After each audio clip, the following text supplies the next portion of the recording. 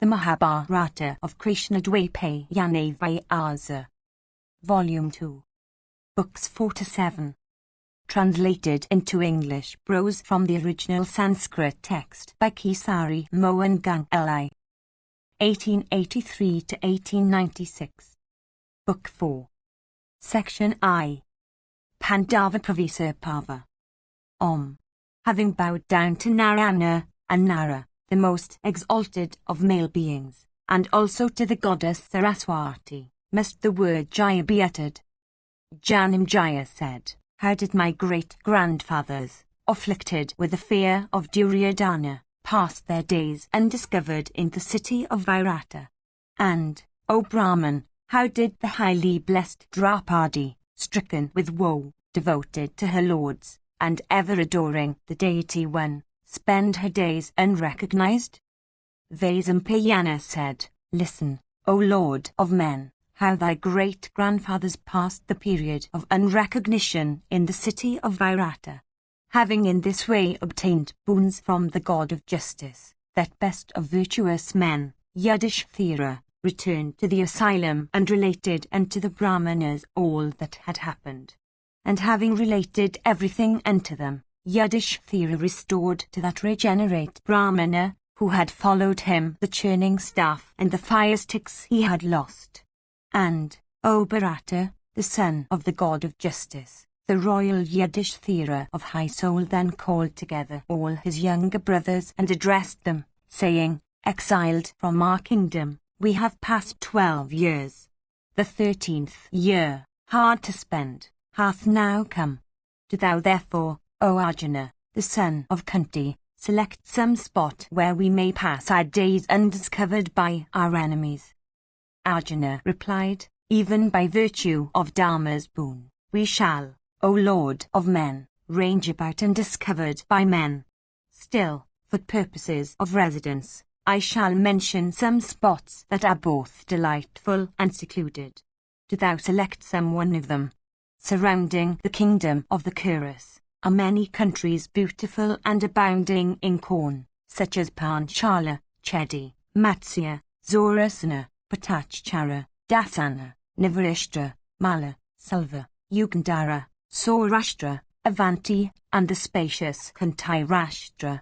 Which of these, O king, wouldst thou choose, and where, O foremost of monarchs, shall we spend this year?" Yudhishthira said, "O thou of mighty arms, it is even so. What that adorable Lord of all creatures hath said must become true. Surely, after consulting together, we must select some delightful, auspicious, and agreeable region for our abode, where we may live free from fear.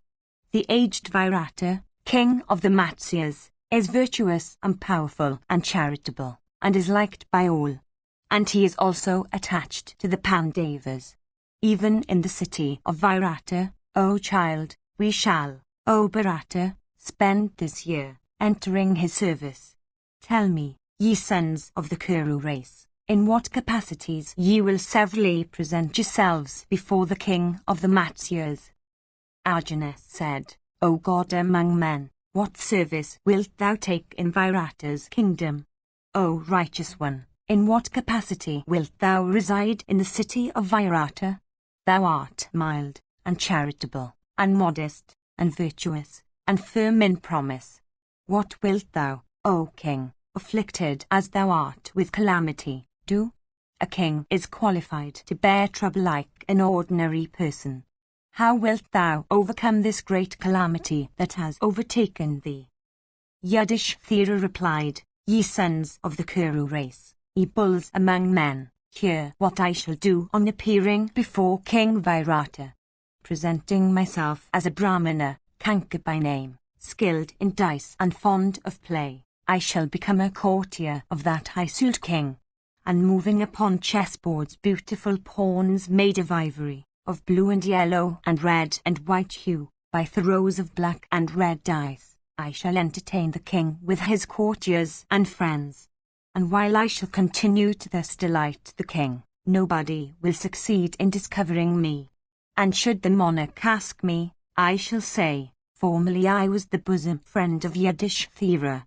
I tell you that it is thus that I shall pass my days, in the city of Virata.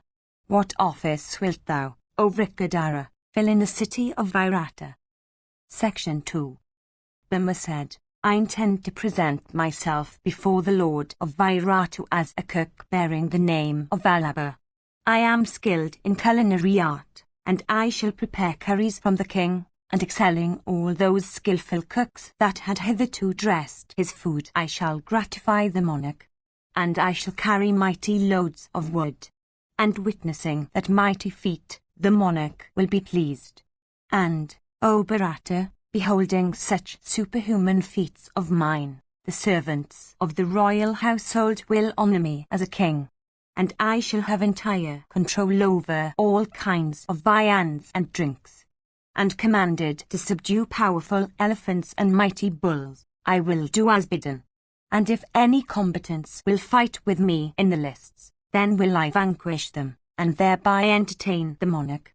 But I shall not take the life of any of them. I shall only bring them down in such way that they may not be killed. And on being asked as regards my antecedent, I shall say that, formerly I was the wrestler and cook of Yudhishthira.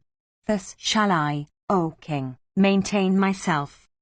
Yudhishthira said, and what office will be performed by that mighty descendant of the Kurus, Dhananjaya, the son of Kunti, that foremost of men possessed of long arms, invincible in fight, and before whom, while he was staying with Krishna, the divine Agni himself desirous of consuming the forest of Kandava had formerly appeared in the guise of a Brahmana? What office will be performed by that best of warriors, Arjuna, who proceeded to that forest and gratified Agni, vanquishing on a single car and slaying huge Nagas and Rakshasas, and who married the sister of Vasuki himself, the king of the Nagas? Even as the sun is the foremost of all heat-giving bodies, as the Brahmana is the best of all bipeds, as the cobra is the foremost of all serpents, as fire is the first of all things possessed of energy, as the thunderbolt is the foremost of all weapons, as the humped bull is the foremost of all animals of the bovine breed, as the ocean is the foremost of all watery expanses, as clouds charged with rain are the foremost of all clouds, as Ananta is the first of all Nagas, as Airavata is the foremost of all elephants, as the sun is the foremost of all beloved objects, and lastly, as the wife is the best of all friends, so, O Vrikadara, is the youthful Gadakisa, the foremost of all bowmen. And O Bharata, what office will be performed by Vatsu, the wielder of Gandhiva, whose car is drawn by white horses, and who is not inferior to Indra or Vasudeva himself? What office will be performed by Arjuna who, dwelling for 5 years in the abode of the thousand-eyed deity, Indra, shining in celestial lustre, acquired by his own energy the science of superhuman arms with all celestial weapons, and whom I regard as the 10th Rudra, the 13th Aditya, the 9th Vasu, and the 10th Graha, whose arms, symmetrical and long, have the skin hardened by constant strokes of the bowstring and cicatrices which resemble those on the humps of bulls, that foremost of warriors who is as Himavat among mountains, the ocean among expanses of water, Sakra among the celestial, Havyavaha, fire, among the Vasas, the tiger among beasts, and Garuda among feathery tribes. Arjuna replied, O Lord of the earth, I will declare myself as one of the neuter sex. O monarch, it is, indeed, difficult to hide the marks of the bowstring on my arms. I will, however, cover both my cicatrized arms with bangles. Wearing brilliant rings on my ears and conch bangles on my wrists and causing a braid to hang down from my head, I shall, O king, appear as one of the third sex, Vrihanila by name. And living as a female I shall, always, entertain the king and the inmates of the inner apartments by reciting stories. And, O king, I shall also instruct the women of Virata's palace in singing and delightful modes of dancing and in musical instruments of diverse kinds.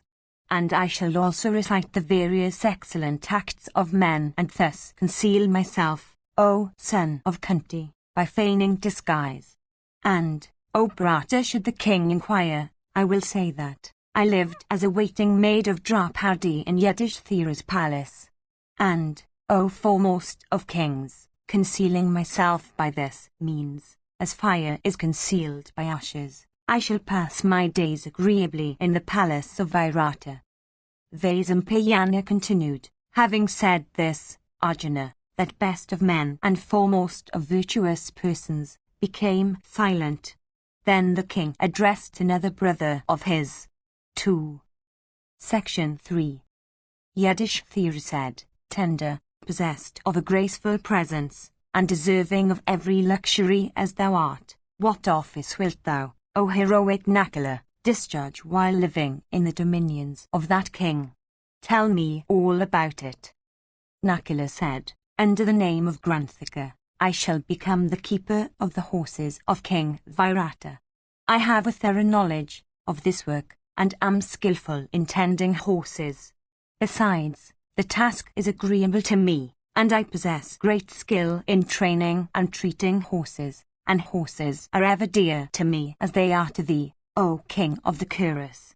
At my hands even colts and mares become docile. These never become vicious in bearing a rider or drawing a car. 3. And those persons in the city of Virata that may inquire of me, I shall, O bull of the Brata race, say, formerly I was employed by Yudhishthira in the charge of his horses. Thus disguised, O king, I shall spend my days delightfully in the city of Virata. No one will be able to discover me, as I will gratify the monarch. Thus 4. Yudhishthira said, how wilt thou, O Sahadeva, bear thyself before that king? And what, O child, is that which thou wilt do in order to live in disguise? Sahadeva replied, I will become a keeper of the kine of Virata's king. I am skilled in milking kine and taking their history, as well as in taming their fierceness. Passing under the name of Tantripal, I shall perform my duties deftly. Let thy heart's fever be dispelled. Formerly I was frequently employed to look after thy kine, and, O Lord of earth, I have a particular knowledge of that work. And, O monarch, I am well acquainted with the nature of kine, as also with their auspicious marks and other matters relating to them. I can also discriminate bulls with auspicious marks, the scent of whose urine may make even the barren being fourth child. Even thus will I live, and I always take delight in work of this kind. Indeed, no one will then be able to recognize me, and I will moreover gratify the monarch.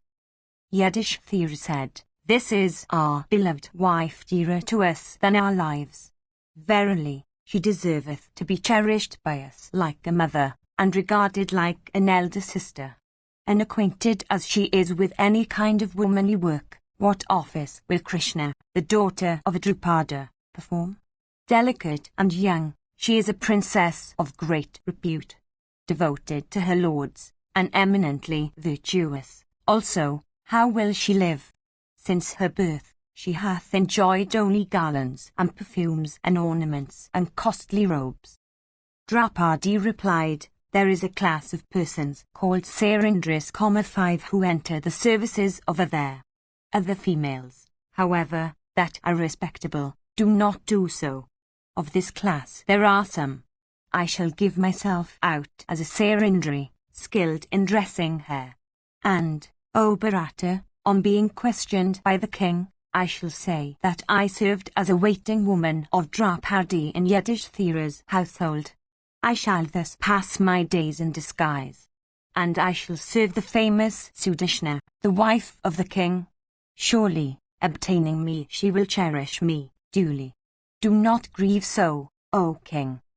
Yudhishthira said, O Krishna, thou speakest well. But O fair girl, thou wert born in a respectable family. Chaste as thou art, and always engaged in observing virtuous vows, thou knowest not what is sin. Do thou, therefore, conduct thyself in such a way that sinful men of evil hearts may not be gladdened by gazing at thee. Section 4. Yudhishthira said, Ye have already said what offices ye will respectively perform. I also, according to the measure of my sense, have said what office I will perform. Let our priest, accompanied by charioteers and cooks, repair to the abode of Drupada, and the maintain our Agnihotra fires. And let Indrasena and the others, taking with them the empty cars, speedily proceeded to Dwaravati. Even this is my wish.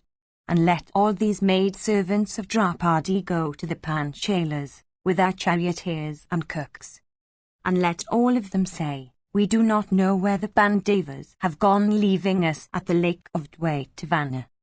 Vaisampayana said, having thus taken counsel of one another and told one another the offices they would discharge, the Pandavas sought Dharmia's advice. And Dharmia also gave them advice in the following words, saying, Ye sons of Pandu, the arrangements ye have made regarding the Brahmanas, your friends, cars, weapons, and their sacred fires, are excellent. But it behoveth thee, O Yudhishthira, and Arjuna especially, to make provision for the protection of Draupadi. Ye king, ye are well acquainted with the characters of men. Yet whatever may be your knowledge, friends may from affection be permitted to repeat what is already known. Even this is subservient to the eternal interests of virtue, pleasure, and profit. I shall, therefore, speak to you something. Mark ye. To dwell with the king is, alas, difficult. I shall tell you, ye princes, how ye may reside in the royal household, avoiding every fault. Ye Kauravas, honorably or otherwise, ye will have to pass this year in the king's palace, undiscovered by those that know you. Then in the 14th year, ye will live happy. O son of Pandu, in this world, the cherisher and protector of all beings, the king, who is a deity in an embodied form, is as a great fire sanctified with all the mantras. 6. One should present himself before the king, after having obtained his permission at the gate. No one should keep contact with royal secrets, nor should one desire a seat which another make of it. He who doth not, regarding himself to be a favourite, occupy the king's car, or coach, or seat, or vehicle, or elephant, is alone worthy of dwelling in a royal household. He that sits not upon a seat the occupation of which is calculated to raise alarm in the minds of malicious people, is alone worthy of dwelling in a royal household. No one should unasked offer a counsel to a king. Paying homage in season unto the king, one should silently and respectfully sit beside the king, for kings take umbrage at babblers, and disgrace laying counsellors. A wise person should not contact friendship with the king's wife, nor with the inmates of the inner apartments, nor with those that are objects of royal displeasure. One about the king should do even the most unimportant acts and with the king's knowledge. Behaving thus with the sovereign, one doth not come by harm. Even if an individual attain the highest office, he should, as long as he is not asked or commanded, consider himself as born blind, having regard to the king's dignity. For O repressors of foes, the rulers of men do not forgive even their sons and grandsons and brothers when they happen to tamper with their dignity. Kings should be served with regardful care, even as Agni and other gods, and he that is disloyal to his sovereign is certainly destroyed by him. Renouncing anger, and pride, and negligence, it behoveth a man to follow the course directed by the monarch. After carefully deliberating on all things, a person should set forth before the king those topics that are both profitable and pleasant, but should the subject be profitable without being pleasant, he should still communicate it, despite its disagreeableness. It behoveth a man to be well disposed towards the king in all his interests, and not to indulge in speech that is alike unpleasant and profitless. Always thinking, I am not liked by the king, one should banish negligence, and be intent on bringing about what is agreeable and advantageous to him. He that swerveth not from his place, he that is not friendly to those that are hostile to the king, he that striveth not to do wrong to the king, is alone worthy to dwell in a royal household. A learned man should sit either on the king's right or the left. He should not sit behind him, for that is the place appointed for armed guards, and to sit before him is always interdicted. Let none, when the king is engaged in doing anything, in respect of his servants, come forward pressing himself zealously before others, for even if the aggrieved be very poor, such conduct would still be inexcusable. 7. It behoveth no man to reveal to others any lie the king may have told, inasmuch as the king bears ill will to those that report his falsehoods. Kings also always disregard persons that regard themselves as learned. No man should be proud, thinking, I am brave, or I am intelligent, but a person obtains the good graces of a king and enjoys the good things of life by behaving agreeably to the wishes of the king. And, O Bharata, obtaining things agreeable, and wealth also which is so hard to acquire, a person should always do what is profitable as well as pleasant to the king. What man that is respected by the wise can even think of doing mischief to one whose ire is a great impediment and whose favor is productive of mighty fruits? No one should move his lips, arms and thighs before the king. A person should speak and spit before the king only mildly.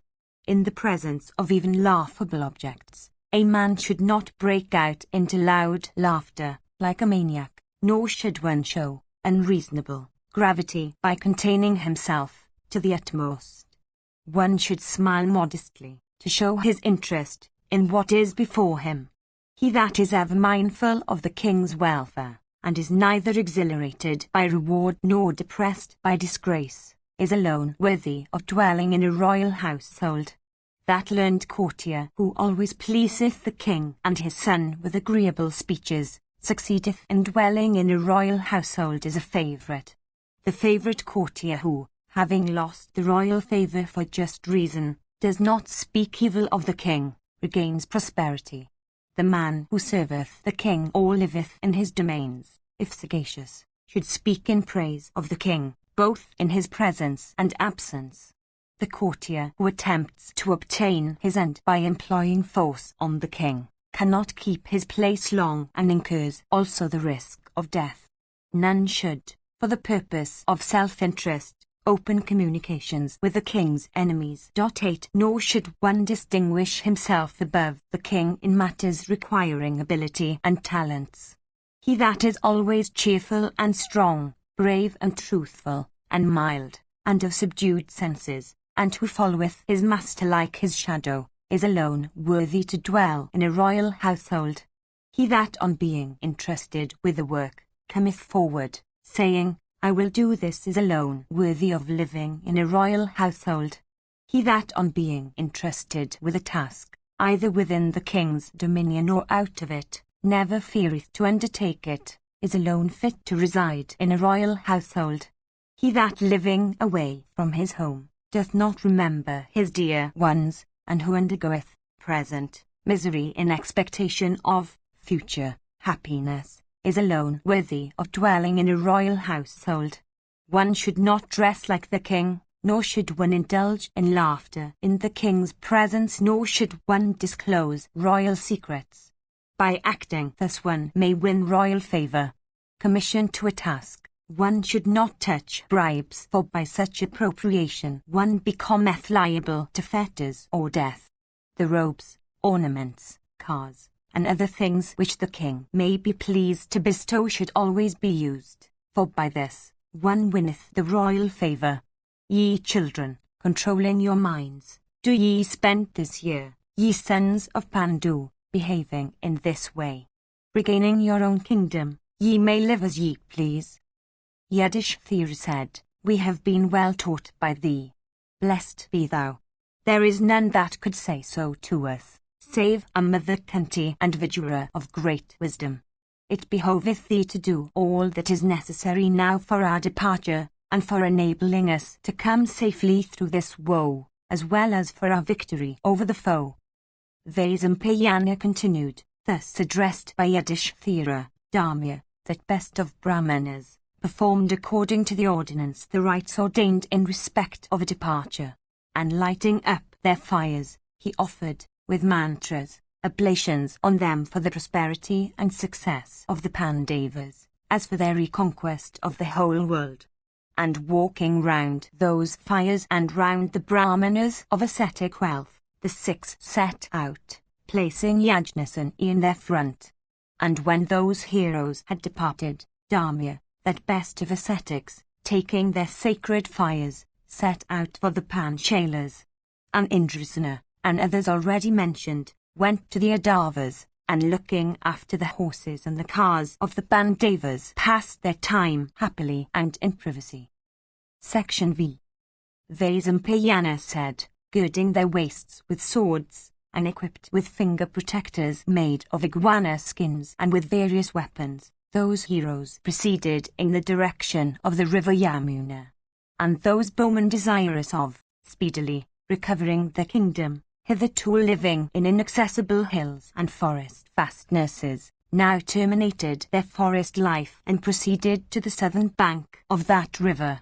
And those mighty warriors endued with great strength and hitherto leading the lives of hunters by killing the deer of the forest, passed through Yakriloma and Zurasana, leaving behind, on their right, the country of the Panchalas, and on their left, that of the Dasanas.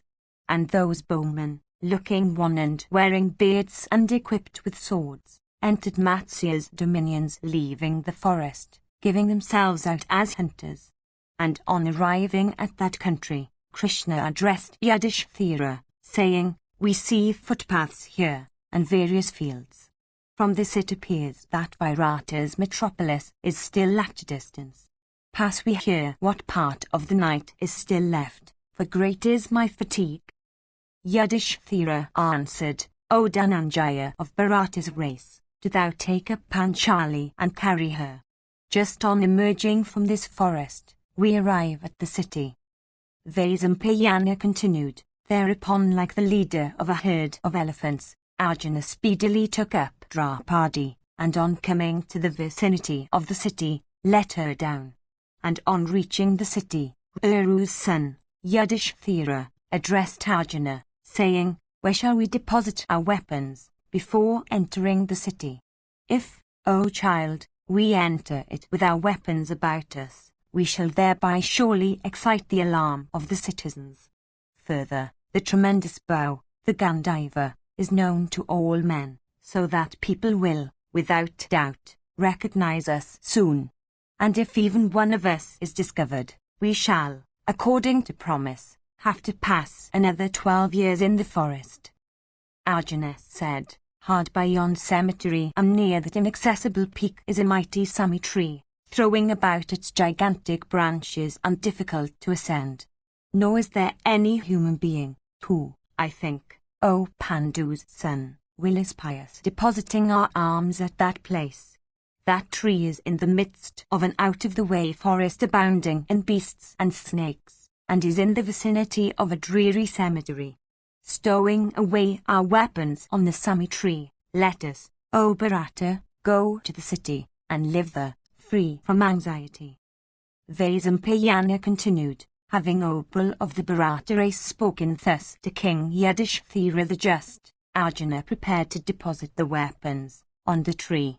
And that bull among the Kuras then loosened the string of the large and dreadful Gandiva, ever producing thundering twang and always destructive of hostile hosts, and with which he had conquered, on the single car, gods and men and nagas and swelling provinces.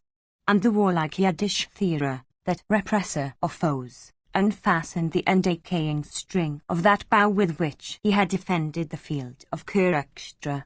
And the illustrious Vimasana unstrung that bow by means of which that sinless one had vanquished in fight the Panchalas and the Lord of Sindhu, and with which, during his career of conquest, he had, single-handed, opposed innumerable foes, and hearing whose twang which was like unto the roar of the thunder or the splitting of a mountain, enemies always fly, in panic, from the field of battle. And that son of Pandu of coppery complexion and mild speech who is endued with great prowess in the field, and is called Nakula in consequence of his unexampled beauty in the family, then unfastened the string of that bow with which he had conquered all the regions of the west.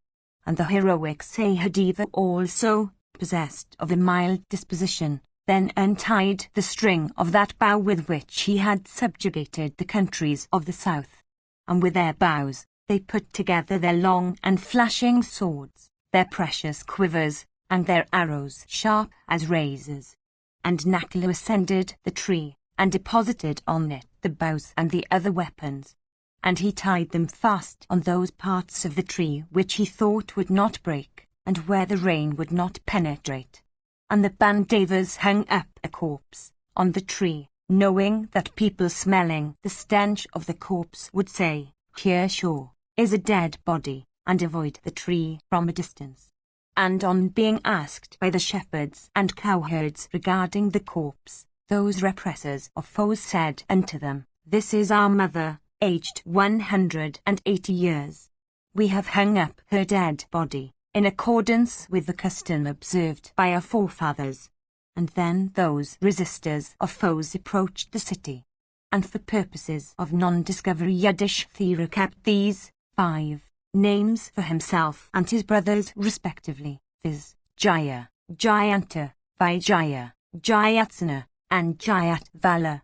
Then they entered the great city, with a view to passing the 13th year and discovered in that kingdom, agreeably to the promise, to Duryodhana. Section Vi. Vaisampayana said, and while Yudhishthira was on his way to the delightful city of Virata, he began to praise mentally the divine Durga, the supreme goddess of the universe, born on the womb of Yasoda, and fond of the boons bestowed on her by Narayana, sprung from the race of cowherd Nanda, and the giver of prosperity, the enhancer of the glory of the worshippers' family, the terrifier of Kansa, and the destroyer of Asuras, and saluted the goddess, her who ascended the skies when dashed by Kansa, on a stony platform, who is the sister of Vasudeva, one who is always decked in celestial garlands and attired in celestial robes, who is armed with scimitar and shield, and always rescues the worshipper sunk in sin, like a cow in the mire, who in the hours of distress calls upon that eternal giver of blessings for relieving him of their burdens. And the king, desirous with his brothers of obtaining a sight of the goddess, invoked her and began to praise her by reciting various names derived from approved hymns. And Yudhishthira said, "Salutations to thee, O giver of boons.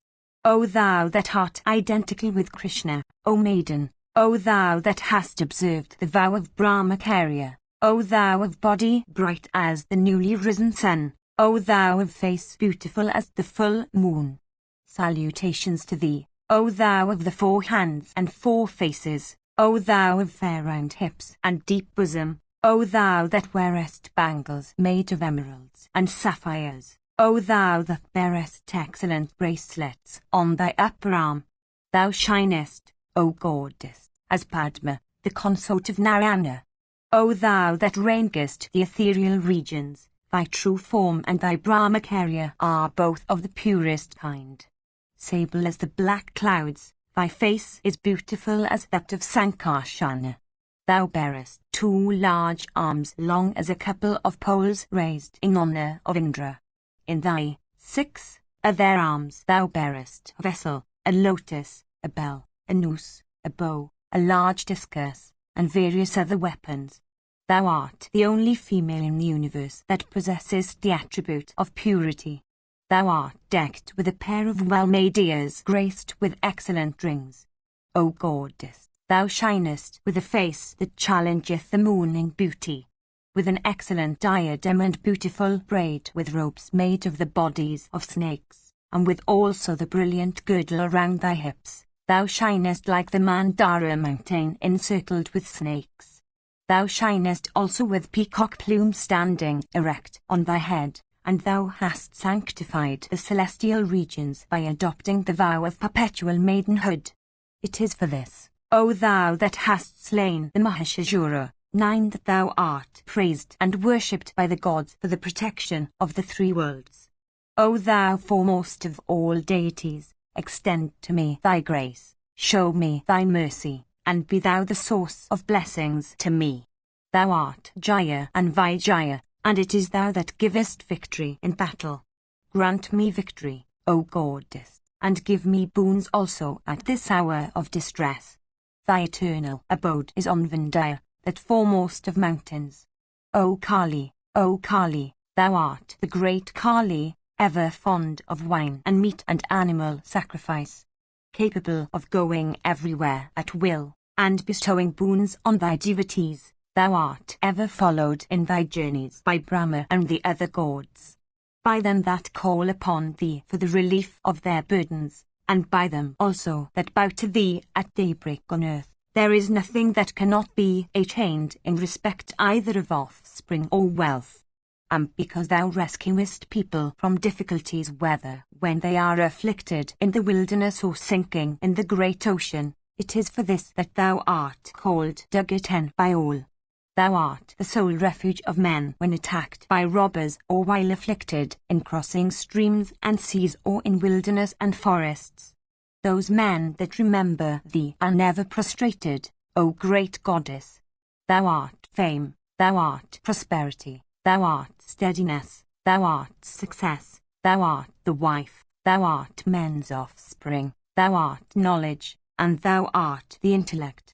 Thou art the two twilights, the night sleep, light, both solar and lunar, beauty, forgiveness, mercy, and every other thing. Thou dispellest, worshipped by the devotees, their fetters, ignorance, loss of children and loss of wealth, disease, death, and fear. I, who have been deprived of my kingdom, seek thy protection. And as I bow to thee with bended head, O Supreme Goddess, grant me protection. O thou of eyes like lotus leaves, and be thou as boon-giving truth unto us that are acting according to truth. And, O Durga, kind as thou art unto all that seek thy protection, and affectionate unto all thy devotees, grant me protection. Vaisampayana continued, thus praised by the son of Pandu, the goddess showed herself unto him, and approaching the king, she addressed him in these words, O mighty armed king, listen, O Lord, to these words of mine. Having vanquished and slain the ranks of the Kauravas through my grace, victory in battle will soon be thine. Thou shalt again lord it over the entire earth, having made thy dominions destitute of thorns. And, O king, thou shalt also, with thy brothers, obtain great happiness. And through my grace, joy and health will be thine.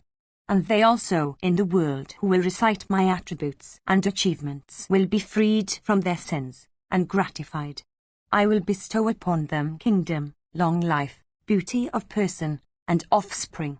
And they, O king, who will invoke me, after thy manner, in exile or in the city, in the midst of battle or of dangers from foes, in forests or in inaccessible deserts, in seas or mountain fastnesses, there is nothing that they will not obtain in this world. And ye sons of Pandu, he will achieve success in every business of his that will listen to, or himself recite with devotion, this excellent hymn. And through my grace neither the Kurus' spies, nor those that dwell in the country of the Matsyas, will succeed in recognizing you all as long as ye reside in Virata's city. And having said these words unto Yudhishthira, that chastiser of foes, and having arranged for the protection of the sons of Pandu, the goddess disappeared therein then. Section 7.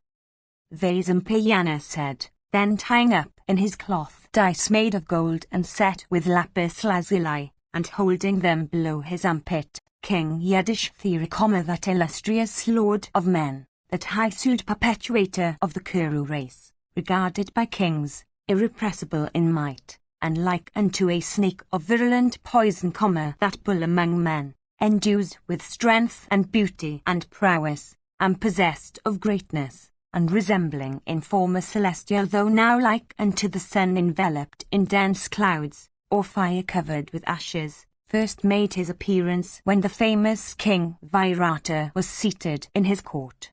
And beholding with his followers that son of Pandu in his court, looking like the moon hid in clouds and possessed of a face beautiful as the full moon, King Virata addressed his counsellors and the twice-born ones and the charioteers and the Vaishyas and others, saying, Inquire ye who it is, so like a king that looketh on my court for the first time. He cannot be a Brahmana. Methinks he is a man of men, and a lord of earth.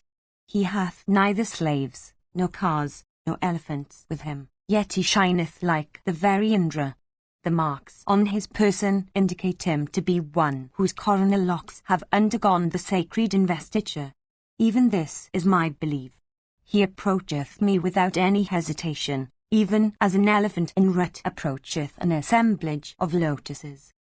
And as the king was indulging in these thoughts, that bull among men, Yudhishthira, came before Virata and addressed him, saying, O great king, know me for a Brahmana who, having lost his all, hath come to thee for the means of subsistence. I desire, O sinless one, to live here beside thee, acting under thy commands. 11 O Lord. The king then, well pleased, replied unto him, saying, Thou art welcome. Do thou then accept the appointment thou seekest. And having appointed the lion among kings in the post he had prayed for, King Virata addressed him with a glad heart, saying, O child, I ask thee from affection, from the dominions of what king dost thou come hither? Tell me also truly what is thy name and family, and what thou hast a knowledge of. Yudhishthira said, My name is Kanka, and I am a Brahmana belonging to the family known by the name of Vyagra. I am skilled in casting dice, and formerly I was a friend of Yudhishthira. Virata replied, I will grant thee whatever boon thou mayst desire. Do thou rule the Matsyas. I shall remain in submission to thee. Even cunning gamblers are liked by me. Thou, on the other hand, art like a god, and deservest a kingdom. Yudhishthira said, My first prayer, O Lord of earth, is that I may not be involved in any dispute, on account of dice, with low people. Further, a person defeated by me, at dice, shall not be permitted to retain the wealth won by me. Let this boon be granted to me through thy grace. Virata replied, I shall certainly slay him who may happen to displease thee, and should he be one of the twice-born ones, I shall banish him from my dominions. Let the assembled subjects listen. Kanka is as much lord of this realm as I myself. Thou, Kanka, shalt be my friend and shalt ride the same vehicles as I. And there shall also be at thy disposal apparel in plenty, and various kinds of viands and drinks. And thou shalt look into my affairs, both internal and external. And for thee all my doors shall be open. When men out of employ or of strange circumstances will apply to thee, do thou at all hours bring their words unto me, and I will surely give them whatever they desire. No fear shall be thine as long as thou residest with me. Vaisampayana said, having thus obtained an interview with Virata's king, and received from him boons, that heroic bull among men began to live happily, highly regarded by all. Nor could anyone discover him as he lived there. Section 8. Vaisampayana said, Then another endued with a dreadful strength and blazing in beauty, approached King Virata, with the playful gait of the lion, and holding in hand a cooking ladle and a spoon, as also an unsheathed sword of sable hue and without a spot on the blade. He came in the guise of a cook, illumining all around him by his splendor like the sun discovering the whole world. And attired in black and possessed of the strength of the king of mountains, he approached the king of the Matsyas and stood before him. And beholding that king-like person before him, Virata addressed his assembled subjects, saying, "Who is that youth, that bull among men, with shoulders broad like those of a lion, and so exceedingly beautiful? That person, never seen before, is like the sun. Revolving the matter in my mind, I cannot ascertain who he is, nor can I with even serious thoughts guess the intention of that bull among men, in coming here. Beholding him, it seems to me that he is either the king of the Gandharvas, or Purandara himself. Do ye ascertain who it is that standeth before my eyes? Let him have quickly what he seeks." Thus commanded by King Virata, his swift-footed messengers went up to the son of Kunti and informed the younger brother of Yudhishthira of everything the king had said. Then the high-souled son of Pandu, approaching Virata, addressed him in words that were not unsuited to his object, saying, "O foremost of kings, I am a cook, Balava by name. I am skilled in dressing dishes. Do thou employ me in the kitchen?" Virata said, "I do not believe, O Valava, that cooking is thy office. Thou resemblest the deity of 1,000 eyes, and in grace and beauty and prowess, thou shinest among these all as a king." Bhima replied, "O king of kings, I am thy cook and servant in the first place. It is not curries only of which I have knowledge, O monarch, although King Yudhishthira always used in days gone by to taste my dishes. O Lord of earth, I am also a wrestler. Nor is the one that is equal to me in strength. And engaging in fight with lions and elephants, I shall, O sinless one, always contribute to thy entertainment." Virata said, "I will even grant thee boons. Thou wilt do what thou wishest, as thou describest thyself skilled in it. I do not, however, think that this office is worthy of thee, for thou deservest this entire earth girt round by the sea. But do as thou likest. Be thou the superintendent of my kitchen, and thou art placed at the head of those who have been appointed the before by me." Vaisampayana continued, "Thus appointed in the kitchen, Bhima soon became the favourite of King Virata. And, O king, he continued to live there unrecognized by the other servants of Virata as also by other people. Section 9. Vaisampayana said, binding her black, soft, fine, long and faultless dresses with crisped ends into a knotted braid, Draupadi of black eyes and sweet smiles, throwing it upon her right shoulders, concealed it by her cloth. And she wore a single piece of a black and dirty though costly cloth. And dressing herself as a Sarindri, she began to wander hither and thither in seeming affliction. And beholding her wandering, men and women came to her hastily and addressed her, saying, "Who are you? And what do you seek?" And she replied, "I am a king's Sarindri. I desire to serve anyone that will maintain me." But beholding her beauty and dress, and hearing also her speech that was so sweet, the people could not take her for a maid-servant in search of subsistence. And it came to pass that while looking this way and that from the terrace, Virata's beloved queen, daughter of the king of Kakaya, saw Draupadi.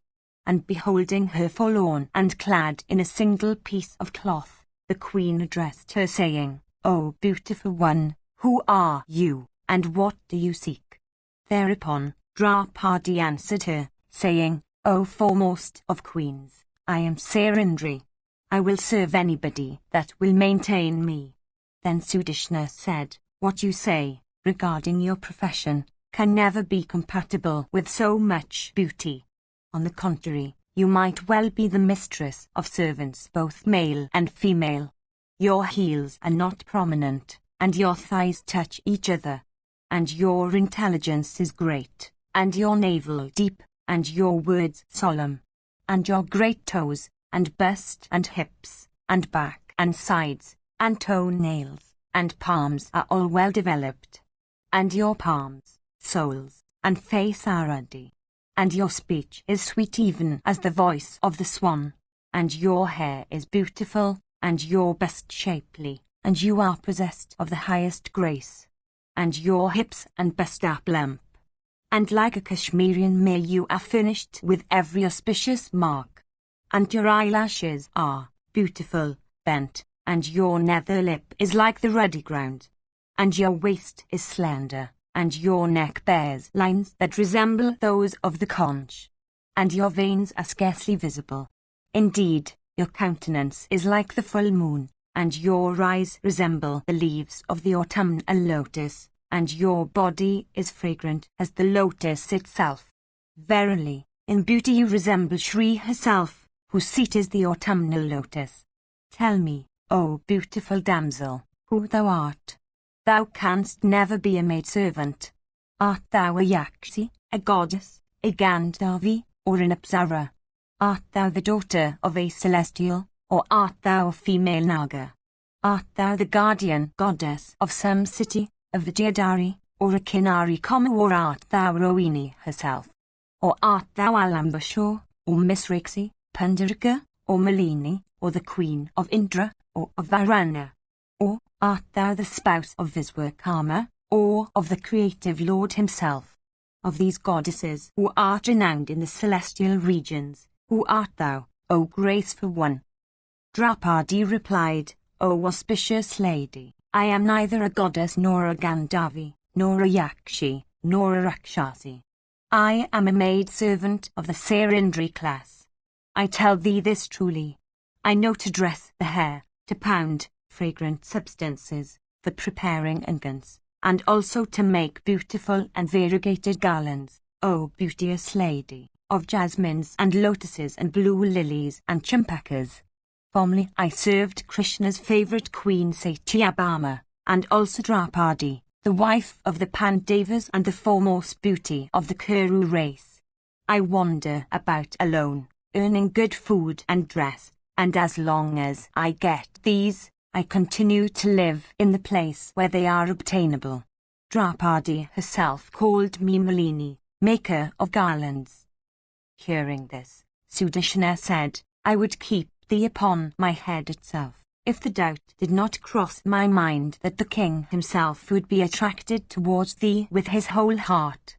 Attracted by thy beauty, the females of the royal household and my maids are looking at thee.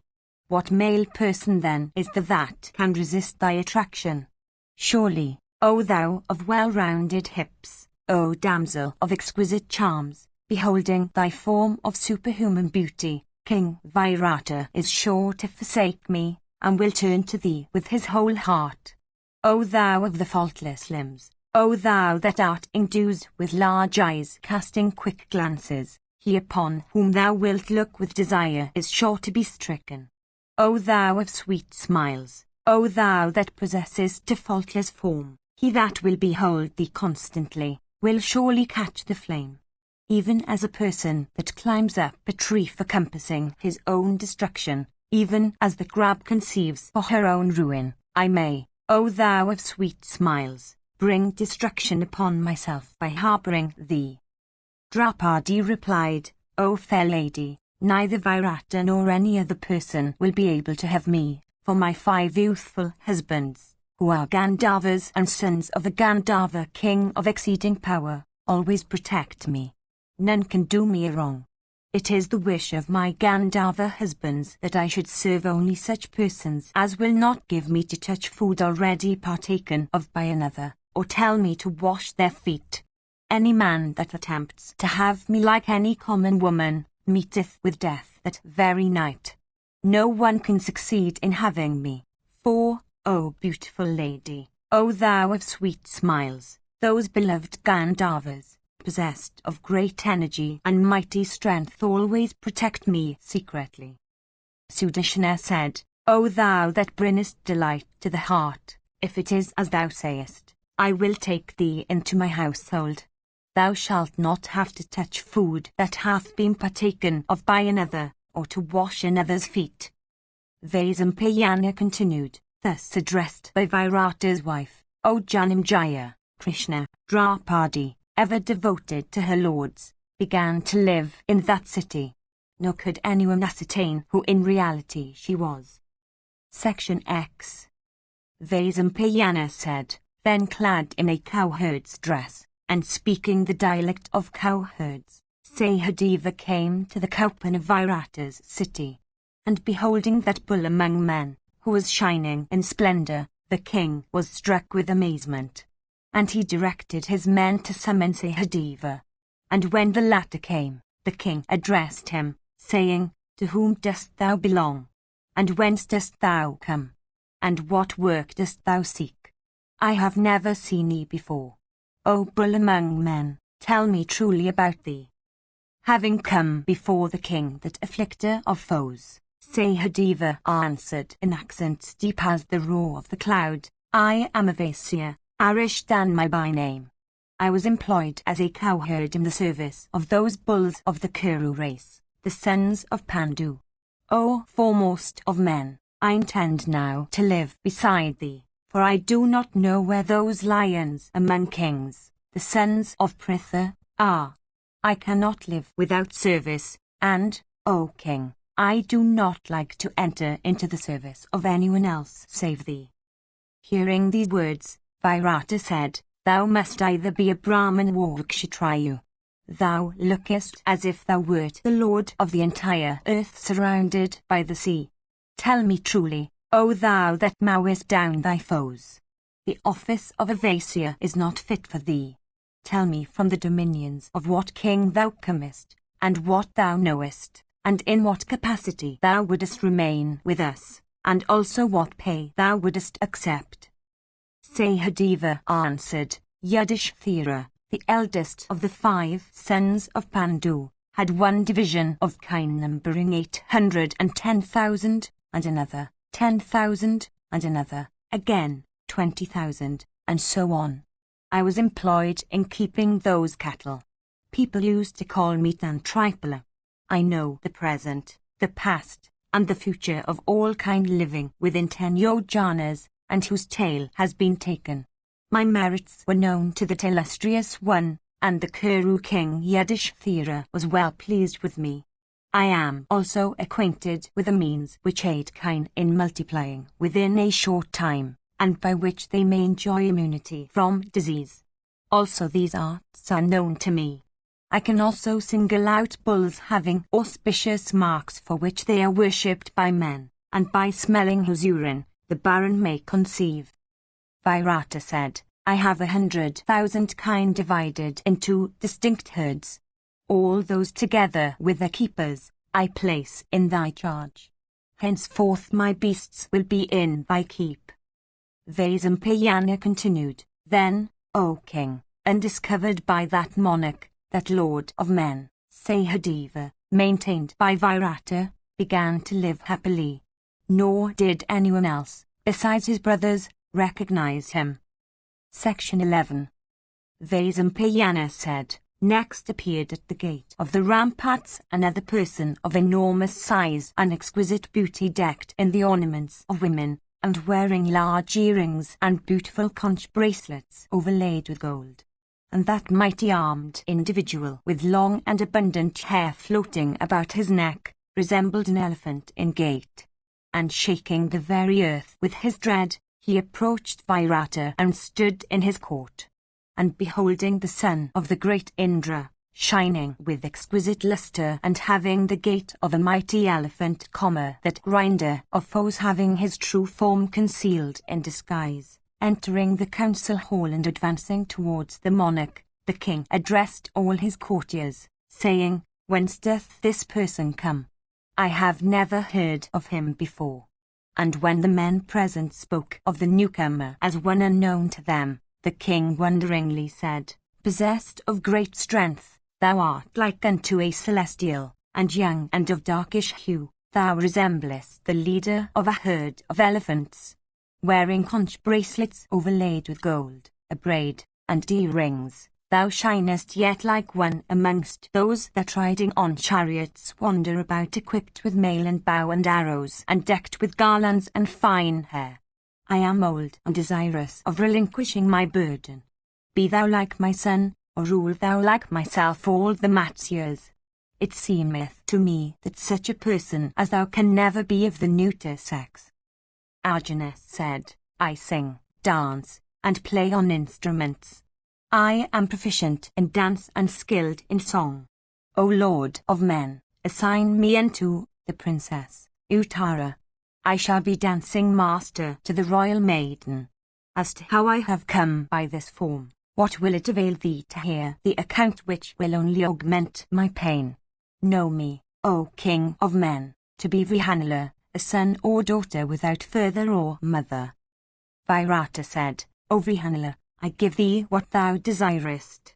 Instruct my daughter, and those like her, in dancing. To me, however, this office seemeth unworthy of thee. Thou deservest the dominion of the entire earth girt round by the ocean. Vaisampayana continued. The king of the Matsyas then tested Vrihanala in dancing, music, and other fine arts, and consulting with his various ministers forthwith caused him to be examined by women. And learning that this impotency was of a permanent nature, he sent him to the maiden's apartments. And there the mighty Arjuna began giving lessons in singing and instrumental music to the daughter of Vairata, her friends, and her waiting maids, and soon won their good graces. And in this manner the self-possessed Arjuna lived there in disguise, partaking of pleasures in their company, and unknown to the people within or without the palace. Section 12. Vaisampayana said, after a while, another powerful son of Pandu was seen making towards King Vairata in haste. And as he advanced, he seemed to everyone like solar orb emerged from the clouds. And he began to observe the horses around. And seeing this, the king of the Matsyas said to his followers, I wonder whence this man, possessed of the effulgence of a celestial, cometh. He looks intently at my steeds. Verily, he must be proficient in horse lore. Let him be ushered into my presence quickly. He is a warrior and looks like a god. And that destroyer of foes then went up to the king and accosted him, saying, Victory to thee, O king, and blessed be ye. As a trainer of horses, I have always been highly esteemed by kings. I will be a clever keeper of thy horses. Vairata said, I will give thee vehicles, wealth, and spacious quarters. Thou shalt be the manager of my horses. But first tell me whence thou comest, who thou art, and how also thou happenest to come here. Tell us also all the arts thou art master of.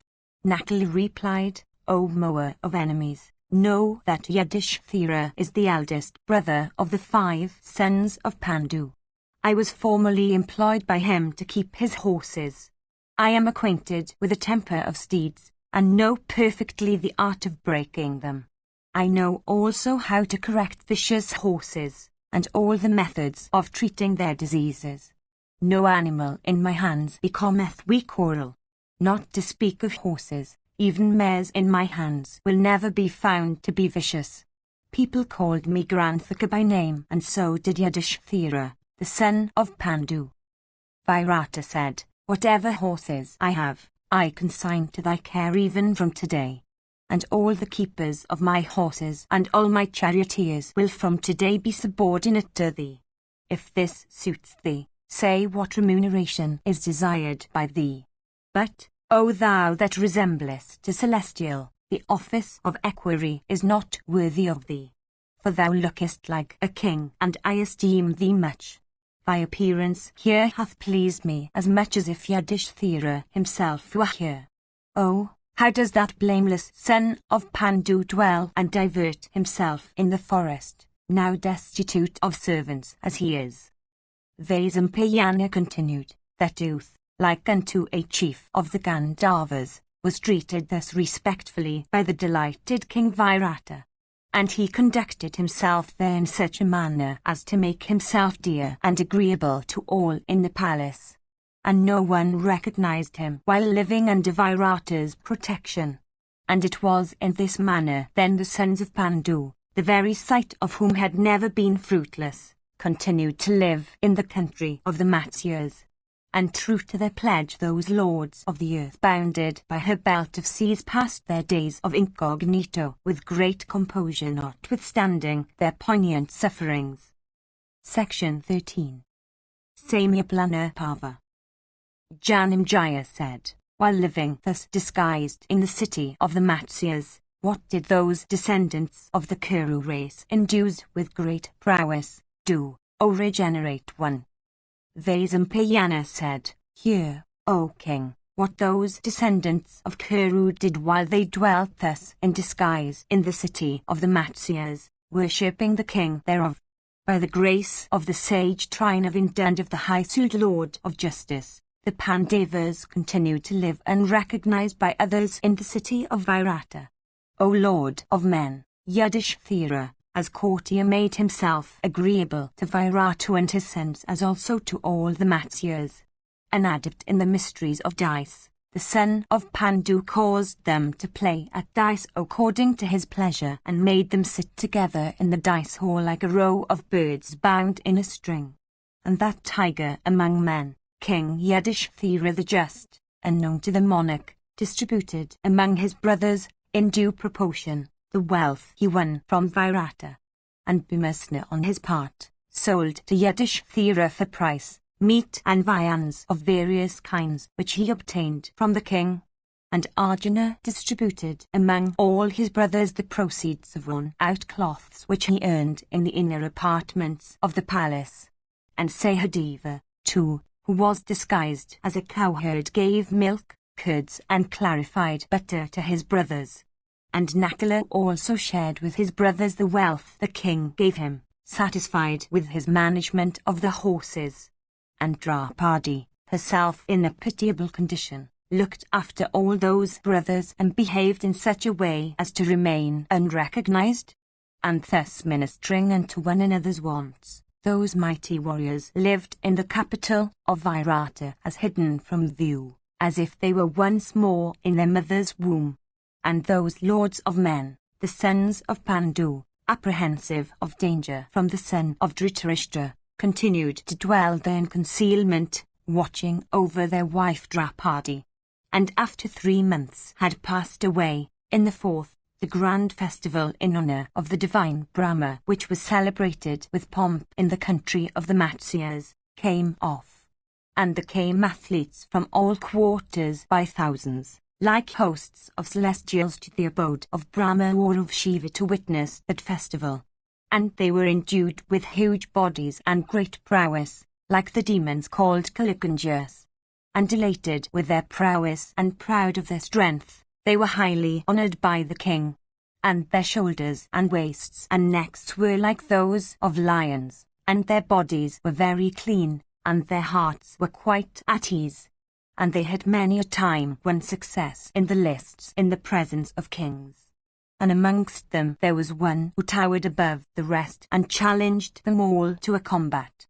And there was none that dared to approach him as he proudly stalked in the arena.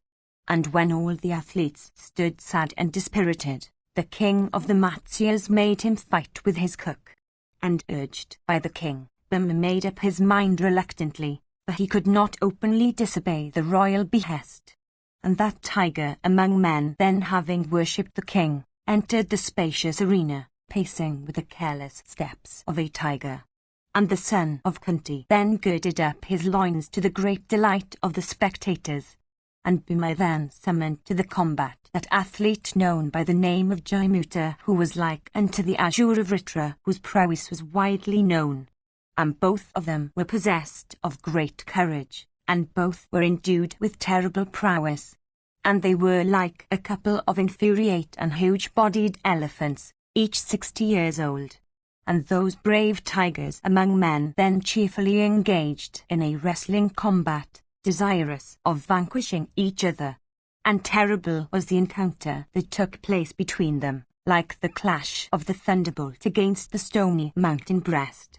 And both of them were exceedingly powerful and extremely delighted at each other's strength. And desirous of vanquishing each other, each stood eager to take advantage of his adversary's lapse. And both were greatly delighted, and both looked like infuriate elephants of prodigious size. and various were the modes of attack and defense that they exhibited with their clenched fists. 12 of each dashed against the other and flung his adversary to a distance, and each cast the other down and pressed him close to the ground, and each got up again and squeezed the other in his arms, and each threw the other violently off his place by boxing him on the breast, and each caught the other by the legs and whirling him round threw him down on the ground. And they slapped each other with their palms that struck as hard as the thunderbolt. And they also struck each other with their outstretched fingers, and stretching them out like spears thrust the nails into each other's body. And they gave each other violent kicks. And they struck knee and head against head, producing the crash of one stone against another.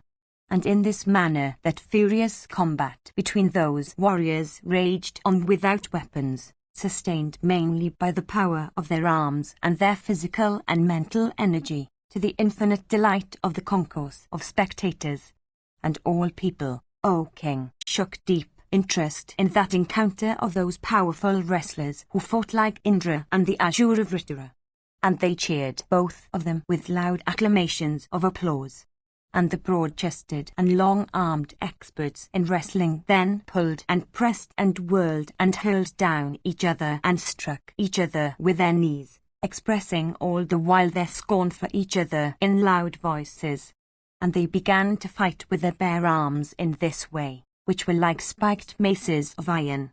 And at last the powerful and mighty-armed Bhima, the slayer of his foes, shouting aloud, seized the vociferous athlete by the arms even as the lion seizes the elephant, and taking him up from the ground and holding him aloft, began to whirl him round, to the great astonishment of the assembled athletes and the people of Matsya. And having whirled him round and round 100 times till he was insensible, the strong-armed Vrikadara dashed him to death on the ground. And when the brave and renowned Jaimuta was there skilled, Virata and his friends were filled with great delight. And in the exuberance of his joy, the noble-minded king rewarded Vallava then and there with the liberality of Kuvara. And killing numerous athletes and many other men possessed of great bodily strength, he pleased the king very much. And when no one could be found that to encounter him in the lists, the king made him fight with tigers and lions and elephants. And the king also made him battle with furious and powerful lions in the harem for the pleasure of the ladies. And Arjuna, too, pleased the king and all the ladies of the inner apartments by singing and dancing. And Nakula pleased Virata, that best of kings, by showing him fleet and well-trained steeds that followed him wherever he went. And the king, gratified with him, rewarded him with ample presents. And beholding around Sahadeva a herd of well-trained bullocks, Virata, that bull among men, bestowed upon him also wealth of diverse kinds. And, O king, Draupadi, distressed to see all those warriors suffer pain, sighed incessantly. And it was in this way that those eminent persons lived there in disguise, rendering services unto King Virata. Section 14. Kikakabadapava. Vaisampayana said, living in such disguise, those mighty warriors, the sons of Pritha, passed 10 months in Matsya's city. And, O monarch, although herself deserving to be waited upon by others, the daughter of Yajnasena, O Janamjaya, passed her days in extreme misery, waiting upon Sudishna. And residing thus in Sudishna's apartments, the princess of Panchala pleased that lady as also the other females of the inner apartments. And it came to pass that as the year was about to expire, the redoubtable Kikaka, the commander of Virata's forces, chanced to behold the daughter of Drupada. And beholding that lady endued with the splendor of a daughter of the celestials, treading the earth like a goddess, Kikaka, afflicted with the shafts of karma, desired to possess her. And burning with desire's flame, Virata's general came to Sudishna, his sister, and smilingly addressed her in these words, This beauteous lady had never before been seen by me in King Virata's abode. This damsel maddens me with her beauty, even as a new wine maddens one with its fragrance. Tell me, who is this graceful and captivating lady possessed of the beauty of a goddess, and who she is, and whence she hath come? Surely, grinding my heart, she hath reduced me to subjection. It seems to me that, save her, there is no other medicine for my illness. Oh, this fair handmaid of thine seemeth to me to be possessed of the beauty of a goddess. Surely, one like her is ill-suited to serve thee. Let her rule over me in whatever is mine. Oh, let her grace my spacious and beautiful palace, decked with various ornaments of gold, full of viands and drinks in profusion, with excellent plates, and containing every kind of plenty, besides elephants and horses and cars in myriads.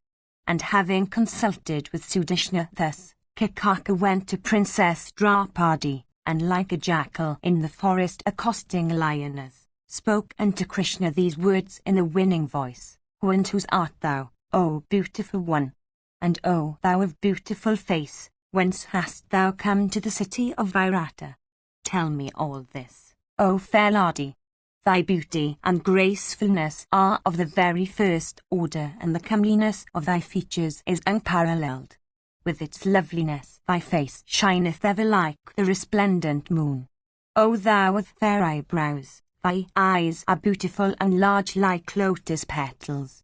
Thy speech also, O thou of beautiful limbs, resembles the notes of the cuckoo. O thou of fair hips, never before in this world have I beheld a woman possessed of beauty like thine. O thou of the faultless features, art thou Lakshmi herself, having her abode in the midst of lotuses, or art thou, O slender-waisted one, she who is called Booty 13? Or, which amongst these, Shri, Kirti and Kanti, art thou, O thou of beautiful face? Or possessed of beauty like Ratis, art thou, she who sporteth in the embraces of the god of love? O thou that possessest the fairest of eyebrows, thou shinest beautiful even like the lovely light of the moon. Who is there in the whole world that will not succumb to the influence of desire beholding thy face? Endues with unrivalled beauty and celestial grace of the most attractive kind, that face of thine is even like the full moon, its celestial effulgence resembling his radiant face, its smile resembling his soft light, and its eyelashes looking like the spokes on his disk. Both thy bosoms, so beautiful and well-developed and endues with unrivalled gracefulness and deep and well-rounded and without any space between them, are certainly worthy of being decked with garlands of gold. Resembling in shape the beautiful buds of the lotus, these thy breast, O thou of fair eyebrows, are even as the whips of Karma that are urging me forward, O thou of sweet smiles. O damsel of slender waist, beholding that waist of thine marked with 4 wrinkles and measuring but a span, and slightly stooping forward because of the weight of thy breasts, and also looking on those graceful hips of thine broad as the banks of a river, the incurable fever of desire, O beauteous lady, afflicteth me sore. The flaming fire of desire, fierce as a forest conflagration, and fanned by the hope my heart cherisheth of a union with thee, is consuming me intensely. O thou of exceeding beauty, quench thou that flaming fire kindled by Manmatha. Union with thee is a rain-charged cloud, and the surrender of thy person is the shower that the cloud may drop. O thou of face resembling the moon, the fierce and maddening shafts of Manmatha, whetted and sharpened by the desire of a union with thee, piercing this heart of mine in their impetuous course, have penetrated into its core. O black-eyed lady, those impetuous and cruel shafts are maddening me beyond endurance. It behoveth thee to relieve me from this plight by surrendering thyself to me and favouring me with thy embraces. Decked in beautiful garlands and robes and adorned with every ornament, sport thou, O sweet damsel, with me to thy fill. O thou of the gait of an elephant in rut, deserving as thou art of happiness though deprived of it now, it behoveth thee not to dwell here in misery. Let an unrivalled weal be thine, drinking various kinds of charming and delicious and ambrosial wines, and sporting at thy pleasure in the enjoyment of diverse objects of delight. Do thou, O blessed Lady, attain auspicious prosperity. This beauty of thine and this prime of thy youth, O sweet Lady, are now without their use. For, O beauteous and chaste damsel, endued with such loveliness, thou dost not shine, like a graceful garland lying unused and unworn. I will forsake all my old wives. Let them, O thou of sweet smiles, become thy slaves. And I also, O fair damsel, will stay by thee as thy slave, ever obedient to thee, O thou of the most handsome face. Hearing these words of his, Draupadi replied, in desiring me, a female servant of low extraction, employed in the despicable office of dressing hair, O suitor's son, thou desirest one that deserves not that honour. Then, again, I am the wife of others. Therefore, good betide thee, this conduct of thine is not proper. Do thou remember the precept of morality, viz., that persons should take delight only in their wedded wives. Thou shouldst not, therefore, by any means bend thy heart to adultery. Surely abstaining from improper acts is ever the study of those that are good. Overcome by ignorance, sinful men under the influence of desire come by either extreme infamy or dreadful calamity. Vaisampayana continued, thus addressed by the Sindri, the wicked Kikaka losing control over his senses and overcome by lust, although aware of the numerous evils of fornication, evils condemned by everybody and sometimes leading to the destruction of life itself, then spoke unto Draupadi, it behoveth thee not, O beauteous lady, O thou of graceful features, thus to disregard me who am, O thou of sweet smiles, under the power of man-mother on thy account. If now, O timid one, thou disregardest me who am under thy influence and who speak to thee so fair, thou wilt, O black-eyed damsel, have to repent for it afterwards. O thou with graceful eyebrows, the real lord of this entire kingdom, O slender-waisted lady, is myself. It is me depending upon whom the people of this realm live. In energy and prowess I am unrivaled on earth. There is no other man on earth who rivals me in beauty of person, in youth, in prosperity, and in the possession of excellent objects of enjoyment. Why it is, O auspicious lady, that having it in thy power to enjoy here every object of desire and every luxury and comfort without its equal, thou preferest servitude. Becoming the mistress of this kingdom which I shall confer on thee, O thou of fair face, accept me, and enjoy, O beauteous one, all excellent objects of desire. Addressed in these accursed words by Kikaka, that chaste daughter of Drupada answered him thus reprovingly, do not, O son of a suitor, act so foolishly and do not throw away thy life. Know that I am protected by my 5 husbands. Thou canst not have me. I have Gandharvas for my husbands. Enraged they will slay thee. Therefore, do thou not bring destruction on thyself. Thou intendest to tread along a path that is incapable of being trod by men. Thou, O wicked one, art even like a foolish child that standing on one shore of the ocean intends to cross over to the other. Even if thou enterest into the interior of the earth, or soarest into the sky, or rushest to the other shore of the ocean, still thou wilt have no escape from the hands of those sky-ranging offspring of gods, capable of grinding all foes. Why dost thou today, O Kikaka, solicit me so persistently even as a sick person wisheth for the night that will put a stop to his existence? Why dost thou desire me, even like an infant lying on its mother's lap wishing to catch the moon? For thee that thus solicitest their beloved wife, there is no refuge either on earth or in sky. O Kikaka, hast thou no sense which leads thee to seek thy good and by which thy life may be saved? Section 15. Vaisampayana said, rejected thus by the princess, Kakaka, afflicted with maddening lust and forgetting all sense of propriety, addressed Sudashna saying, Do thou, Kikaya's daughter, so act that thy Sarindri may come into my arms. Do thou, O Sudashna, adopt the means by which the damsel of the gait of an elephant may accept me. I am dying of absorbing desire. Vaisampayana continued, hearing his profuse lamentations. That gentle lady, the intelligent queen of Virata, was touched with pity.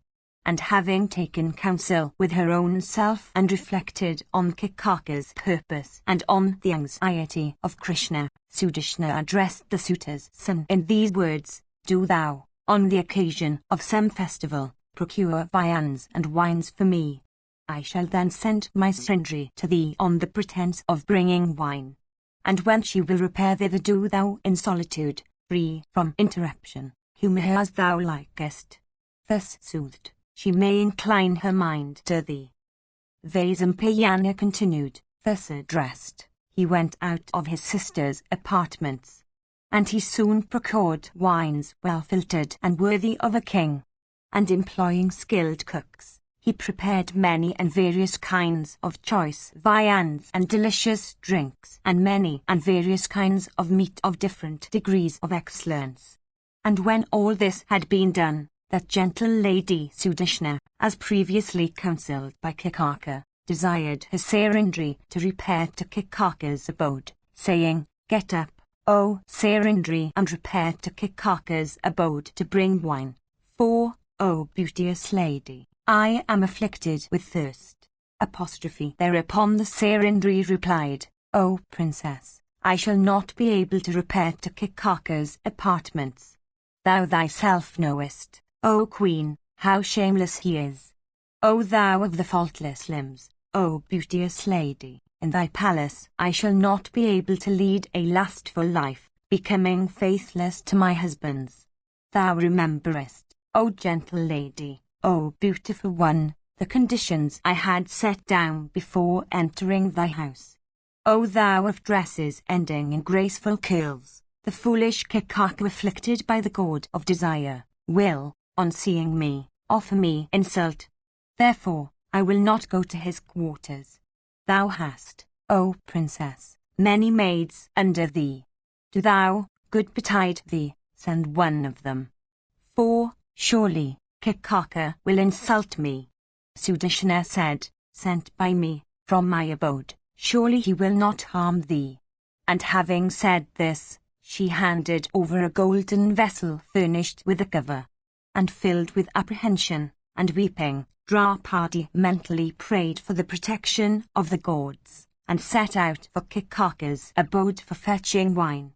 And she said, As I do not know another person save my husband's, by virtue of that truth let Kakaka not be able to overpower me, although I may approach his presence. Vaisampayana continued, and that helpless damsel then adored Surya for a moment.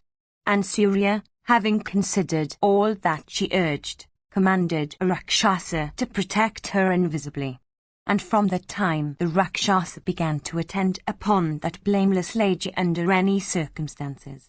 And beholding Krishna in his presence like a frightened doe, the suitor rose up from his seat, and felt the joy that is felt by a person wishing to cross to the other shore, when he obtains a boat. Section 16. Kakaka said, O thou of dresses ending in beautiful curls, thou art welcome. Surely, the night that is gone hath brought me an auspicious day, for I have got thee today as the mistress of my house.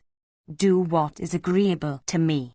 Let golden chains, and conchs and bright earrings made of gold, manufactured in various countries, and beautiful rubies and gems, and silken robes and deerskins, be brought for thee. I have also an excellent bed prepared for thee. Come, sitting upon it do thou drink with me the wine prepared from the honey flower. Hearing these words, Draupadi said, I have been sent to thee by the princess for taking away wine. Do thou speedily bring me wine, for she told me that she is exceedingly thirsty. And this, Kakaka said, O gentle lady, others will carry what the princess wants. And saying this, the suitor's son caught hold of Draupadi's right arm.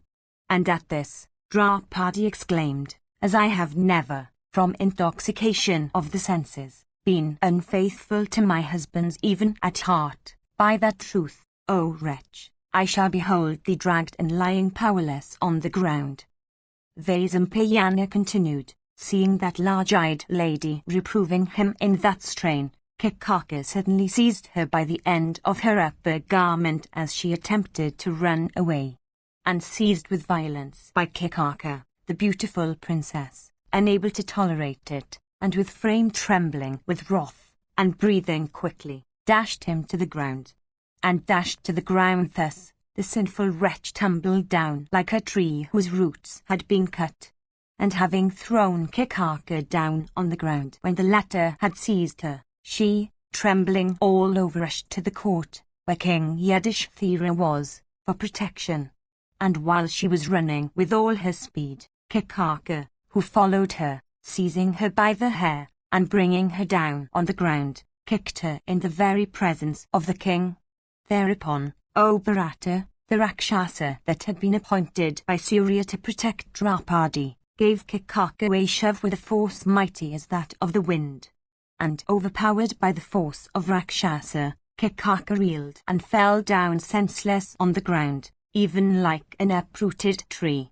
And both Yudhishthira and Bhimasena, who were seated there, beheld with wrathful eyes that outrage on Krishna by Kikaka. And desirous of compassing the destruction of the wicked Kikaka, the illustrious Bhima gnashed his teeth in rage. And his forehead was covered with sweat, and terrible wrinkles appeared thereon.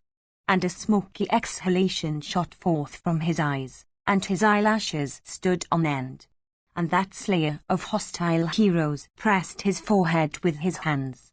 And impelled by rage, he was on the point of starting up with speed. Thereat King Yudhishthira, apprehensive of discovery, squeezed his thumbs and commanded Bhima to forbear. And Bhima, who then looked like an infuriate elephant eyeing a large tree, was thus forbidden by his elder brother. And the latter said, Lookest thou, O cook, for trees for fuel? If thou art in need of faggots, then go out and fell trees. And the weeping Draupadi of fair hips, approaching the entrance of the court, and seeing her melancholy lords, desirous yet of keeping up the disguise due to bound by their pledge, with eyes burning in fire, spoke these words unto the king of the Matsyas, Alas, the son of a suitor hath kicked today the proud and beloved wife of those whose folk can never sleep in peace even if 4 kingdoms intervene between him and them. Alas, the son of a suitor hath kicked today the proud and beloved wife of those truthful personages, who are devoted to Brahmanas and who always give away without asking anything in gift. Alas, the son of a suitor hath kicked today the proud and beloved wife of those, the sounds of whose kettle drums and the twangs of whose bowstrings are ceaselessly heard. Alas, the son of a suitor hath kicked today the proud and beloved wife of those who are possessed of abundant energy and might, and who are liberal in gifts and proud of their dignity. Alas, the son of a suitor hath kicked today the proud and beloved wife of those who, if they had not been fettered by the ties of duty, could destroy this entire world. Where, alas, are those mighty warriors today who, though living in disguise, have always granted protection unto those that solicit it? Oh, why do those heroes today, endued as they are with strength and possessed of immeasurable energy, quietly suffer, like eunuchs, their dear and chaste wife to be thus insulted by a suitor's son? Oh, where is that wrath of theirs, that prowess, and that energy, when they quietly bear their wife to be thus insulted by a wicked wretch? What can I, a weak woman, do when Virata, deficient in virtue, coolly suffereth my innocent self to be thus wronged by a wretch? Thou dost not, O king, act like a king towards this Kikaka. Thy behaviour is like that of a robber, and doth not shine in a court. That I should thus be insulted in thy very presence, O Matsya, is highly improper. Oh, let all the courtiers here look at this violence of Kikaka. Kikaka is ignorant of duty and morality, and Matsya also is equally so. These courtiers also that wait upon such a king are destitute of virtue. Vaisampayana continued, with these and other words of the same kind the beautiful Krishna with tearful eyes rebuked the king of the Matsyas. And hearing her, Virata said, I do not know what your dispute has been out of our sight. Not knowing the true cause, how can I show my discrimination? Then the courtiers, having learnt everything, applauded Krishna, and they all exclaimed, well done, and censured Kikaka. And the courtiers said, that person who owneth this large-eyed lady, having every limb of hers endued with beauty for his wife, possesseth what is of exceeding value, and hath no occasion to indulge in any grief. Surely, such a damsel of transcendent beauty and limbs perfectly faultless is rare among men. Indeed, it seems to us that she is a goddess. Vaisampayana continued, and while the courtiers, having beheld Krishna under such circumstances, were applauding her thus, Yudhishthira's forehead, from ire, became covered with sweat. And that bull of the Kuru race then addressed that princess, his beloved spouse, saying, stay not here, O Sarindri, but retire to the apartments of Sudeshna. The wives of heroes bear affliction for the sake of their husbands, and undergoing toil in ministering unto their lords, they at last attain to region where their husbands may go. Thy Gandharva husbands, effulgent as the sun, do not, I imagine, consider this as an occasion for manifesting their wrath, inasmuch as they do not rush to thy aid. O Sarindri, thou art ignorant of the timeliness of things, and it is for this that thou weepest as an actress, besides interrupting the play of dice in Matsya's court. Retire, O Sarindri, the Gandharvas will do what is agreeable to thee, and they will surely display thy woe and take the life of him that hath wronged thee. Hearing these words, the Sarindri replied, they of whom I am the wedded wife are, I ween, extremely kind. And as the eldest of them all is addicted to dice, they are liable to be oppressed by all. Vaisampayana continued, and having said this, the fair-hipped Krishna with dishevelled hair and eyes red in anger, ran towards the apartments of Sudeshna. And in consequence of having wept long, her face looked beautiful like the lunar disk in the firmament, emerged from the clouds. And beholding her in that condition, Sudeshna asked, who, O beauteous lady, hath insulted thee? Why, O amiable damsel, dost thou weep? Who, gentle one, hath done thee wrong? Whence is this thy grief? Thus addressed, Draupadi said, as I went to bring wine for thee, Kikaka struck me in the court in the very presence of the king, as if in the midst of the solitary wood. Hearing this, Sudeshna said, O thou of dresses ending in beautiful curls, as Kikaka, maddened by lust, hath insulted thee that art incapable of being possessed by him, I shall cause him to be slain if thou wishest it. Thereupon Draupadi answered, even others will slay him, even they whom he hath wronged. I think it is clear that he will have to go to the abode of Yama this very day. Section 17. Vaisampayana said, thus insulted by the suitor's son, that illustrious princess, the beautiful Krishna, eagerly wishing for the destruction of Virata's general, went to her quarters, and Drupada's daughter of dark hue and slender waist then performed her ablutions, and washing her body and cloths with water, Krishna began to ponder weepingly on the means of dispelling her grief. And she reflected, saying, what am I to do? Whither shall I go? How can my purpose be effected? And while she was thinking thus, she remembered Bhima and said to herself, there is none else, save Bhima, that can today accomplish the purpose on which my heart is set. And afflicted with great grief, The large-eyed and intelligent Krishna, possessed of powerful protectors, then rose up at night, and leaving her bed speedily proceeded towards the quarters of Bhimasena, desirous of beholding her lord. And possessed of great intelligence, the daughter of a Drupada entered her husband's quarters, saying, "How canst thou sleep while that wretched commander of Virata's forces, who is my foe, yet liveth, having perpetrated today that foul act?" Vaisampayana continued, "Then the chamber where Bhima slept, breathing hard like a lion, being filled with the beauty of Drupada's daughter and of the high-souled Bhima, blazed forth in splendor. And Krishna of sweet smiles, finding Bhimasena in the cooking apartments, approached him with the eagerness of a 3-year-old cow brought up in the woods, approaching a powerful bull in her first season, or of a she-crane living by the waterside approaching her mate in the pairing season. And the princess of Panchala then embraced the second son of Pandu, even as a creeper embraces a huge and mighty Sala on the banks of the Gomati. And embracing him with her arms, Krishna of faultless features awaked him as a lioness awaketh the sleeping lion in a trackless forest. And embracing Bhimasena even as a she-elephant embraceth her mighty mate, the faultless Panchali addressed him in voice sweet as the sound of a stringed instrument emitting Gandhara note. And she said, "Arise, arise. Why dost thou, O Bhimasena, lie down as one dead? Surely, he that is not dead, never suffereth a wicked wretch that hath disgraced his wife, to live."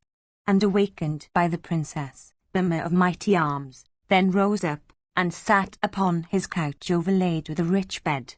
And he of the Kuru race then addressed the princess, his beloved wife, saying, "For what purpose hast thou come hither in such a hurry? Thy colour is gone, and thou lookest lean and pale. Tell me everything in detail. I must know the truth. Whether it be pleasurable or painful, agreeable or disagreeable, tell me all. Having heard everything, I shall apply the remedy. I alone, O Krishna, am entitled to thy confidence in all things, for it is I who deliver thee from perils again and again.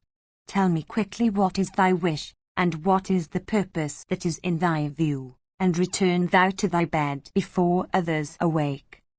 Section 18. Draupadi said, "What grief hath she not who hath Yudhishthira for her husband? Knowing all my griefs, why dost thou ask me?"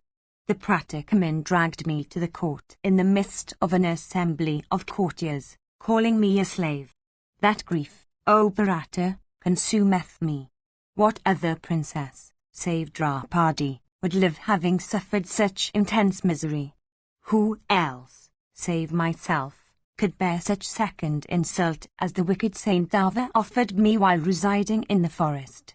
Who else of my position, save myself, could live, having been kicked by Kikaka in the very sight of the wicked king of the Matsyas? Of what value is life, O Bharata, when thou, O son of Kunti, dost not think me miserable, although I am afflicted with such woes? That vile and wicked wretch, O Bharata, known by the name of Kikaka, who is the brother-in-law of King Virata and the commander of his forces, every day, O tiger among men, addresses me who am residing in the palace as a Sarindri, saying, "Do thou become my wife?" Thus solicited, O slayer of foes, by that wretch deserving to be slain, my heart is bursting like a fruit ripened in season. Censure thou that elder brother of thine addicted to execrable dice, through whose act alone I have been afflicted with such woe. Who else, save him that is a desperate gambler, would play, giving up kingdom and everything including even myself, in order to lead a life in the woods? If he had gambled morning and evening for many years together, staking nishkas by thousand and other kinds of substantial wealth, still his silver, and gold, and robes, and vehicles, and teams, and goats, and sheep, and multitudes of steeds and mares and mules would not have sustained any diminution. but now deprived of prosperity by the rivalry of dice, he sits dumb like a fool, reflecting on his own misdeeds. Alas, he who, while sojourning, was followed by 10,000 elephants adorned with golden garlands, now supports himself by casting dice. That Yudhishthira who at Indraprastha was adored by kings of incomparable prowess by hundreds of thousands, that mighty monarch in whose kitchen 100,000 maid-servants, plate in hand, used every day to feed numerous guests day and night, that best of liberal men, who gave, every day, 1,000 nishkas, alas, even he overwhelmed with woe in consequence of gambling, which is the root of all evil, now supporteth himself by casting dice. Bards and encomiasts by thousands decked with earrings set with brilliant gems, and gifted with melodious voice, used to pay him homage morning and evening. Alas, that Yudhishthira, who was daily waited upon by 1,000 sages of ascetic merit, versed in the Vedas and having every desire gratified, as his courtiers, that Yudhishthira, who maintained 88,000 of domestic snatakas with 30 maid-servants assigned unto each, as also 10,000 yatas not accepting anything in gift, and with vital seed drawn up, alas, even that mighty king now liveth in such guise. That Yudhishthira who is without malice, who is full of kindness, and who giveth every creature his due, who hath all these excellent attributes, alas, even he now liveth in such guise. Possessed of firmness and unbaffled prowess, with heart disposed to give every creature his due, King Yudhishthira, moved by compassion, constantly maintained in his kingdom the blind, the old, the helpless, the parentless, and all others in his dominions in such distress. Alas, that Yudhishthira, becoming a dependent and a servant of Matsya, a caster of dice in his court, now calls himself Kanka.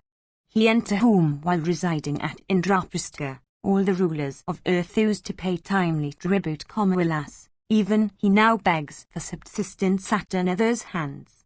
He to whom the kings of the earth were in subjection, alas, even the king, having lost his liberty, liveth in subjection to others. Having dazzled the entire earth like the sun by his energy, that Yudhishthira, alas, is now a courtier of King Virata. O Pandu's son, that Pandava who was respectfully waited upon in court by kings and sages, behold him now waiting upon another. Alas, beholding Yudhishthira, a courtier, sitting beside another and breathing adulatory speeches to the other, who can help being afflicted with grief?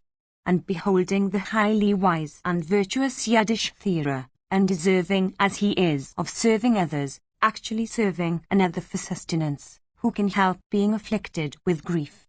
And, O hero, that Bharata who was worshipped in court by the entire earth, do thou now behold him worshipping another? Why then, O Bharata, dost thou not regard me as one afflicted with diverse miseries, like one forlorn and immersed in a sea of sorrow? Section 19. Draupadi said, This, O Bharata, that I am going to tell thee is another great grief of mine. Thou shouldst not blame me, for I tell thee this from sadness of heart. Who is there whose grief is not enhanced at sight of thee, O bull of the Bharata race, engaged in the ignoble office of a cook, so entirely beneath thee and calling thyself as one of Vallava caste? What can be sadder than this, that people should know thee as Virata's cook, Vallava by name, and therefore one that is sunk in servitude? Alas, when thy work of the kitchen is over, thou humbly sittest beside Virata, calling thyself as Vallava the cook, then despondency seizeth my heart. When the king of kings in joy maketh thee fight with elephants, and the women of the inner apartments of the palace laugh all the while, then I am sorely distressed.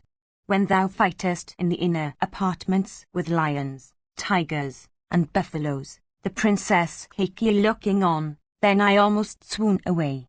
And when Kaikeyi and those maid-servants, leaving their seats, come to assist me and find that instead of suffering any injury in limbs mine is only a swoon. The princess speaks unto her women, saying, Surely, it is from affection and the duty begot of intercourse that this lady of sweet smiles grieveth for the exceedingly powerful cook when he fights with the beasts. Sarindri is possessed of great beauty, and Vallava also is eminently handsome. The heart of woman is hard to know, and they, I fancy, are deserving of each other. It is, therefore, likely that the Sarindri invariably weepeth at such times, on account of her connection with her lover. And then, they both have entered this royal family at the same time. And speaking such words she always upbraideth me. And beholding me wroth at this, she suspects me to be attached to thee. When she speaketh thus, great is the grief that I feel. Indeed, on beholding thee, O Bhima of terrible prowess, afflicted with such calamity, sunk as I already am in grief on account of Yudhishthira, I do not desire to live. That youth who on a single car had vanquished all celestials and men, is now, alas, the dancing master of King Virata's daughter. That Pritha's son of immeasurable soul, who had gratified Agni in the forest of Kandava, is now living in the inner apartments of a palace, like firehead in a well. Alas, the bull among men, Dhananjaya, who was ever the terror of foes, is now living in a guise that is despaired by all.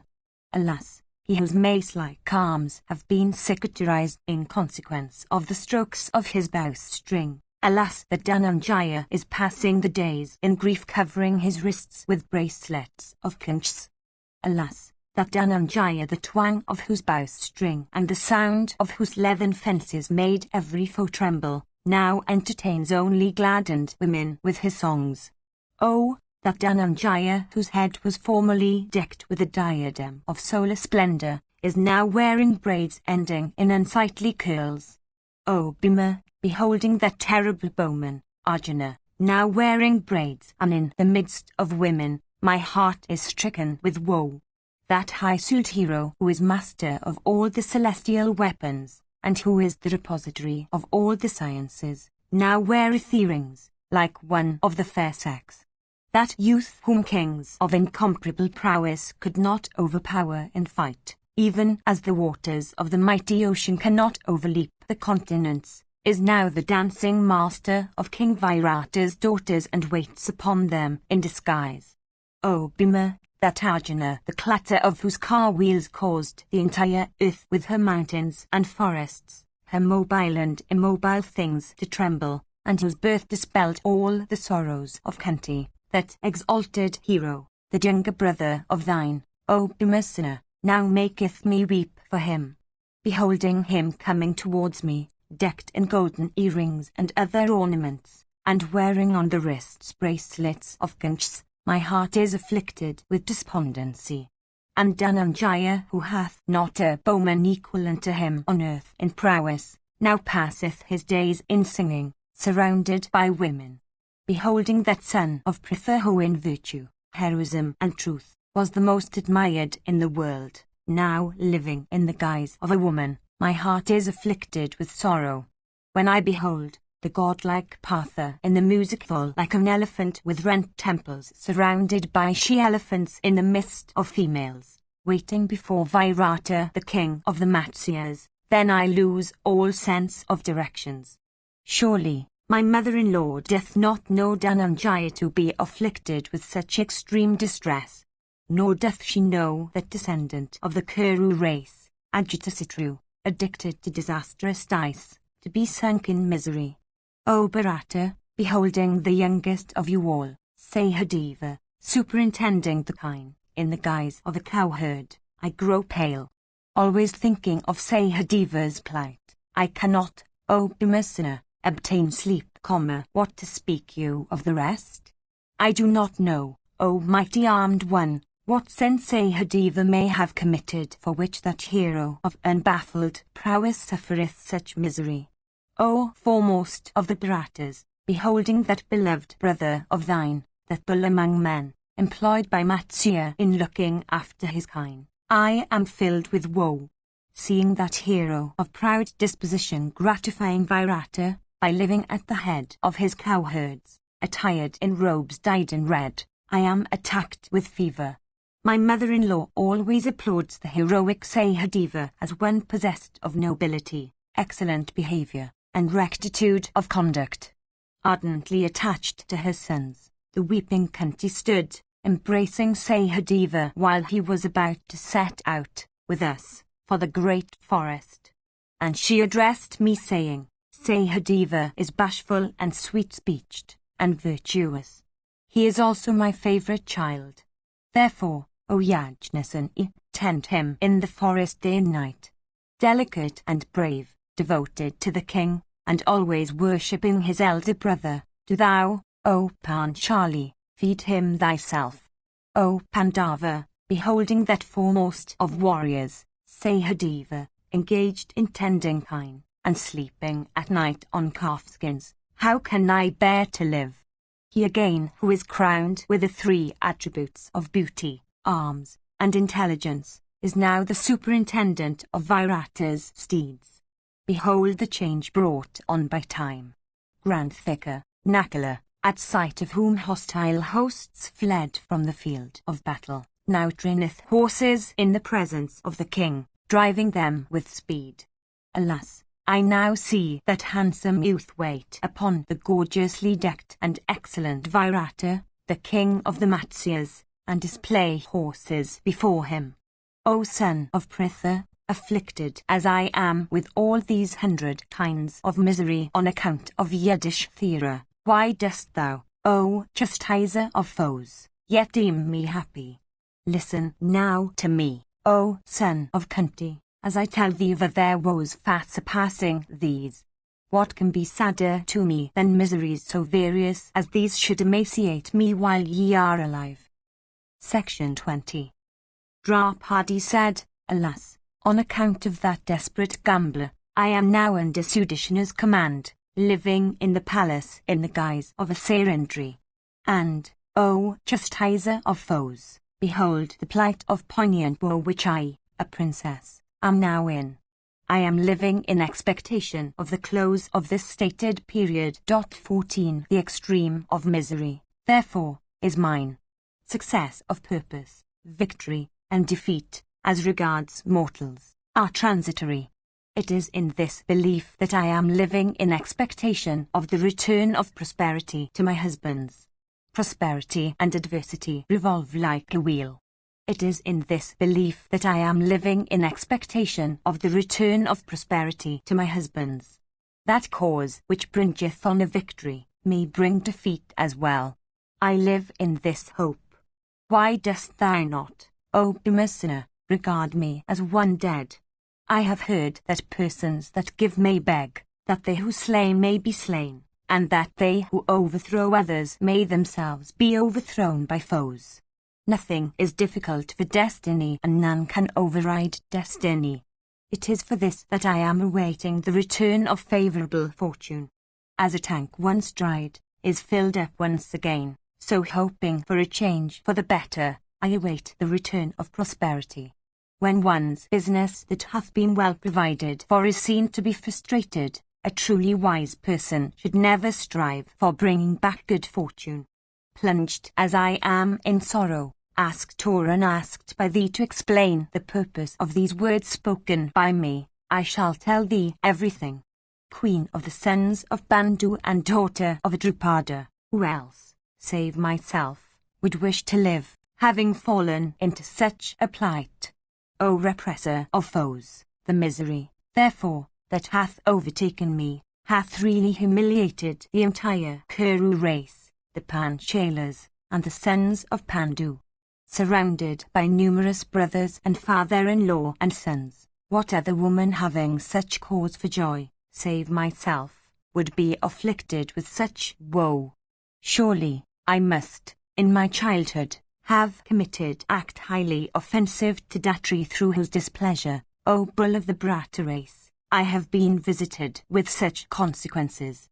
Mark, O son of Pandu, The pallet hath come over my complexion which not even a life in the woods fraught as it was with extreme misery could bring about.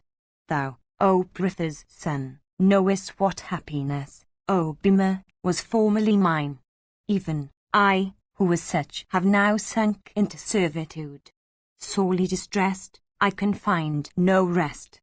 That the mighty armed and terrible bowman, Dhananjaya the son of Pritha, should now live like a fire that hath been put out, maketh me think of all this as attributable to destiny. Surely, O son of Pritha, it is impossible for men to understand the destinies of creatures in this world. I, therefore, think this downfall of yours as something that could not be averted by forethought. Alas, she who hath through all that resemble Indra himself to attend to her comforts, even she, so chaste and exalted, hath now to attend to the comforts of others, that are to her far inferior in rank. Behold, O Pandava, my plight. It is what I do not deserve. You are alive, yet behold this inversion of order that time hath brought. She who had the whole earth to the verge of the sea under her control, is now under the control of Sudishna and living in fear of her. She who had dependents to walk both before and behind her, alas, now herself walketh before and behind Sudishna. This, O Kauntiya, is another grief of mine that is intolerable. Oh, listen to it. She who had never, save for Kunti, pounded unguents even for her own use, now, good betide thee, poundeth sandal for others. O Kauntiya, behold these hands of mine which were not so before. Saying this she showed him her hands marked with corns. And she continued, she who had never feared Kunti herself nor thee and thy brothers, now standeth in fear before Viratu as a slave, anxious of what that King of Kings may say unto her regarding the proper preparation of the unguents, for Matsya liketh not sandal pounded by others. Vaisampayana continued, relating her woes thus, O Bharata, unto Bhimasena, Krishna began to weep silently, casting her eyes on Bhima. And then, with words choked in tears, and sighing repeatedly, she addressed Bhima in these words, powerfully stirring his heart, Signal, O Bhima, must have been my offence of old unto the gods, for, unfortunate as I am yet alive, when, O Pandava, I should die. Vaisampayana continued, then that slayer of hostile heroes, Vrikadara, covering his face with those delicate hands of his wife marked with corns, began to weep. And that mighty son of Kunti, holding the hands of Draupadi in his, shed copious tears. And afflicted with great woe, he spoke these words. Section 21. Bhima said, Fie on the might of my arms and fie on the Gandhiva of Falguni, inasmuch as thy hands, red before, now become covered with corns. I would have caused a carnage in Virata's court but for the fact that Kunti's son eyed me, by way of forbidding it, or like a mighty elephant. I would, without ado, have crushed the head of Kikaka intoxicated with the pride of sovereignty. When, O Krishna, I beheld thee kicked by Kikaka, I conceived at that instant a wholesale slaughter of the Matsyas. Yudhishthira, however, forbade me by a glance, and, O beauteous lady, understanding his intention I have kept quiet. That we have been deprived of our kingdom, that I have not yet slain the Kuras, that I have not yet taken the heads of Sayadana and Karna, and Shivala's son Sakuni, and the wicked Dusasana, these acts and omissions, O lady, are consuming every limb of mine. The thought of those abides in my heart like a javelin implanted in it. O thou with graceful hips, do not sacrifice virtue, and, O noble-hearted laddie, subdue thy wrath. If King Yudhishthira hear from thee such rebukes, he will surely put an end to his life. If also Dhananjaya and the twins hear thee speak thus, even they will renounce life. And if these, O slender-waisted maiden, give up life, I also shall not be able to bear my own. In olden days Sarjati's daughter, the beautiful Sukanya, followed into the forest Kayavana of Bhrigu's race, whose mind was under complete control, and over whom, while engaged in ascetic meditation, the ants had built a hill. Thou mayst have heard that Indrasen also, who in beauty was like unto Narani herself, followed her husband aged 1,000 years. Thou mayst have heard that Janaka's daughter Sita, the princess of Vida, followed her lord while living in dense woods. And that lady of graceful hips, Rama's beloved wife, afflicted with calamities and persecuted by the Rakshasas, at length regained the company of Rama. Lopamudra also, O timid one, endued with youth and beauty, followed Agastya, renouncing all the objects of enjoyment unattainable by men. And the intelligent and faultless Savitri also followed the heroic Satyavan, the son of Dhumatsana, alone into the world of the armor. Even like these chaste and beautiful ladies that I have named, thou, O blessed girl, bloomest with every virtue. Do thou spend a short while more that is measured by even a half month. And when the 13th year is complete, thou wilt, again, become the queen regnant of a king. Hearing these words, Draupadi said, Unable, O Bhima, to bear my griefs, it is from grief alone that I have shed these tears. I do not censure Yudhishthira, nor is there any use in dwelling on the past. O Bhima of mighty strength, come quickly forward to the work of the hour. O Bhima, Kaikeyi, jealous of my beauty, always pains me by her endeavors to prevent the king from taking a fancy to me. And understanding this disposition of hers, the wicked Suddhikaka of immoral ways constantly solicits me himself. Angry with him for this, but then suppressing my wrath, I answer that wretch deprived of sense by lust, saying, O Kikaka, protect thyself. I am the beloved queen and wife of 5 Gandharvas. Those heroes in wrath will slay thee that art so rash. Thus addressed, Kikaka of wicked soul replied unto me, saying, I have not the least fear of the Gandharvas, O Sarindri of sweet smiles. I will slay 100,000 Gandharvas, encountering them in battle. Therefore, O timid one, do thou consent. Hearing all this, I again addressed the last afflicted Sutta, saying, Thou art no match for those illustrious Gandharvas. Of respectable percentage and good disposition, I ever adhere to virtue and never wish for the death of anyone. It is for this that thou I vest, O Kikaka. At this, that wight of wicked soul burst out into a loud laughter.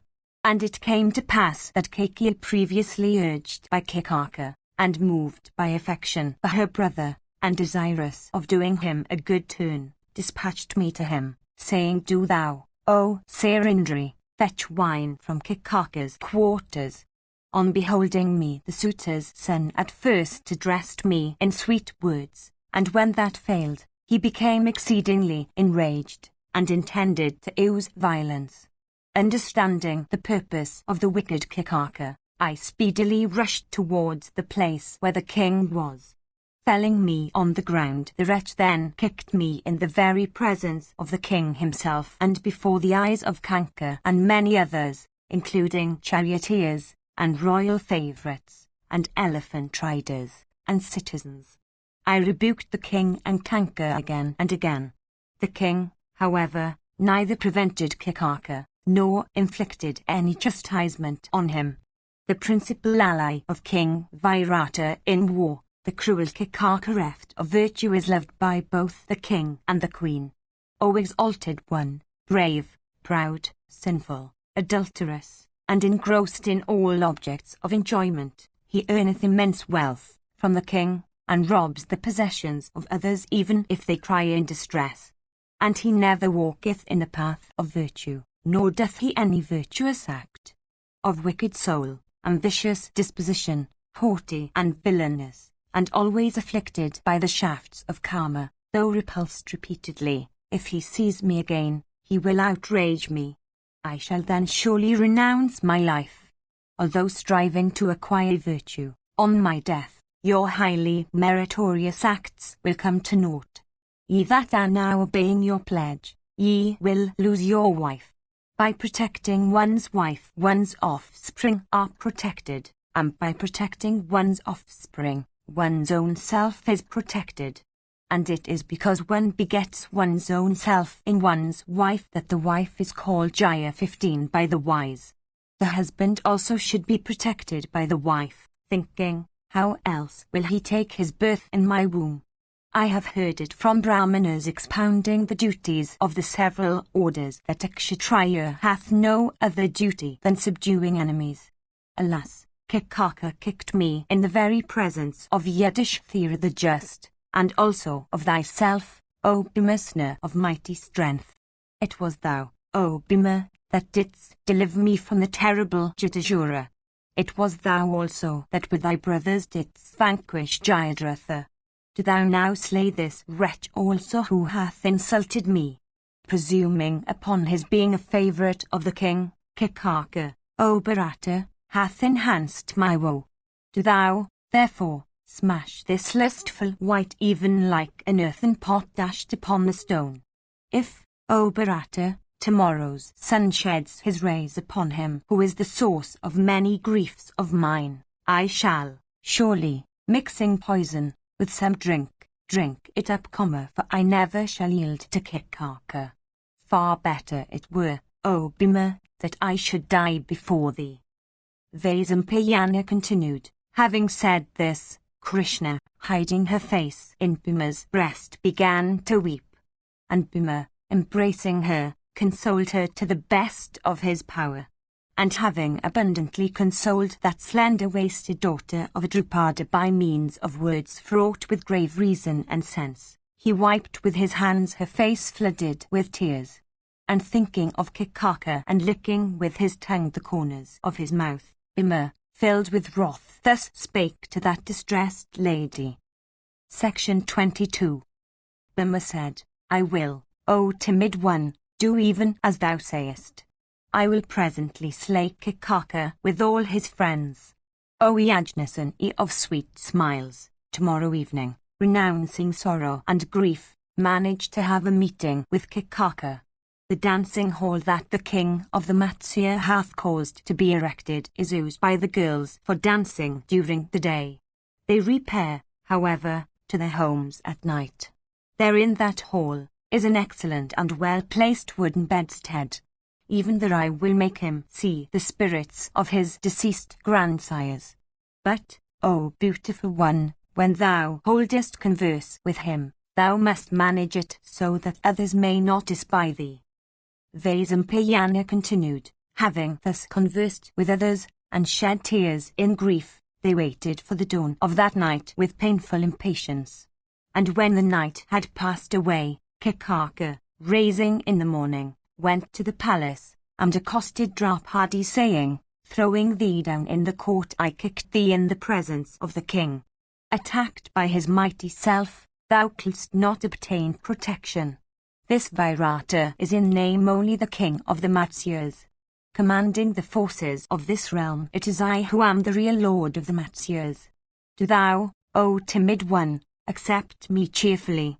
I shall become thy slave.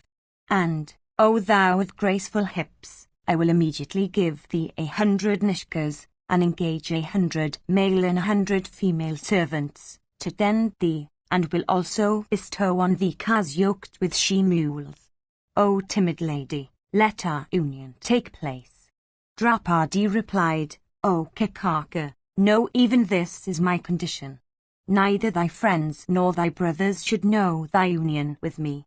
I am in terror of detection by those illustrious Gandharvas. Promise me this, and I yield to thee. Hearing this, Kikaka said, I will, O thou with graceful hips, do even as thou sayest. Afflicted by the god of love, I will, O beauteous damsel, alone repair to thy abode for union with thee, O thou with thighs round and tapering like the trunks of the plantain commas, so that those Gandharvas, effulgent as the sun, may not come to know of this act of thine. Draupadi said, Do thou, when it is dark, go to the dancing hall erected by the king of the Matsyas where the girls dance during the day, repairing to their respective homes at night. The Gandharvas do not know that place. We shall then, without doubt, escape all censure. Vaisampayana continued, reflecting on the subject of her conversation with Kikaka, that half a day seemed to Krishna as long as a whole month. And the stupid Kikaka also, not knowing that it was death that had assumed the form of a Sindri, returning home experienced the greatest delight. And deprived of sense by lust, Kikaka became speedily engaged in embellishing his person with unguents and garlands and ornaments. And while he was doing all this, thinking of that damsel of large eyes, the day seemed to him to be without an end. And the beauty of Kikaka, who was about to forsake his beauty forever, seemed to heighten, like the wick of a burning lamp about to expire. And reposing the fullest confidence in Draupadi, Kikaka, deprived of his senses by lust and absorbed in the contemplation of expected meeting, did not even perceive that the day had departed. Meanwhile, the beautiful Draupadi, approaching her husband Bhima of the Kuru race, stood before him in the kitchen. And that lady with dresses ending in beautiful curls then spake unto him, saying, O chastiser of foes, even as thou hadst directed, I have given Kikaka to understand that our meeting will take place in the dancing hall. Alone will he come at night to the empty hall. Slay him there, O thou of mighty arms. Do thou, O son of Kunti, repair to the dancing hall, and take the life, O Pandava, of Kikaka, that son of a suitor intoxicated with vanity. From vanity alone, that son of a suitor slights the Gandharvas. O best of smiters, lift him up from the earth even as Krishna had lifted up the Naga, Kaliya, from the Yamuna. O Pandava, afflicted as I am with grief, wipe thou my tears, and blessed be thou, protect thy own honour and that of thy race. Bhima said, Welcome, O beauteous lady. Accept the glad tidings thou bringest me, I need, O thou of exceeding beauty, no other aid whatever. The delight that I feel, O thou of great beauty, on hearing from thee about my coming encounter with Kikaka, is equal to what I felt in slaying Hidimva. I swear unto thee by truth, by my brothers, and by morality, that I will slay Kikaka even as the Lord of the Celestials slew Vritara.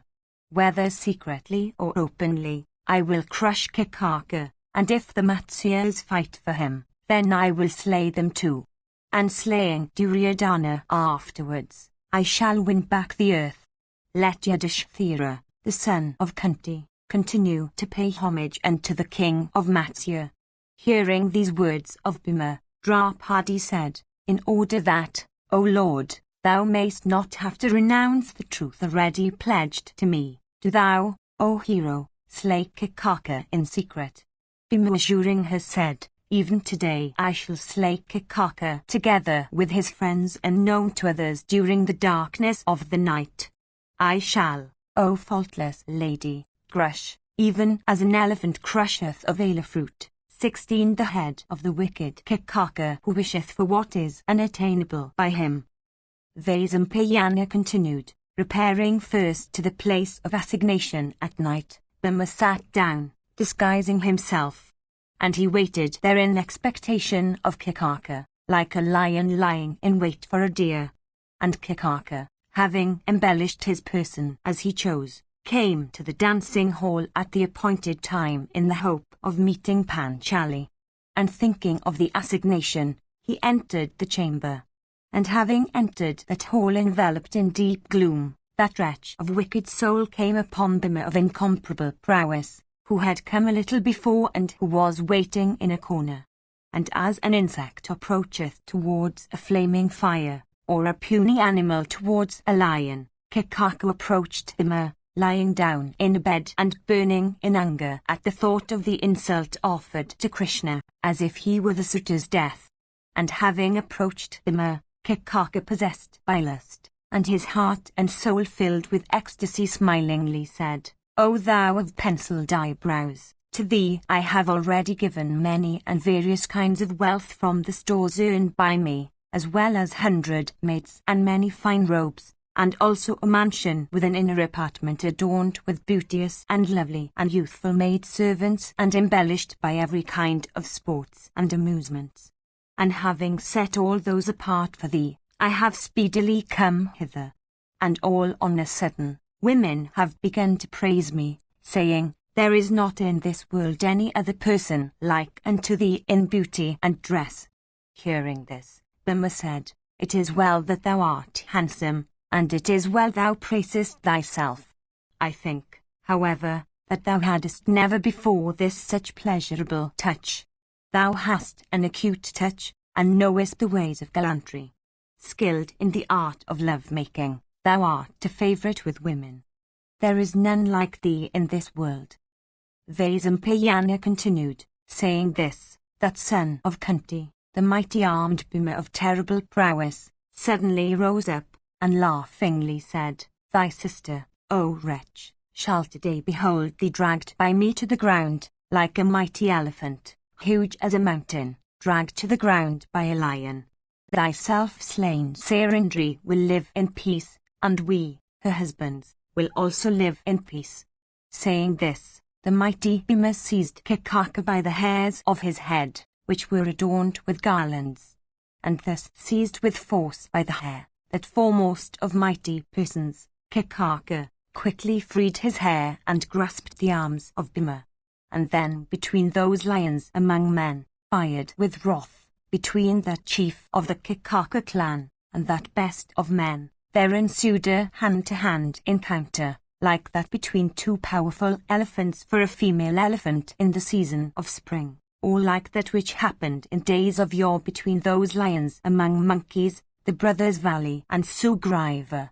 And both equally infuriate and both eager for victory. Both those combatants raised their arms resembling snakes furnished with 5 hoods, and attacked each other with their nails and teeth, wrought up to frenzy of wrath. Impetuously assailed by the powerful Kakaka in that encounter, the resolute Bhima did not waver a single step. And locked in each other's embraces and dragging each other, they fought on like 2 mighty bulls. And having nails and teeth for their weapons, the encounter between them was fierce and terrible like that of 2 furious tigers. And felling each other in fury, they encountered each other like a couple of elephants with rent temples. And the mighty Bhima then seized Kakaka, and Kakaka, that foremost of strong persons, threw Bhima down with violence. And as those mighty combatants fought on, the crash of their arms produced a loud noise that resembled the clatter of splitting bamboos. Then Vrikadara, throwing Kakaka down by main force within the room, began to toss him about furiously even as a hurricane tosseth a tree.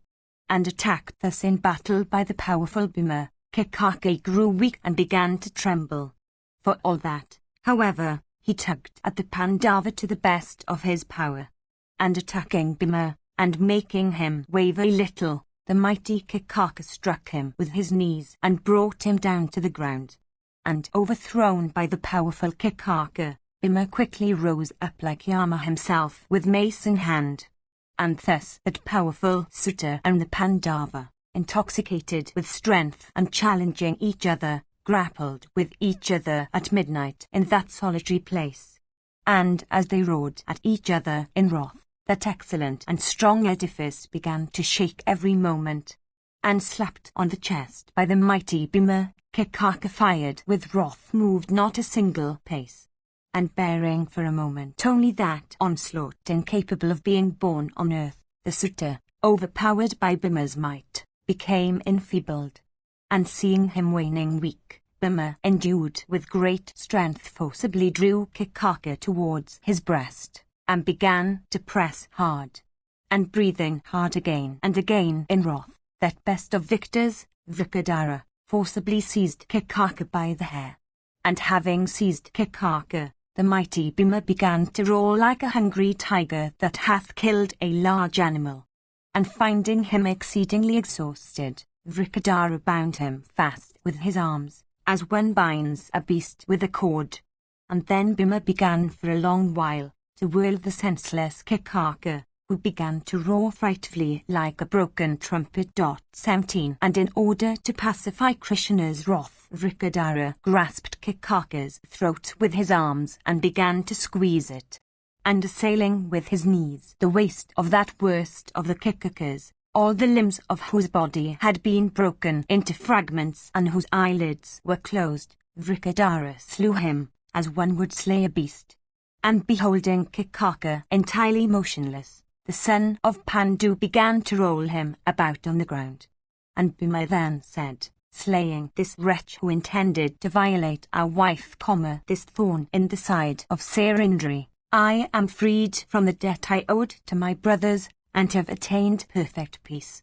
And having said this, that foremost of men, with eyes red in wrath, relinquished his hold of Kikaka, whose dress and ornaments had been thrown off his person, whose eyes were rolling, and whose body was yet trembling. And that foremost of mighty persons, squeezing his own hands, and biting his lips in rage, again attacked his adversary and thrust his arms and legs and neck and head into his body like the wielder of the pinnacle, reducing into shapeless mass the deer, which formed sacrifice had assumed in order to escape his ire. And having crushed all his limbs, and reduced him into a ball of flesh, the mighty Bhimasena showed him unto Krishna, and endued with mighty energy that hero then addressed Draupadi, that foremost of all women, saying, Come, princess of Panchala, and see what hath become of that lustful wretch. And saying this, Bhima of terrible prowess began to press with his feet the body of that wicked wight. And lighting a torch then and showing Draupadi the body of Kikaka, that hero addressed her, saying, O thou of dresses ending in beautiful curls, those that solicit thee, endued as thou art with an excellent disposition and every virtue, will be slain by me even as this Kikaka hath been, O timid one. And having accomplished that difficult task so highly agreeable to Krishna, having indeed slain Kikaka and thereby pacified his wrath, Bhima bade farewell to Krishna, the daughter of Drupada, and quickly went back to the kitchen. And Draupadi also, that best of women, having caused Kikaka to be slain, had her grief removed and experienced the greatest delight. And addressing the keepers of the dancing hall, she said, Come ye and behold Kikaka, who had violated after other people's wives, layeth down here, slain by my Gandhava husbands. And hearing these words, the guards of the dancing hall soon came by thousands to that spot, torches in hand. And repairing to that room, they beheld the lifeless Kikaka thrown on the ground, drenched with blood. And beholding him without arms and legs, they were filled with grief. And as they gazed at Kikaka, they were struck with amazement. And seeing that superhuman act, viz., the overthrow of Kikaka, they said, Where is his neck, and where are his legs? And beholding him in this plight, they all concluded that he had been killed by a Gandhava. Section 23. Vaisampayana said, Then all the relatives of Kikaka, arriving at that place, beheld him there and began to wail aloud, surrounding him on all sides. And beholding Kikaka with every limb mangled, and lying like a tortoise dragged to dry ground from the water, all of them were overcome with exceeding fright, and the bristles of their bodies stood on end. And seeing him crushed all over by Bhima, like a Danava by Indra, they proceeded to take him outside, for performing his funeral obsequies. And then those persons of the Suta clan that assembled together espied Krishna of faultless limbs hard by, who stood reclining on a pillar. And all the Kikakas assembled there, exclaimed, Let this unchaste woman be slain for whom Kikaka hath himself lost his life. Or, without slaying her here, let us cremate her with him that had lusted after her, for it behoveth us to accomplish in every way what is agreeable to that deceased son of Suta. And then they addressed Virata, saying, "It is for her sake that Kikaka hath lost his life. Let him, therefore, be cremated along with her. It behoveth thee to grant this permission." Thus addressed by them, King Virata, O monarch, knowing fully well the prowess of the suitor, gave his assent to Srindri being burnt along with the suitor's son. And at this, the Kikakas, approaching the frightened and stupefied Krishna of lotus-like eyes, seized her with violence, and binding the damsel of slender waist and placing her upon the bier, they set out with great energy towards the cemetery. And, O king, while thus forcibly carried towards the cemetery by those sons of the suitor tribe, the blameless and chaste Krishna, living under the protections of her lords, then wailed aloud from the help of her husbands, saying, "O, let Jaya, and Jayanta, and Vijaya, and Jayatsana, and Jayatvala listen to my words. The suitors are taking me away. Let those illustrious Gandharvas endued with speed of hand, the clatter of whose cars is loud and the twang of whose bowstrings in the midst of the mighty conflict are heard like the roar of thunder. Listen to my words, the suitors are taking me away." Vaisampayana continued, hearing those sorrowful words and lamentations of Krishna, Bhima, without a moment's reflection started up from his bed and said, "I have heard, O Sarindri, the words thou hast spoken. Thou hast, therefore, O timid lady, no more fear at the hands of the suitors?" Vaisampayana continued, having said this, the mighty armed Bhima, desirous of slaying the Kikakas, began to swell his body, and carefully changing his attire, he went out of the palace by a wrong egress, and climbing over a wall by the aid of a tree, he proceeded towards the cemetery whither the Kikakas had gone. And having leapt over the wall, and gone out of the excellent city, Bhima impetuously rushed to where the suitors were. And, O monarch, proceeding towards the funeral pyre, he beheld a large tree, tall as palmyra palm, with gigantic shoulders and withered top. And that slayer of foes, grasping with his arms that tree measuring 10 vyamas, uprooted it, even like an elephant, and placed it upon his shoulders. And taking up that tree with trunk and branches and measuring 10 vyamas, that mighty hero rushed towards the suitors, like Yama himself, mace in hand. And by the impetus of his rush 18 banyans and peoples and kinsukas falling down on the earth lay in clusters. And beholding that Gandharva approach them like a lion in fury, all the suitors, trembling with fear and greatly distressed, became panic-struck. And they addressed each other, saying, "Lo, the powerful Gandharva cometh hither, filled with rage, and with an upraised tree in hand. Let Sarindri, therefore, from whom this danger of ours hath arisen, be set free."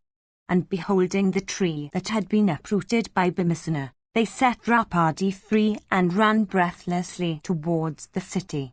And seeing them run away, Bhima, that mighty son of the wind god, dispatched, O foremost of kings, by means of the tree, 105 of them unto the abode of Yama, like the wielder of the thunderbolt slaying the Danavas.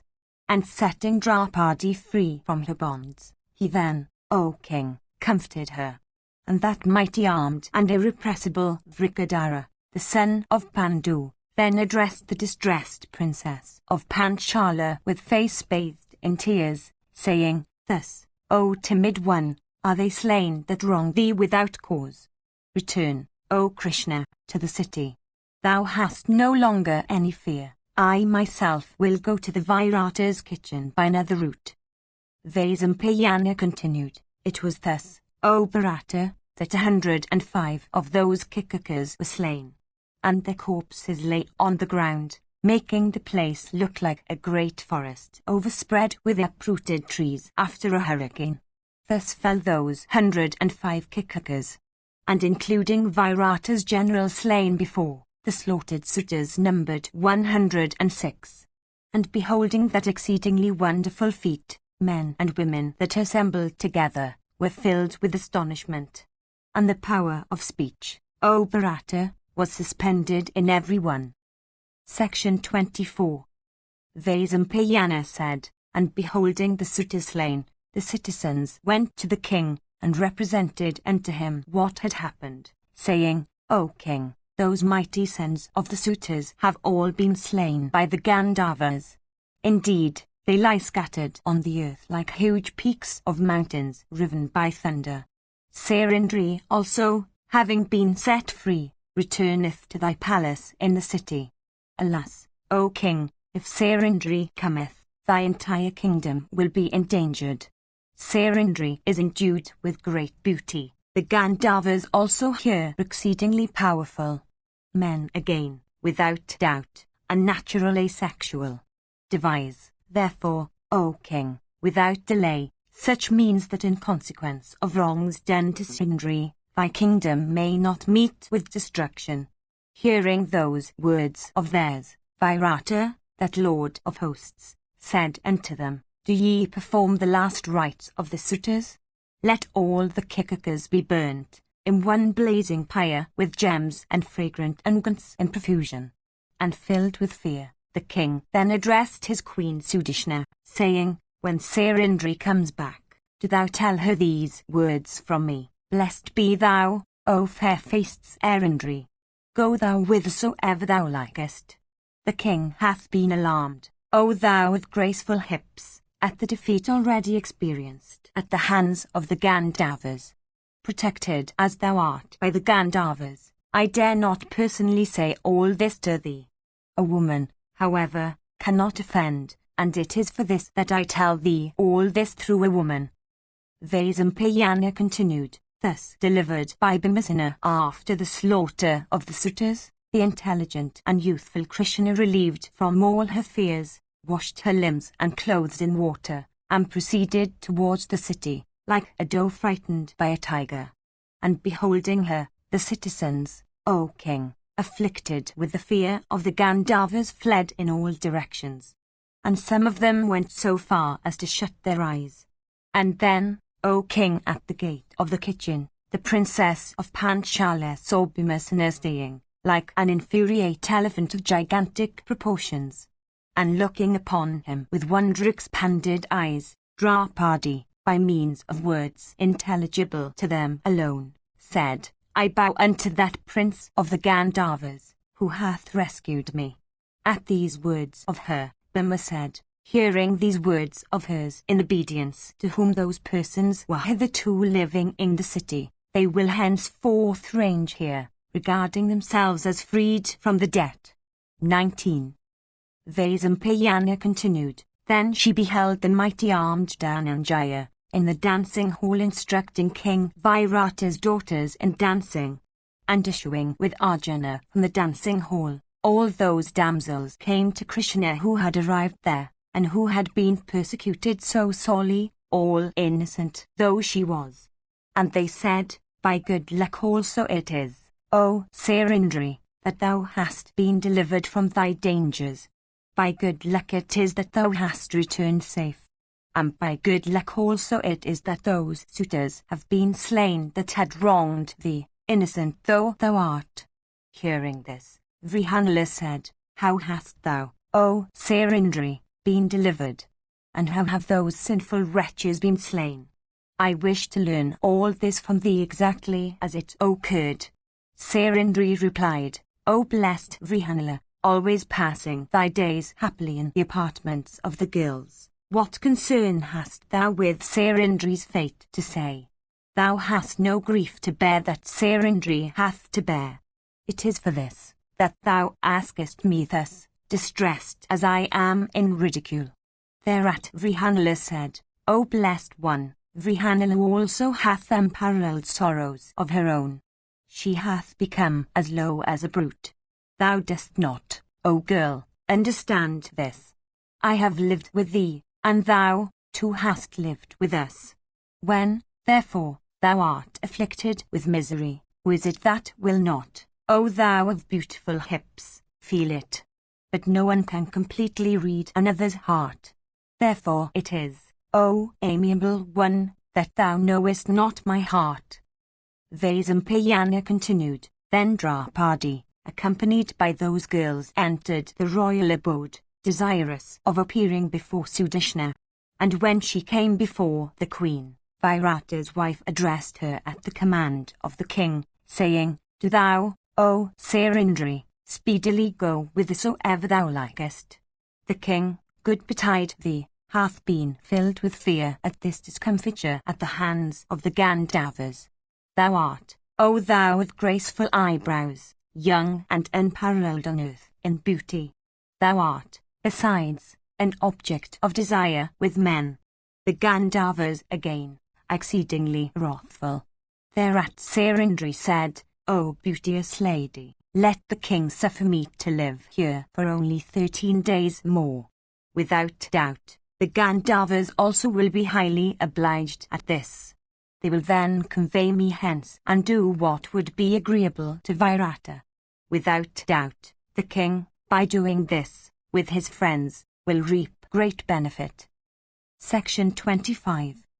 Vaisampayana said, at the slaughter of Kikaka and brothers, people, O king, thinking of this terrible feat, were filled with surprise.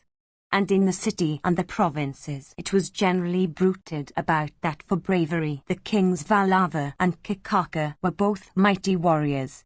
The wicked Kikaka, however, had been an oppressor of men and a dishonourer of other people's wives.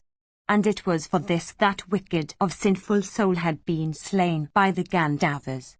And it was thus, O king, that people began to speak, from province to province, of the invincible Kikaka, that slayer of hostile ranks.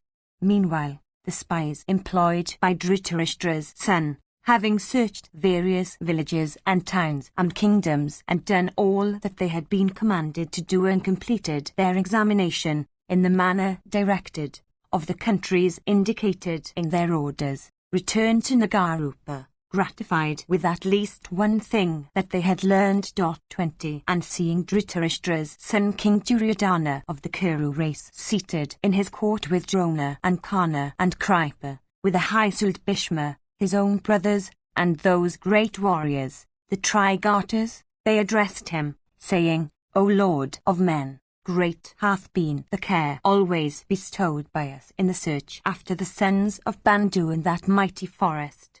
Searched have we through the solitary wilderness, abounding with deer and other animals, and overgrown with trees and creepers of diverse kind. Searched have we also in arbors of matted woods and plants and creepers of every species, but we have failed in discovering the track by which Britha's son of irrepressible energy may have gone. Searched have we in these and other places for their footprints. Searched have we closely, O king, on mountain tops and in inaccessible fastnesses, in various kingdoms and provinces teeming with people, in encampments and cities. No trace have yet been found of the sons of Pandu. Good betide thee, O bull among men, it seems that they have perished without leaving a mark behind. O foremost of warriors, although we followed in the track of those warriors, yet, O best of men, we soon lost their footprints and do not know their present residence. O Lord of men, for some time we followed in the wake of their charioteers. And making our inquiries duly, we truly ascertained what we desired to know. O slayer of foes, the charioteers reached Dwaravati without the sons of Prithu among them. O king, neither the sons of Pandu, nor the chaste Krishna, are in that city of Yadavas. O bull of the Brata race, we have not been able to discover either their track or their present abode. Salutations to thee, they are gone for good. We are acquainted with the disposition of the sons of Bandhu and know something of the feats achieved by them. It behoveth thee, therefore, O Lord of men, to give us instructions, O monarch, as to what we should next do in the search after the sons of Pandu. O hero, listen also to these agreeable words of ours, promising great good to thee. King Matsya's commander, Kikaka of wicked soul, by whom the Trigarters, O monarch, were repeatedly vanquished and slain with mighty force, now lieth low on the ground with all his brothers, slain, O monarch, by invisible Gandavas during the hours of darkness, O thou of unfading glory. Having heard this delightful news about the discomfiture of our enemies, we have been exceedingly gratified, O Corivia. Do thou now ordain what should next be done. Section 26. Goharanapava. Vaisampayana said, having listened to these words of his spies, King Duryodhana reflected inwardly for some time and then addressed his courtiers, saying, "It is difficult to ascertain the course sense of events definitely. Discern ye all, therefore, whither the sons of Bandu have gone, of this 13th year which they are to pass undiscovered by us all. The greater part hath already expired. What remains is by much the smaller. If, indeed, the sons of Pandu can pass undiscovered what remains of this year, devoted to the vow of truth as they are, they will then have fulfilled their pledge. They will then return like mighty elephants with temporal juice trickling down, or like snakes of virulent poison. Filled with wrath, they will, without doubt, be inflictors of terrible chastisement on the Kurus. It behoveth ye, therefore, to make such efforts without loss of time as may induce the sons of Pandu, acquainted as they are with the proprieties of time, and staying as they now are in painful disguise, to re-enter the wood suppressing their rage. Indeed, adopt ye such means as may remove all causes of quarrel and anxiety from the kingdom, making it tranquil and fless and incapable of sustaining a diminution of territory." Hearing these words of Duryodhana, Karna said, "Let other spies, abler and more cunning, and capable of accomplishing their object, quickly go hence, O Bharata. Let them, well disguised, wander through swelling kingdoms and populous provinces, prying into assemblies of the learned and delightful retreats of provinces, in the inner apartments of palaces, in shrines and holy spots, in mines and divers other regions. The sons of Bandu should be searched after with well-directed eagerness. Let the sons of Pandu who are living in disguise be searched after by well-skilled spies in large numbers, devoted to their work, themselves well disguised, and all well acquainted with the objects of their search. Let the search be made on the banks of rivers, in holy regions, in villages and towns, in retreats of ascetics, in delightful mountains and mountain caves." When Karna ceased, Duryodhana's second brother Dusasana, wedded to a sinful disposition, then addressed his eldest brother and said, "O monarch, O lord of men, let those spies only in whom we have confidence, receiving their rewards in advance, once more go after the search. This and what else hath been said by Karna have our fullest approval. Let all the spies engage themselves in the search according to the directions already given. Let these and others engage in the search from province to province according to approved rules. It is my belief, however, that the track the Pandavas have followed or their present abode or occupation will not be discovered. Perhaps they are closely concealed, perhaps they have gone to the other side of the ocean, or, perhaps, proud as they are of their strength and courage, they have been devoured by wild beasts, or perhaps, having been overtaken by some unusual danger, they have perished for eternity. Therefore, O Prince of the Kuru race, dispelling all anxieties from thy heart, achieve what thou wilt, always acting according to thy energy." Section 27. Vaisampayana said, endued with mighty energy and possessed of great discernment, Drona then said, "Persons like the sons of Pandu never perish nor undergo discomfiture. Brave and skilled in every science, intelligent and with senses under control, virtuous and grateful and obedient to the virtuous Yudhishthira, ever following in the wake of their eldest brother who is conversant with the conclusions of policy and virtue and profit, who is attached to them as a father, and who strictly adhereth to virtue and is firm in truth, persons like them that are thus devoted to their illustrious and royal brother, who gifted with great intelligence, never injureth anybody, and who in his turn himself abeteth his younger brothers, never perish in this way. Why, then, should not Yudhishthira, the son of Pritha, possessing a knowledge of policy, be able to restore the prosperity of his brothers who are so obedient and devoted and high-souled? It is for this that they are carefully waiting for the arrival of their opportunity. Men such as these never perish. This is what I see by my intellect. Do, therefore, quickly and without loss of time, what should now be done, after proper reflection. And let also the abode which the sons of Bandu, with souls under control as regards every purpose of life, are to occupy, be now settled. Heroic and sinless and possessed of ascetic merit, the Pandavas are difficult to be discovered, within the period of non-discovery. Intelligent and possessed of every virtue, devoted to truth and versed in the principles of policy, endued with purity and holiness, and the embodiment of immeasurable energy, the son of Pritha is capable of consuming his foes by a glance alone of his eyes. Knowing all this, do what is proper. Let us, therefore, once more search after them, sending Brahmanas and Charanas, ascetics crowned with success, and others of this kind who may have a knowledge of those heroes. Section 28. Vaisampayana said, then, that grandsire of the Bharatas, Bhishma the son of Santanu, conversant with the Vedas, acquainted with the proprieties of time and place, and possessing a knowledge of every duty of morality, after the conclusion of Drona's speech, applauded the words of the preceptor and spake unto the Bharatas for their benefit these words consistent with virtue, expressive of his attachment to the virtuous Yudhishthira, rarely spoken by men that are dishonest, and always meeting with the approbation of the honest. And the words that Bhishma spake were thoroughly impartial and worshipped by the wise.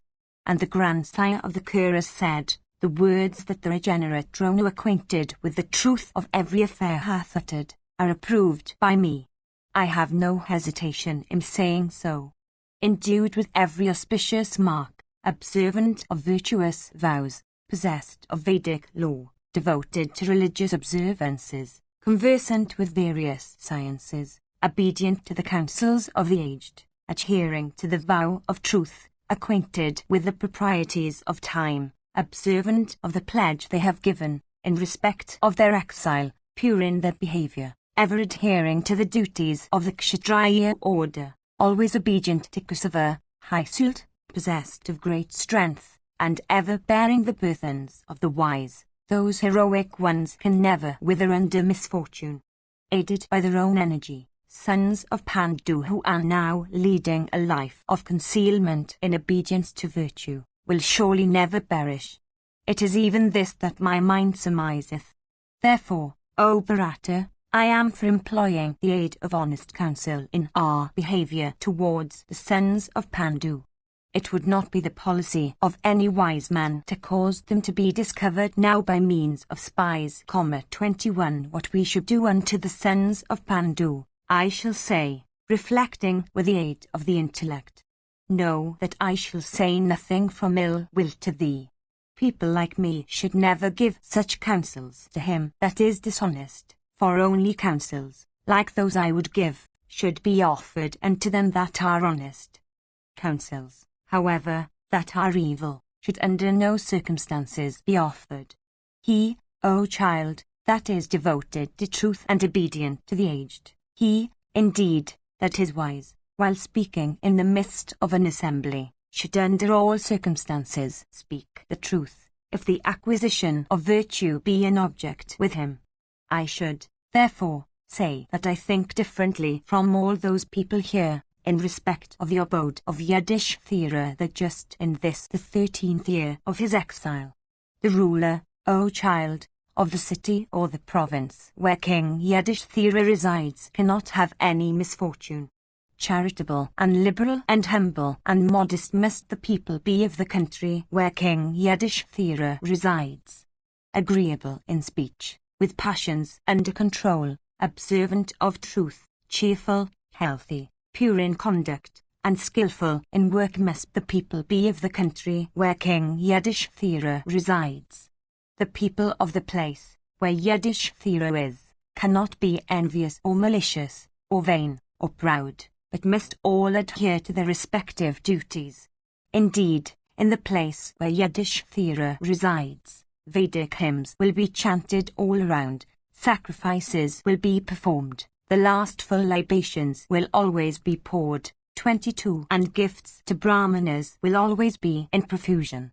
Though the clouds, without doubt, pour abundant rain, and furnished with good harvest, the country will ever be without fear.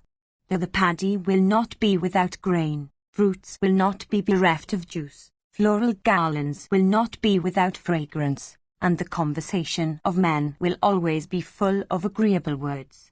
Though where King Yudhishthira resides, the breezes will be delicious, the meetings of men will always be friendly, and cause of fear there will be none.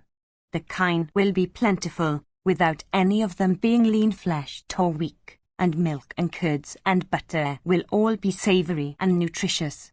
Though where King Yudhishthira resides, every kind of corn will be full of nutrition and every edible full of flavour. Though where King Yudhishthira resides, the objects of all the senses, viz. Taste, touch, smell, and hearing, will be endued with excellent attributes. Though where King Yudhishthira resides, the sights and scenes will be gladdening, and the regenerate ones of that place will be virtuous and steady in observing their respective duties. Indeed, in the country where the sons of Bandu may have taken up their abode during this 13th year of their exile, the people will be contented and cheerful, pure in conduct and without misery of any kind. Devoted to gods and guests and the worship of these with their whole soul, they will be fond of giving away, and filled with great energy, they will all be observant of eternal virtue. Though where King Yudhishthira resides, the people, eschewing all that is evil, will be desirous of achieving only what is good. Always observant of sacrifices and pure vows, and hating untruth in speech, the people of the place where King Yudhishthira may reside will always be desirous of obtaining what is good, auspicious and beneficial. Though where Yudhishthira resides, the people will certainly be desirous of achieving what is good, and their hearts will always incline towards virtue, and their vows being agreeable they themselves are ever engaged in the acquisition of religious merit. O child, that son of Pritha in whom are intelligence and charity, the highest tranquility and undoubted forgiveness, modesty and prosperity, and fame and great energy and a love for all creatures, is incapable of being found out, now that he hath concealed himself, even by Brahmanas, let alone ordinary persons. The wise Yudhishthira is living in close disguise in regions whose characteristics I have described. Regarding his excellent mode of life, I dare not say anything more. Reflecting well upon all this, do without loss of time what thou mayst think to be beneficial, O Prince of the Kuru race, if indeed thou hast any faith in me. Section 29. Vaisampayana said, then Saradwata's son, Kripa said, what the aged Bhishma hath said concerning the Pandavas is reasonable, suited to the occasion, consistent with virtue and profit, agreeable to the ear, fraught with sound reason, and worthy of him. Listen also to what I would say on this subject. It behoveth thee to ascertain the track they have followed and their abode also by means of spies, 23, and to adopt that policy which may bring about thy welfare. O child, he that is solicitous of his welfare should not disregard even an ordinary foe. What shall I say, then, O child, of the Pandavas who are thorough masters of all weapons in battle? When, therefore, the time cometh for the reappearance of the high-souled Pandavas, who, having entered the forest, 24, are now passing their days in close disguise, thou shouldst ascertain thy strength both in thy own kingdom and in those of other kings. Without doubt, the return of the Pandavas is at hand. When their promised term of exile is over, the illustrious and mighty sons of Pritha, endued with immeasurable prowess, will come hither bursting with energy. Do thou, therefore, in order to conclude an advantageous treaty with them, have recourse to sound policy and address thyself to increase thy forces and improve the treasury. O child, ascertaining all these, reckon thou thy own strength in respect of all thy allies weak and strong. 25 Ascertaining the efficiency, and weakness, and indifference of thy forces, as also who amongst them are well affected and who are disaffected, we should either fight the foe or make treaty with him. Having recourse to the arts of conciliation, disunion, chastisement, bribery, presents and fair behavior, attack thy foes and subdue the weak by might, and win over thy allies and troops and by soft speeches. When thou hast, by these means, strengthened thy army and filled thy treasury, entire success will be thine. When thou hast done all this, thou wilt be able to fight with powerful enemies that may present themselves, let alone the sons of Bandu deficient in troops and animals of their own.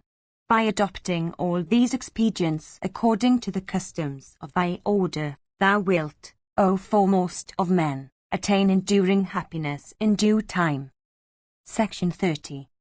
Vaisampayana said, discomfited before, O monarch, many a time and oft by Matsyas Sutakakaka aided by the Matsyas and the Salyas, the mighty king of the Trigatas, Suzaman, who owned innumerable cars, regarding the opportunity to be a favorable one, then spoke the following words without losing a moment. And, O monarch, forcibly vanquished along with his relatives by the mighty Kikaka, King Suzaman, Ayankana in askance, spoke these words unto Duryodhana, my kingdom hath many a time been forcibly invaded by the king of the Matsyas. The mighty Kikaka was the king's generalissimo. Crooked and wrathful and of wicked soul, of prowess famed over all the world, sinful in deeds and highly cruel, that wretch, however, hath been slain by the Gandavas. Kikaka being dead, King Virata, shorn of pride and his refuge gone, will, I imagine, lose all courage. I think we ought now to invade that kingdom, if it pleases thee, O sinless one, as also the illustrious Kana and all the Kauravas. The accident that hath happened is, I imagine, a favourable one for us. Let us, therefore, repair to Virata's kingdom abounding in corn. We will appropriate his gems and other wealth of diverse kinds, and let us go to share with each other as regards his villages and kingdom. Or, invading his city by force, let us carry off by thousands his excellent kine of various species. Uniting, O king, the forces of the Kauravas and the Trigatas, let us lift his cattle in droves. Or, uniting our forces well, we will check his power by forcing him to sue for peace. Or, destroying his entire host, we will bring Matsya under subjection. Having brought him under subjection by just means, we will live in our kingdom happily, while thy power also will, without doubt, be enhanced. Hearing these words of Suzaman, Kana addressed the king, saying, Suzaman hath spoken well. The opportunity is favourable and promises to be profitable to us. Therefore, if it pleases thee, O sinless one, let us, drawing up our forces in battle array and marshalling them in divisions, speedily set out. Or, let the expedition be managed as Saradwata's son Kripa, the preceptor Drona, and the wise and aged grandsire of the Kuras may think. Consulting with each other, let us, O Lord of earth, speedily set out to attain our end. What business have we with the sons of Pandu, destitute as they are of wealth, might, and prowess? They have either disappeared for good or have gone to the abode of Yama. We will, O king, repair without anxiety to Virata's city, and plunder his cattle and other wealth of diverse kinds. Vaisampayana continued, accepting these words of Kana, the son of Surya, King Duryodhana speedily commanded his brother Dusasna, born immediately after him and always obedient to his wishes, saying, consulting with the elders, array without delay our forces. We will, with all the Kauravas, go to the appointed place. let also the mighty warrior, King Suzuman, accompanied by a sufficient force with vehicles and animals, set out with the Trigarters for the dominions of Matsyas. And let Suzuman proceed first, carefully concealing his intention. Following in their wake, we will set out the day after in close array, for the prosperous dominions of King Matsya. Let the Trigarters, however, suddenly repair to the city of Virata, and coming upon the cowherds, seize that immense wealth of kine.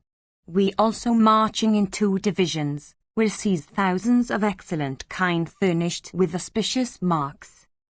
Vaisampayana continued, then, O Lord of Earth, those warriors, the Trigarters, accompanied by their infantry of terrible prowess, marched towards the southeastern direction, intending to wage hostilities with Virata from the desire of seizing his kine. And Suzuman set out on the 7th day of the dark fortnight for seizing the kine. And then, O king, on the 8th day following of the dark fortnight, the Kauravas, also accompanied by all their troops, began to seize the kine by thousands. Section 31. Vaisampayana said, O mighty king, entering into King Virata's service, and dwelling in disguise in his excellent city, the high-souled Pandavas of immeasurable prowess completed the promised period of non-discovery. And after Kikaka had been slain, that slayer of hostile heroes, the mighty King Virata began to rest his hopes on the sons of Kunti. And it was on the expiry of the 13th year of their exile, O Bharata, that Suzuman seized Virata's cattle by thousands. And when the cattle had been seized, the herdsmen of Virata came with great speed to the city, and saw his sovereign, the king of Matsyas, seated on the throne in the midst of wise counsellors, and those bulls among men, the sons of Pandu, and surrounded by brave warriors decked with earrings and bracelets. And appearing before that enhancer of his dominion, King Virata seated in court, the herdsmen bowed down unto him, and addressed him, saying, O foremost of kings, defeating and humiliating us in battle along with our friends the Trigarters, are seizing thy cattle by hundreds and by thousands. Do thou, therefore, speedily rescue them. Oh, see that they are not lost to thee. Hearing these words, the king arrayed for battle the Matsya force, abounding in cars and elephants and horses and infantry and standards. And kings and princes speedily put on, each in its proper place, 26 their shining and beautiful armor worthy of being worn by heroes. And Virata's beloved brother, Satnika, put on a coat of mail made of adamantine steel, adorned with burnished gold. And Madiraksha, next in birth to Satnika, put on a strong coat of mail plated with gold 27 and capable of resisting every weapon. And the coat of mail that the king himself of the Matsyas put on was invulnerable and decked with 100 suns, 100 circles, 100 spots, and 100 eyes. And the coat of mail that Suryadatta 28 put on was bright as the sun, plated with gold, and broad as 100 lotuses of the fragrant Kalura species. And the coat of mail that Virata's eldest son, the heroic Sanksha, put on was impenetrable and made of burnished steel, and decked with 100 eyes of gold. And it was thus that those godlike and mighty warriors by hundreds, furnished with weapons, and eager for battle, each donned his corslet. And then they yoked into their excellent cars of white hue steeds equipped in mail. And then was hoisted Matsya's glorious standard on his excellent car decked with gold and resembling the sun or the moon in its effulgence. And other Kshatriya warriors also raised on their respective cars gold-decked standards of various shapes and devices. And King Matsya then addressed his brother Satnika, born immediately after him, saying, Kanka and Vallava and Tantripala and Damagranthi of great energy will, as it appears to me, fight, without doubt. Give thou unto them cars furnished with banners, and let them case their persons in beautiful coats of mail that should be both invulnerable and easy to wear. and let them also have weapons, bearing such martial forms and possessed of arms resembling the trunk of mighty elephants. I can never persuade myself that they cannot fight. Hearing these words of the king, Satnika, O monarch, immediately ordered cars for those sons of Pritha, viz., the royal Yudhishthira, and Bhima, and Nakula, and Sahadeva, and commanded by the king, the charioteers, with cheerful hearts and keeping loyalty in view, very soon got cars ready for the Pandavas. And those repressors of foes then donned those beautiful coats of mail, invulnerable and easy to wear, that Virata had ordered for those heroes of spotless fame, and mounted on cars yoked with good steeds, those smiters of hostile ranks, those foremost of men, the sons of Pritha, set out with cheerful hearts. Indeed, those mighty warriors skilled in fight, those bulls of the Kuru race and sons of Pandu, those 4 heroic brothers possessed of prowess incapable of being baffled, mounting on cars decked with gold, together set out, following Virata's wake.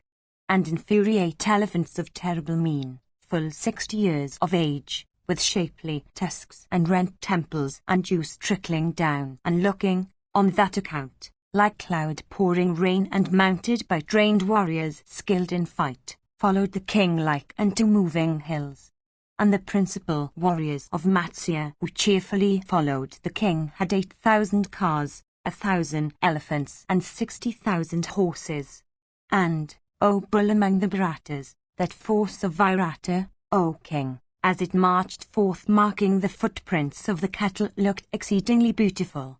And on its march that foremost of armies owned by Virata, crowded with soldiers armed with strong weapons, and abounding in elephants, horses and cars, looked really splendid.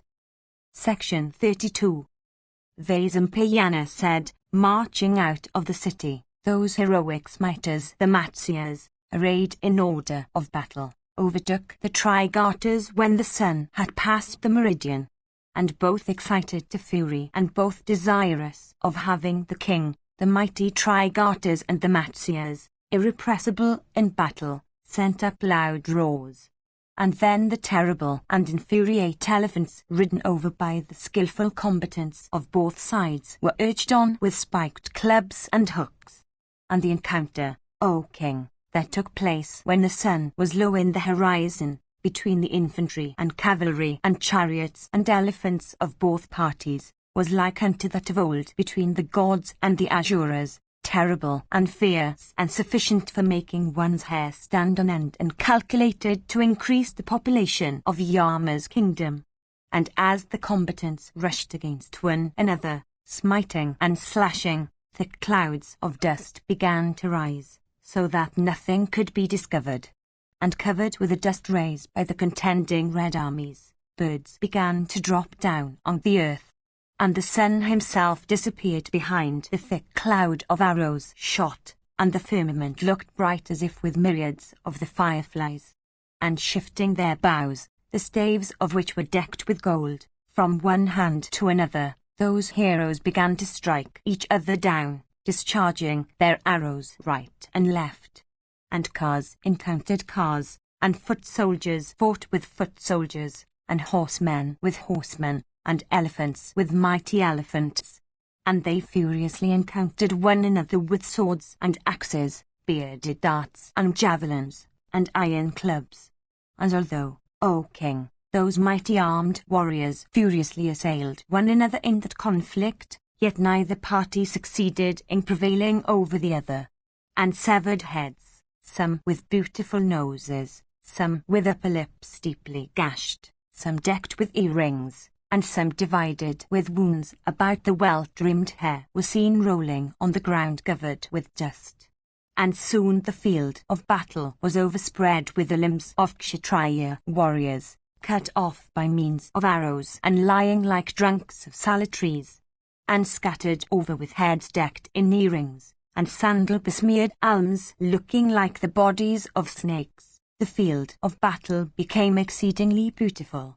And as cars encountered cars, and horsemen encountered horsemen, and foot soldiers fought with foot soldiers, and elephants met with elephants. The frightful dust soon became drenched with torrents of blood, and some amongst the combatants began to swoon away, and the warriors began to fight reckless of consideration of humanity, friendship, and relationship, and both their course and sight obstructed by the arrowy shower, vultures began to alight on the ground. But although those strong-armed combatants furiously fought with one another, yet the heroes of neither party succeeded in routing their antagonists. And Satnica, having slain a full 100 of the enemy and Visalaksha full 400, both those mighty warriors penetrated into the heart of the great Trigarta host. And having entered into the thick of the Trigarta host, those famous and mighty heroes began to deprive their antagonists of their senses by causing a closer conflict to set in, a conflict in which the combatants seized one another by the hair and tore one another with their nails. 29 And eyeing the point where the cars of the Trigarters had been mustered in strong numbers, those heroes at last directed their attack towards it. And that foremost of car warriors, King Viratu also, with Suryadatta in his van and Madiraksha in his rear, having destroyed in that conflict 500 cars, 800 horses, and 5 warriors on great cars, displayed various skillful maneuvers on his car on that field of battle. And at last the king came upon the ruler of the Trigarters mounted on a golden chariot. And those high-souled and powerful warriors, desirous of fighting, rushed roaring against each like two bulls in a cowpen. Then that bull among men, irrepressible in battle, Suzuman, the king of the Trigarters, challenged Matsya to a single combat on car. Then those warriors excited to fury rushed against each other on their cars and began to shower their arrows upon each other like clouds pouring torrents of rain. 30 And enraged with each other, those fierce warriors, both skilled in weapons, both wielding swords and darts and maces, then moved about on the field of battle, assailing each other with whetted arrows. Then King Virata pierced Suzuman with 10 shafts and each of his 4 horses also with 5 shafts. And Suzuman also, irresistible in battle and conversant with fatal weapons, pierced King of Matsya with 50 whetted shafts. And then, O mighty monarch, in consequence of the dust on the field of battle, the soldiers of both Suzuman and Matsya's king could not distinguish one another. Section 33. Vaisampayana said, Then, O Bharata, when the world was enveloped in dust and the gloom of night, their warriors of both sides, without breaking the order of battle, desisted for a while. 31 And then, dispelling the darkness, the moon arose, illumining the night and gladdening the hearts of the Kshatriya warriors. And when everything became visible, the battle once more began. And it raged on so furiously that the combatants could not distinguish one another. And then Trigarta's lord, Suzuman, with his younger brother, and accompanied by all his cars, rushed towards the king of Matsya. And descending from their cars, those bulls among Kshatriyas, the royal brothers, mace in hand, rushed furiously towards the cars of the foe. And the hostile hosts fiercely assailed each other with maces and swords and scimitars, battle-axes and bearded darts with keen edges and points of excellent temper. And King Suzuman, the lord of the Trigarters, having by his energy oppressed and defeated the whole army of the Matsyas, impetuously rushed towards Virata himself endued with great energy. And the 2 brothers, having severally slain Virata's 2 steeds and his charioteer, as also those soldiers that protected his rear, took him captive alive, when deprived of his car. Then afflicting him sorely, like a lustful man afflicting a defenceless damsel, Suzuman placed Virata on his own car, and speedily rushed out of the field. And when the powerful Virata, deprived of his car, was taken captive, the Matsyas, harassed sorely by the Trigarters, began to flee in fear in all directions. and beholding them panic-stricken, Kunti's son, Yudhishthira, addressed that subduer of foes, the mighty armed Bhima, saying, "The king of the Matsyas hath been taken by the Trigartas. Do thou, O mighty armed one, rescue him, so that he may not fall under the power of the enemy. As we have lived happily in Virata's city, having every desire of ours gratified, it behoveth thee, O Bhimasena, to discharge the debt, by liberating the king." Thereat Bhimasena replied, "I will liberate him, O king, at thy command. Mark the feat I achieve, today, in battling with the foe, relying solely on the might of my arms. Do thou, O king, stay aside, along with our brothers, and witness my prowess today. Uprooting this mighty tree of huge trunk looking like a mace, I will rout the enemy." Vaisampayana continued, beholding Bhima casting his eyes on that tree like a mad elephant, the heroic king Yudhishthira that just spake unto his brother, saying, "Do not, O Bhima, commit such a rash act. Let the tree stand there. Thou must not achieve such feats in a superhuman manner by means of the tree, for if thou dost, the people, O Bharata, will recognize thee and say, 'This is Bhima.' Take thou, therefore, some human weapons such as a bow, and arrows, or a dart, or a sword, or a battle-axe. And taking therefore, O Bhima, some weapon that is human, liberate thou the king without giving anybody the means of knowing thee truly. The twins endued with great strength will defend thy wheels.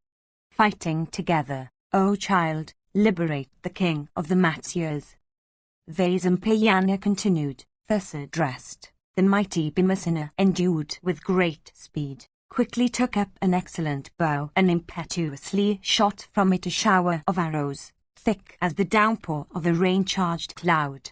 And Bhima then rushed furiously towards Susaman of terrible deeds, and assuring Virata with the words, "O good king!" 32 said unto the lord of the Trigartas, "Stay, stay." Seeing Bhima like unto Yama himself in his rear, saying, "Stay, stay. Do thou witness this mighty feat, this combat that is at hand!" The bull among warriors, Susaman, seriously considered the situation, and taking up his bow turned back, along with his brothers. Within the twinkling of an eye, Bhima destroyed those cars that sought to oppose him. And soon again hundreds of thousands of cars and elephants and horses and horsemen and brave and fierce bowmen were overthrown by Bhima in the very sight of Virata. And the hostile infantry also began to be slaughtered by the illustrious Bhima, mace in hand. And beholding that terrible onslaught, Susaman, irrepressible in fight, thought within himself, "My brother seems to have already succumbed in the midst of his mighty host. Is my army going to be annihilated?" And drawing his bowstring to his ear, Susaman then turned back and began to shoot keen-edged shafts incessantly. And seeing the Pandavas return to the charge on their car, the Matsya warriors of mighty host, urging on their steeds, shot excellent weapons for grinding the Trigarta soldiers. And Virata's son also, exceedingly exasperated, began to perform prodigious feats of valor. And Kunti's son Yudhishthira slew 1,000 of the foe, and Bhima showed the abode of Yama unto 7,000. And Nakula sent 700 to their last account, by means of his shafts. And powerful Sahadeva also, commanded by Yudhishthira, slew 300 brave warriors. And having slain such numbers, that fierce and mighty warrior, Yudhishthira, with weapons upraised, rushed against Susaman. And rushing impetuously at Susaman, that foremost of car warriors, King Yudhishthira, assailed him with volleys of shafts. And Susaman also, in great rage, quickly pierced Yudhishthira with 9 arrows, and each of his 4 steeds with 4 arrows. Then, O king, Kunti's son Bhima of quick movements, approaching Susaman, crushed his steeds. And having slain also those soldiers that protected his rear, he dragged from the car his antagonist's charioteer to the ground. And seeing the king of Trigarta's car without a driver, the defender of his car wheels, the famous and brave Madiraksha speedily came to his aid. And thereat, leaping down from Susaman's car, and securing the latter's mace, the powerful Virata ran in pursuit of him. And though old, he moved on the field, mace in hand, even like a lusty youth. And beholding Susaman flee, Bhima addressed him, saying, "Desist, O prince. This flight of thine is not proper. With this prowess of thine, how couldst thou wish to carry off the cattle by force? How also, forsaking thy follower, dost thou droop so amidst foes?" Thus addressed by Pritha's son, the mighty Susaman, that lord of countless cars, saying unto Bhima, "Stay, stay!" Suddenly turned round and rushed at him. Then Bhima, the son of Pandu, leaping down from his car, as he alone could do, 33 rushed forward with great coolness, desirous of taking Susaman's life, and desirous of seizing Trigarta's king. Advancing towards him, the mighty Bhimasena rushed impetuously towards him, even like a lion rushing at a small deer. And advancing impetuously, the mighty armed Bhima seized Susaman by the hair, and lifting him up in wrath, dashed him down on the ground. And as he lay crying in agony, the mighty armed Bhima kicked him at the head, and placing his knee on his breast dealt him severe blows. And sorely afflicted with that kicking, the king of Trigartas became senseless. And when the king of the Trigartas, deprived of his car, had been seized thus, the whole Trigarta army, stricken with panic, broke and fled in all directions, and the mighty sons of Pandu, endued with modesty and observant of vows and relying on the might of their own arms, after having vanquished Susaman, and rescued the kine as well as other kinds of wealth, and having thus dispelled Virata's anxiety, stood together before that monarch. And Bhimasena then said, "This wretch given to wicked deeds doth not deserve to escape me with life. But what can I do? The king is so lenient." And then taking Susaman by the neck as he was lying on the ground insensible and covered with dust, and binding him fast, Pritha's son Vrikadara placed him on his car, and went to where Yudhishthira was staying in the midst of the field. And Bhima then showed Susaman unto the monarch. And beholding Susaman in that plight, that tiger among men, King Yudhishthira smilingly addressed Bhima, their tournament of battle, saying, "Let this worst of men be set free." Thus addressed, Bhima spoke unto the mighty Susaman, saying, "If, O wretch, thou wishest to live, listen to those words of mine. Thou must say in every court and assembly of men, 'I am a slave. On this condition only I will grant thee thy life.' Verily, this is the law about the vanquished." Thereupon his elder brother affectionately addressed Bhima, saying, "If thou regardest us as an authority, liberate this wicked wight. He hath already become King Virata's slave." And turning then to Susaman, he said, "Thou art freed. Go thou a free man, and never act again in this way." Section 34. Vaisampayana said, thus addressed by Yudhishthira, Susaman was overwhelmed with shame and hung down his head. And liberated from slavery, he went to King Virata, and having saluted the monarch, shook his departure. And the Pandavas also, replying on the might of their own arms, and endued with modesty and observant of vows, having slain their enemies and liberated Susaman, passed that night happily on the field of battle. And Virata gratified those mighty warriors, the sons of Kunti, possessed of superhuman prowess, with wealth and honor. And Virata said, "All these gems of mine are now as much mine as yours. Do ye according to your pleasure live here happily. And ye smiter of foes in battle, I will bestow on you damsels decked with ornaments, wealth in plenty, and other things that ye may like. Delivered from perils today by your prowess, I am now crowned with victory. Do ye all become the lords of the Matsyas." Vaisampayana continued, and when the king of the Matsyas had addressed them thus, those descendants of the Kurus with Yudhishthira at their head, joining their hands, severally replied unto him, saying, We are well pleased with all that thou sayest, O monarch. We, however, have been much gratified that thou hast today been freed from thy foes. Thus answered that foremost of kings, Virata the lord of the Matsyas, again addressed Yudhishthira, saying, Come, we will install thee in sovereignty of the Matsyas.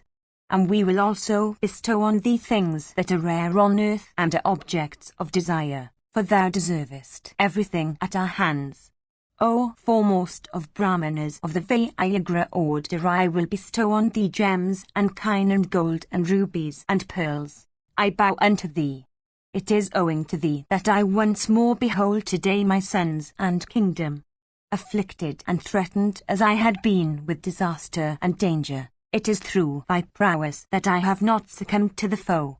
Then Yudhishthira again addressed the Matsyas, saying, Well pleased are he with the delightful words that thou hast spoken. Mayst thou be ever happy, always practicing humanity towards all creatures. Let messengers now, at thy command, speedily repair into the city, in order to communicate the glad tidings to our friends, and proclaim thy victory. Hearing these words of him, King Matsya ordered the messengers, saying, Do ye repair to the city and proclaim my victory in battle. And let damsels and courtesans, decked in ornaments, come out of the city with every kind of musical instruments. Hearing this command uttered by the king of the Matsyas, the men, laying the mandate on their head, all departed with cheerful hearts. And having repaired to the city that very night, they proclaimed at the hour of sunrise the victory of the king about the city gates. Section 35. Vaisampayana said, when the king of the Matsyas, anxious of recovering the kine, had set out in pursuit of the Trigarters, Duryodhana with his counsellors invaded the dominions of Virata. And Bhishma and Drona, and Karna, and Gripa acquainted with the best of weapons, as Wataman, and Shivala's son, and Dusasana, O Lord of men, and Vivansati and Vikarna and Chitrasana endued with great energy, and Dharmaka and Dusahakama, these and many other great warriors, coming upon the Matsya dominion, speedily drove off the cowherds of King Virata and forcibly took away the kine. And the Kauravas, surrounding all sides with a multitude of cars, seized 60,000 of kine. And loud was the yell of woe set up by the cowherds smitten by those warriors in that terrible conflict. And the chief of the cowherds, greatly affrighted, speedily mounted on a chariot and set out for the city, bewailing in affliction. And entering the city of the king, he proceeded to the palace, and speedily alighting from the chariot, got in for relating what had happened. And beholding the proud son of Matsya, named Bhumanjaya, he told him everything about the seizure of the royal kine. And he said, The Kauravas are taking away 60,000 kine.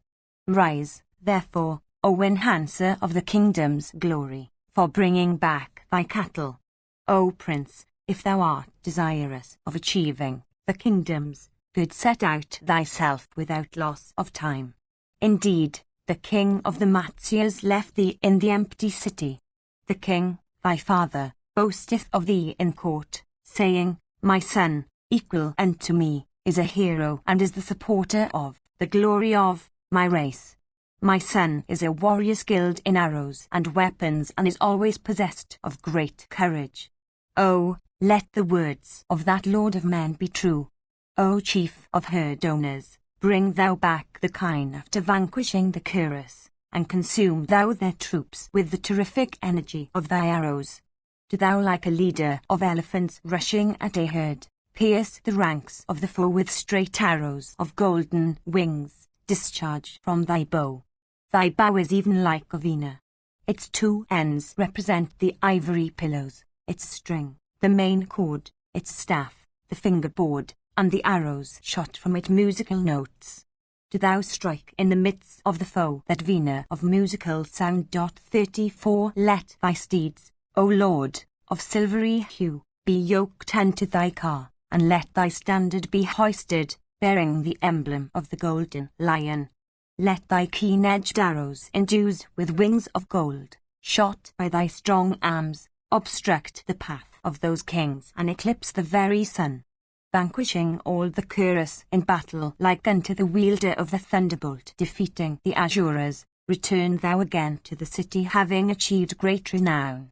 Son of Matsyah's king, thou art the sole refuge of this kingdom, as that foremost of virtuous warriors, Arjuna is of the sons of Pandu. Even like Arjuna of his brothers, thou art, without doubt, the refuge of those dwelling within these dominions. Indeed, we, the subject of this realm, have our protector in thee. Vaisampayana continued, thus addressed by the cowherd in the presence of the females, in words breathing courage. The prince, indulging in self-commendation within the female apartments, spoke these words. Section 36. Uttaro said, firm as I am in the use of the bow, I would set out this very day in the track of the kine if only some one skilled in the management of horses becomes my charioteer. I do not, however, know the man who may be my charioteer. Look ye, therefore, without delay, for a charioteer for me that am prepared for starting. My own charioteer was slain in the great battle that was fought from day to day for a whole month, or at least for 28 nights. As soon as I get another person conversant with the management of the steeds, I will immediately set out, hoisting high my own standard. Penetrating into the midst of the hostile army abounding with elephants and horses and chariots, I will bring back the kine, having vanquished the Cuirass who are feeble in strength and weak in weapons.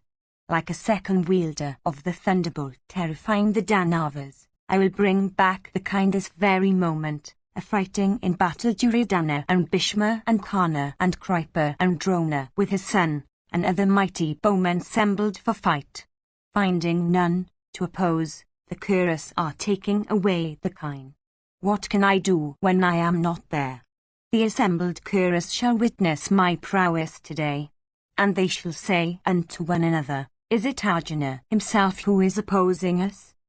Vaisampayana continued, having heard these words spoken by the prince, Arjuna fully acquainted with the import of everything, after a little while cheerfully spake in private unto his dear wife of faultless beauty, Krishna, the princess of Panchala, Drupada's daughter of slender make, sprung from there, sacrificial, fire and endued with the virtues of truthfulness and honesty and ever attentive to the good of her husbands.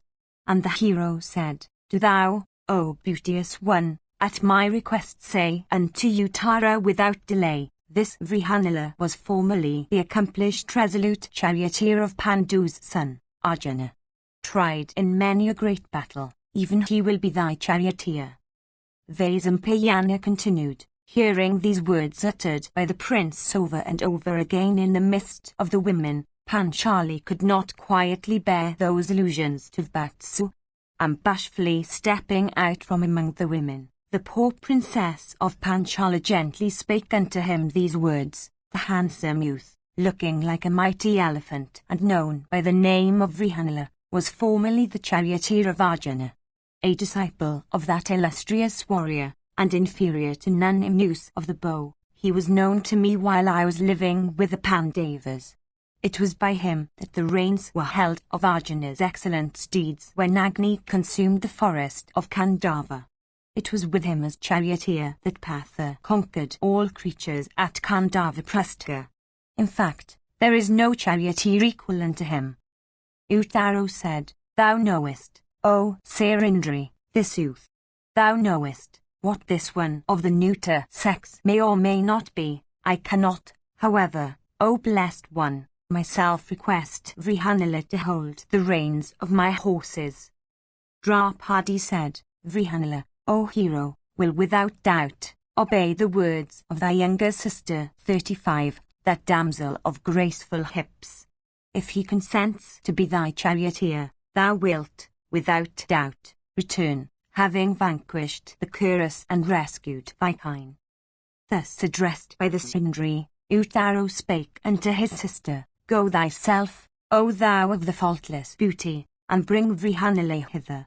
And dispatched by her brother, she hastily repaired to the dancing hall where that strong-armed son of Bandu was staying in disguise.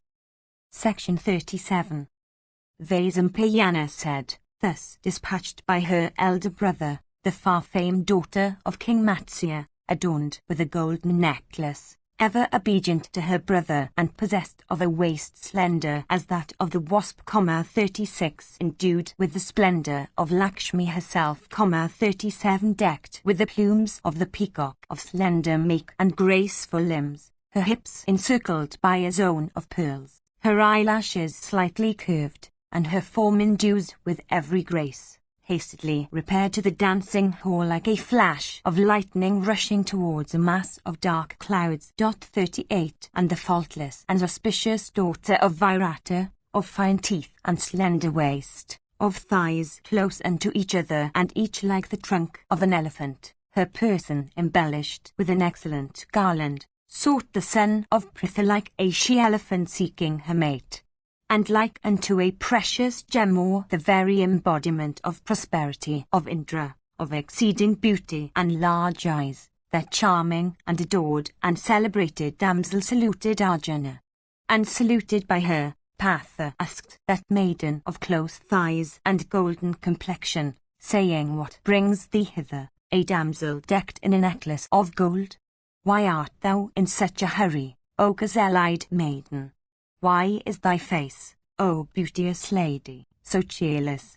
Tell me all this without delay.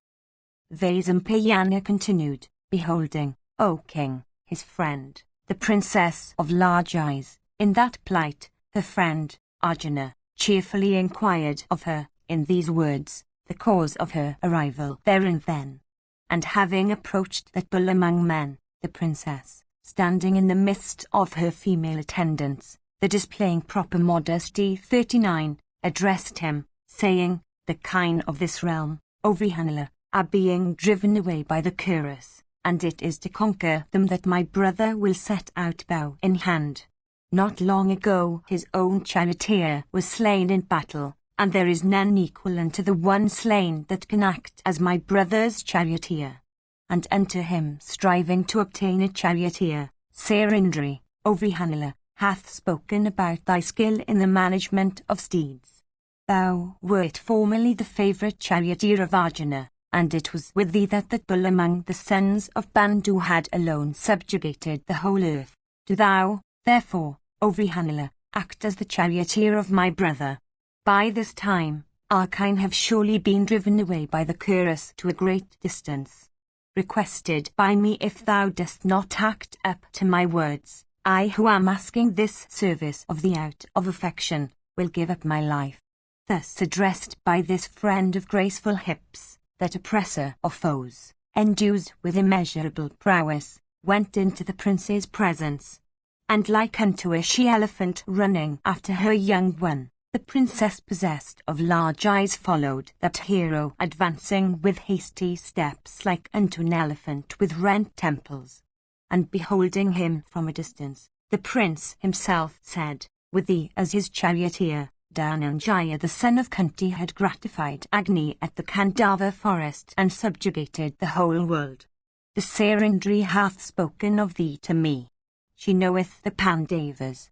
Do thou, therefore, O Vrihanila, hold, as thou didst, the reins of my steeds, desirous as I am of fighting with the curse and rescuing my bovine wealth. Thou wert formerly the beloved charioteer of Arjuna, and it was with thee that that bull among the sons of Bandu had alone subjugated the whole earth. Thus addressed, Vrihanila replied unto the prince, saying, What ability have I to act as a charioteer in the field of battle? If it is strong or dance of musical instruments or such other things, I can entertain thee therewith, but where is my skill for becoming a charioteer?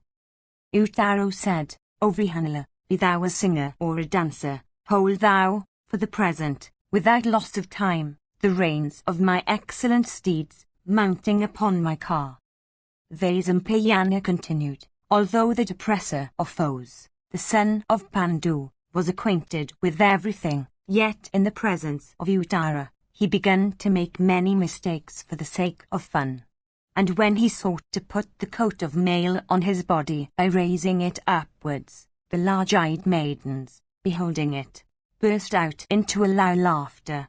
And seeing him quite ignorant of putting on armor, Uttara himself equipped Vrihanala with a costly coat of mail, and casing his own person in an excellent armor of solar refulgence, and hoisting his standard bearing the figure of a lion, the prince caused Vrihanala to become his charioteer.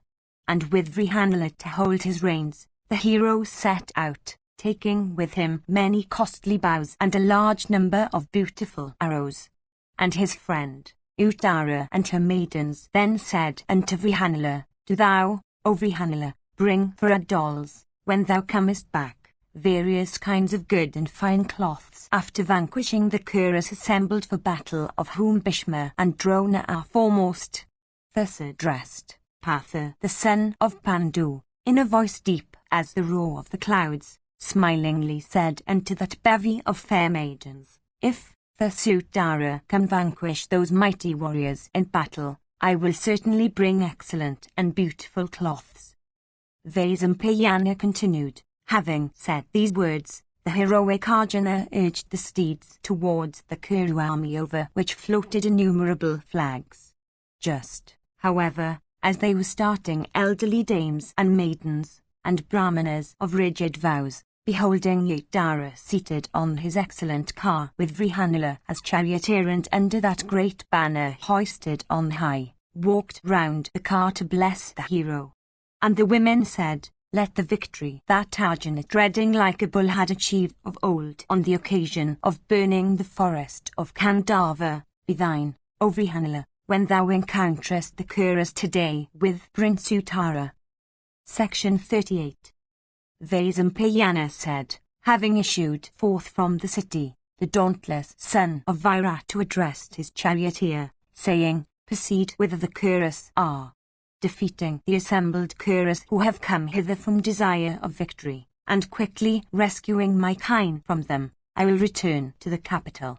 At these words of the prince, the son of Bandu urged those excellent steeds, and endued with the speed of the wind and decked with necklaces of gold, those steeds, urged by that lion among men, seemed to fly through the air. And they had not proceeded far when those smiters of foes, Dhananjaya and the son of Matsya, sighted the army of the powerful Kuras. And proceeding towards the cemetery, they came upon the Kuras and beheld their army arrayed in order of battle. 40 And that large army of theirs looked like the vast sea or forest of innumerable trees moving through the sky. And then was seen, O best among the Kuras, the dust raised by that moving army which reached the sky and obstructed the sight of all creatures. And beholding that mighty host abounding in elephants, horses and chariots, and protected by Karna and Duryodhana and Kripa and Santanu's son, and that intelligent and great bowman Drona, with his son, as Wataman, the son of Virata, agitated with fear and the bristles on his body standing on their ends, thus spake unto Partha, I dare not fight with the Kuras. See, the bristles on my body have stood on their ends. I am incapable of battling with this countless host of the Kuras, abounding in the heroic warriors, that are extremely fierce and difficult of being vanquished even by the celestials. I do not venture to penetrate into the army of the Brattas, consisting of terrible bowmen and abounding in horses and elephants and cars and foot soldiers and banners. My mind is too much perturbed by the very sight of the foe on the field of battle, on which stand Drona and Bhishma and Kripa and Karna and Vivansati and Aswathaman and Vikana and Somadati and Valika and the heroic King Duryodhana also, that foremost of car warriors, and many other splendid bowmen, all skilled in battle. My hairs have stood on their ends, and I am fainting with fear at the very sight of these smiters, the cuirass arrayed in order of battle.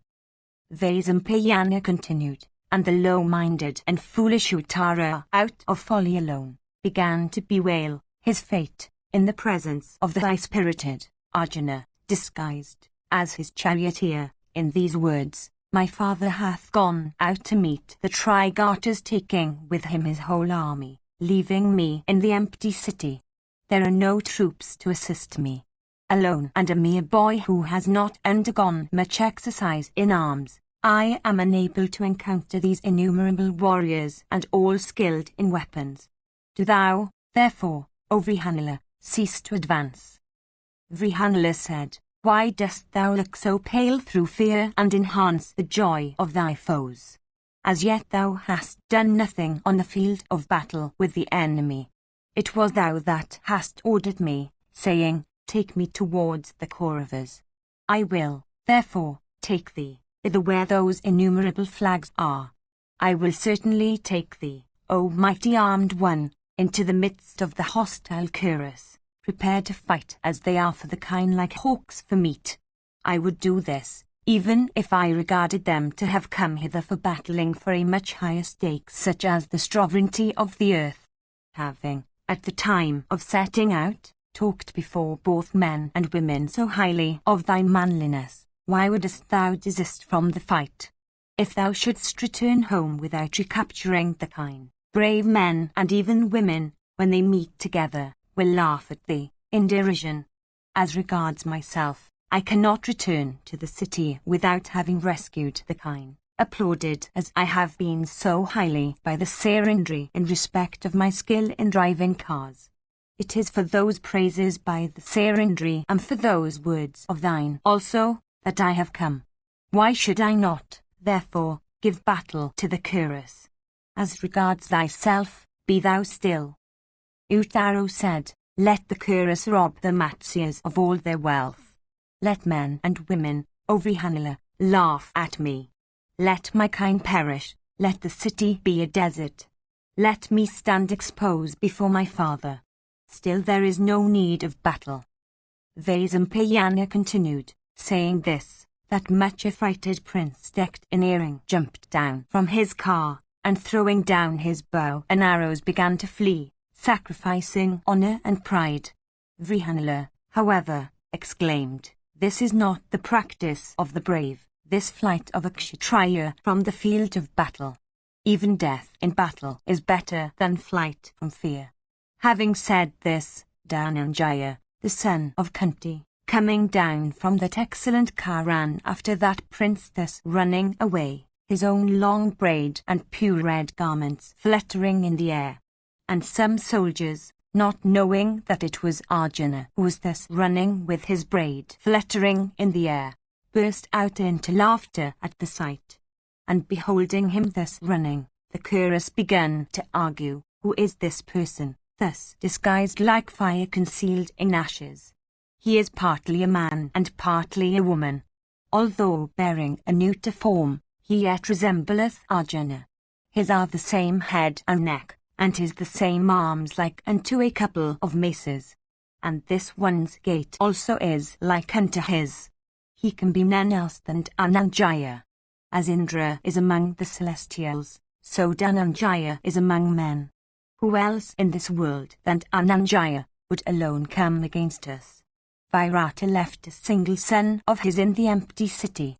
He hath come out from childishness and not from true heroism. It is Uttara who must have come out of the city, having, without doubt, made as a charioteer Arjuna, the son of Pritha, now living in disguise. It seems that he is now flying away in panic at sight of our army. And without doubt Dhananjaya runneth after him to bring him back." Vaisampayana continued, beholding the disguised son of Pandu, the Kauravas, O Bharata, began to indulge in these surmises, but they could not come to any definite conclusion.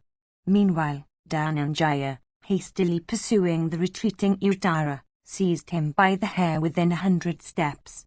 And seized by Arjuna, the son of Virata, began to lament most woefully like one in great affliction, and said, Listen, O good Vrihanila, O thou of handsome waist. Turn thou quickly the course of the car. He that liveth meeteth with prosperity. I will give thee 100 coins of pure gold, and 8 lapis lazuli of great brightness set with gold, and 1 chariot furnished with a golden flagstaff and drawn by excellent steeds, and also 10 elephants of infuriate prowess. Do thou, O Vrihanila, set me free.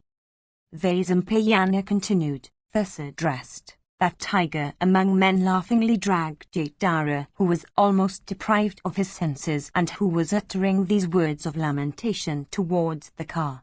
And the son of Pritha then addressed the affrighted prince who had nearly lost his senses, saying, If, O chastiser of foes, thou dost not venture to fight with enemy, come thou and hold the reins of the steeds as I fight with the foe. Protected by the might of my arms, penetrate thou yon formidable and invincible array of cars guarded by heroic and mighty warriors. Fear not, O chastiser of foes, thou art a Kshatriya and the foremost of royal princes. Why dost thou, O tiger among men, succumb in the midst of the foe? I shall surely fight with the cuirass and recover the kine, penetrating into this formidable and inaccessible array of cars. Be thou my charioteer, O best of men, I will fight with the cuirass.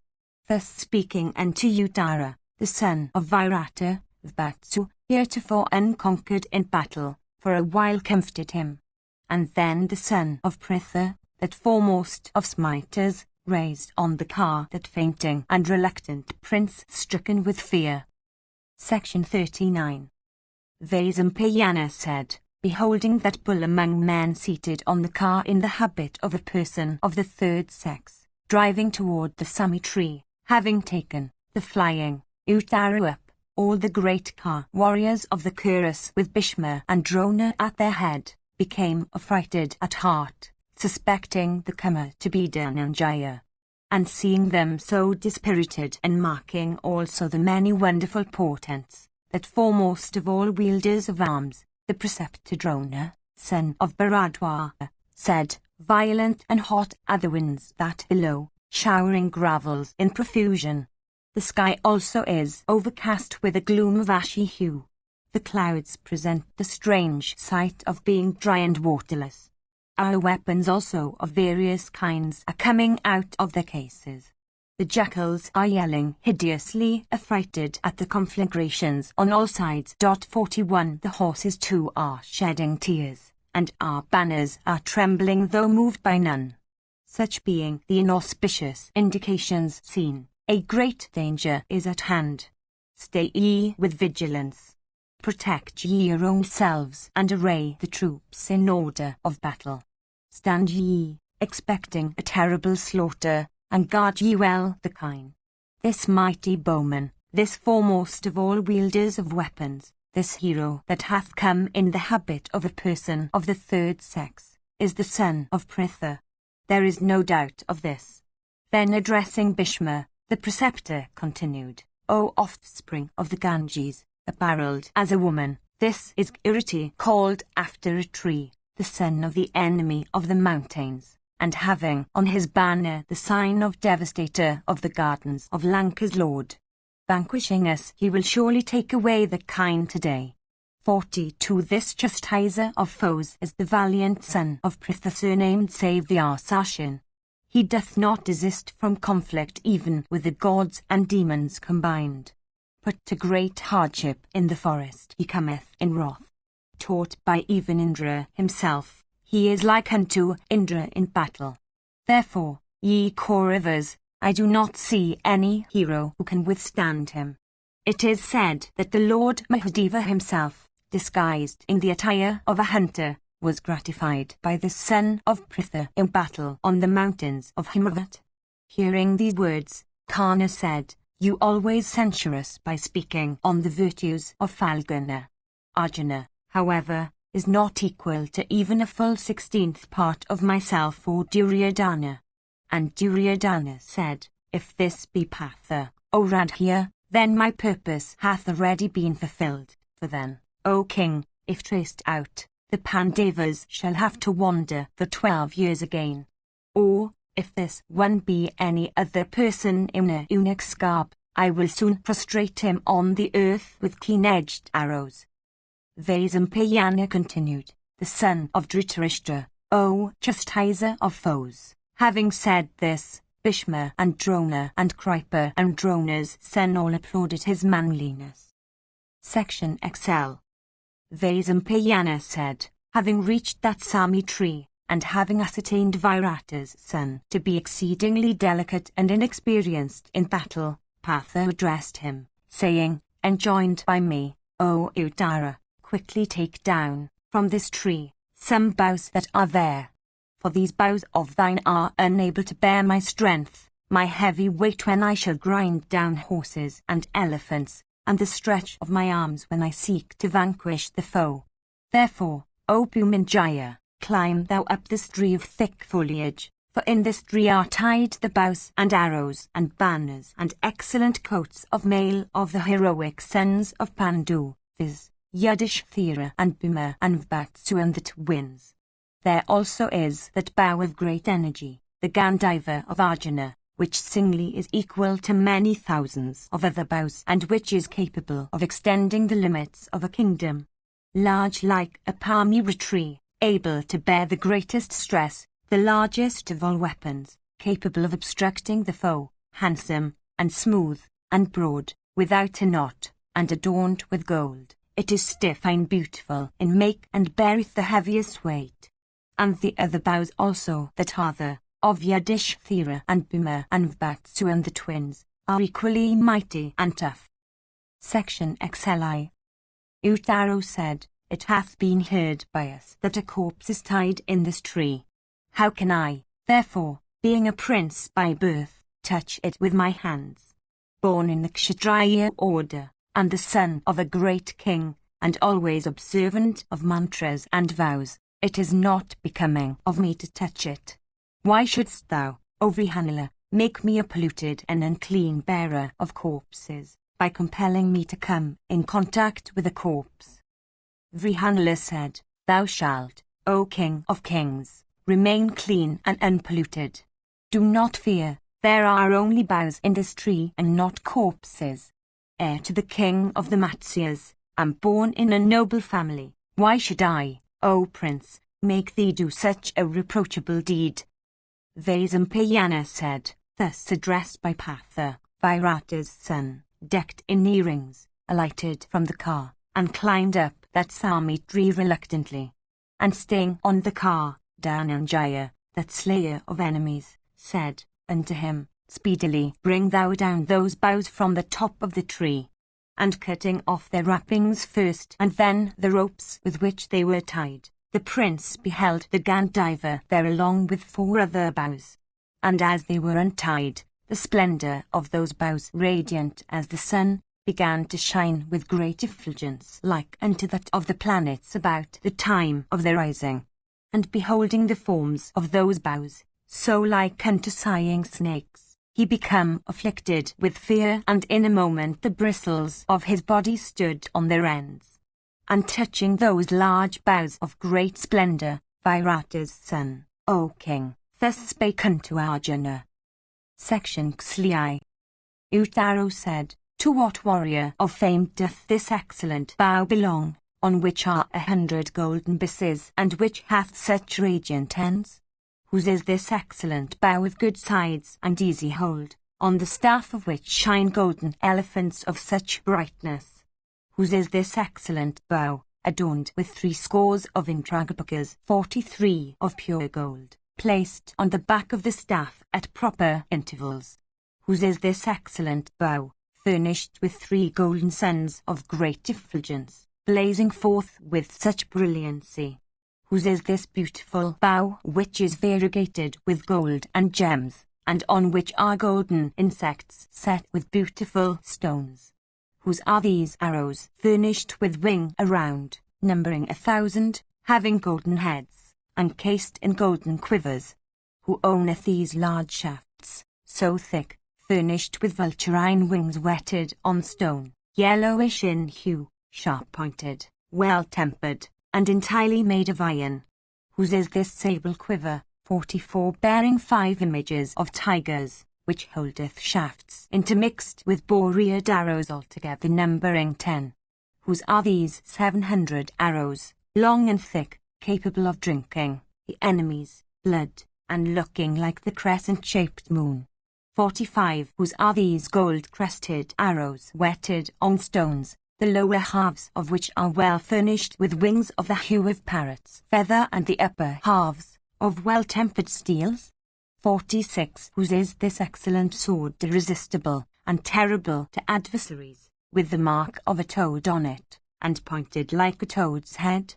47. Cased in variegated sheath of tiger skin. Whose is this large sword of excellent blade, variegated with gold and furnished with tinkling bells? Whose is this handsome scimitar of polished blade and golden hilt, manufactured in the country of the Nishadas, irresistible, incapable of being broken? Whose is this sword of polished blade in a scabbard of cow skin? Whose is this beautiful and long sword, sable in hue as the sky, mounted with gold, well-tempered, and cased in a sheath of goat skin? Who owneth this heavy, well-tempered, and broad sword, just longer than the breadth of 30 fingers, polished by constant clash with others' weapons, and kept in a case of gold, bright as fire? Whose is this beautiful scimitar of sable blade covered with golden bosses, capable of cutting through the bodies of adversaries? Whose touch is as fatal as that of a venomous snake, which is irresistible, and exciteth the terror of foes? Asked by me, O Vrihanila, do thou answer me truly? Great is my wonder at the sight of all these excellent objects. Section Xli. Vrihanila said, that about which thou hast first inquired is Arjuna's bow, of worldwide fame, called Gandiva, capable of devastating hostile hosts. Embellished with gold, this Gandiva, the highest and largest of all weapons, belonged to Arjuna, alone equal unto 100,000 weapons, and always capable of extending the confines of kingdoms. It is with this that Partha vanquisheth in battle both men and celestials. Worshipped ever by the gods, the Danavas and the Gandharvas, and variegated with excellent colours, this large and smooth bow is without a knot or stain anywhere. Shiva held it first for 1,000 years. Afterwards Prajapati held it for 503 years. After that Sakra, for 580 years. And then Soma held it for 500 years. And after that Varuna held it for 100 years. And finally Partha, surnamed Swetavahana, 48, hath held it for 65 years. 49 endues with great energy and of high celestial origin. This is the best of all bows.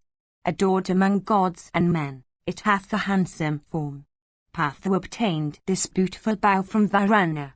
This other bow of handsome sides and golden handle is Bhima's, with which that son of Pritha, that chastiser of foes, had conquered the whole of the eastern regions. This other excellent bow of beautiful shape, adorned with images of Indragapaka's, belongeth, O Virata's son, to King Yudhishthira. This other weapon with golden suns of blazing splendour shedding a dazzling effulgence around, belongeth to Nakula. And this bow adorned with golden images of insects and set also with gems and stones, belongeth to that son of Madri who is called Sahadeva. These winged arrows, 1,000 in number, sharp as razors and destructive as the poison of snakes, belong, O Virata's son, to Arjuna. When shooting them in battle against foes, these swift arrows blaze forth more brilliantly and become inexhaustible.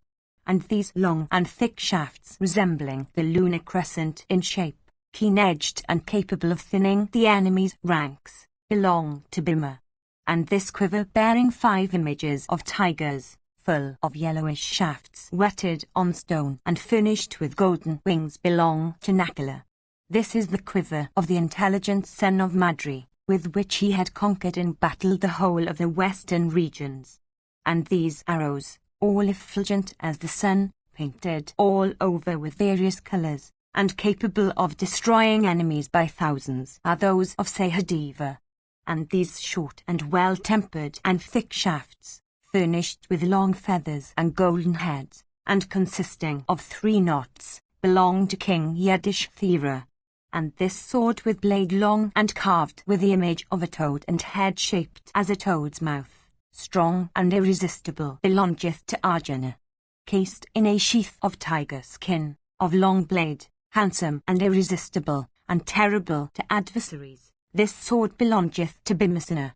Of excellent blade and cased in a well-painted sheath, and furnished with a golden hilt, this handsome sword belongeth to the wise Kaurava, Yudhishthira the just. And this sword of strong blade, irresistible and intended for various excellent modes of fight, and cased in a sheath of goat skin, belongeth to Nakula. And this huge scimitar, cased in a sheath of cow skin, strong and irresistible, belongeth to Sahadeva. Section Xlif. Uttaro said, Indeed, these weapons adorned with gold, belonging to the light-handed and high-souled Partha, look exceedingly beautiful. But where are that Arjuna, the son of Pritha, and Yudhishthira of the Kuru race, and Nakula, and Sahadeva, and Bhimasena, the sons of Pandu? Having lost their kingdom at dice, the high-souled Pandavas, capable of destroying all foes, are no longer heard of. Where also is Draupadi, the princess of Panchala, framed as the gem among women, who followed the sons of Pandu after their defeat at dice to the forest. Arjuna said, I am Arjuna, called also Partha. Thy father's courtier is Yudhishthira, and thy father's cook Vallava is Bhimasena, the groom of horses is Nakula, and Sahadeva is in the cowpen. And know thou that the Sarindri is Draupadi, for whose sake the Kikakas have been slain. Uttaro said, I would believe all this if thou canst enumerate the 10 names of Partha, previously heard by me. Arjuna said, I will, O son of Virata, tell thee my 10 names. Listen thou and compare them with what thou hadst heard before. Listen to them with close attention and concentrated mind. They are Arjuna, Phalguna, Jaishu, Kirutin, Swetavahana, Vatsu, Vijaya, Krishna, Savyasashin, and Ananjaya. Uttaro said, Tell me truly, why art thou called Vijaya, and why Swetavahana?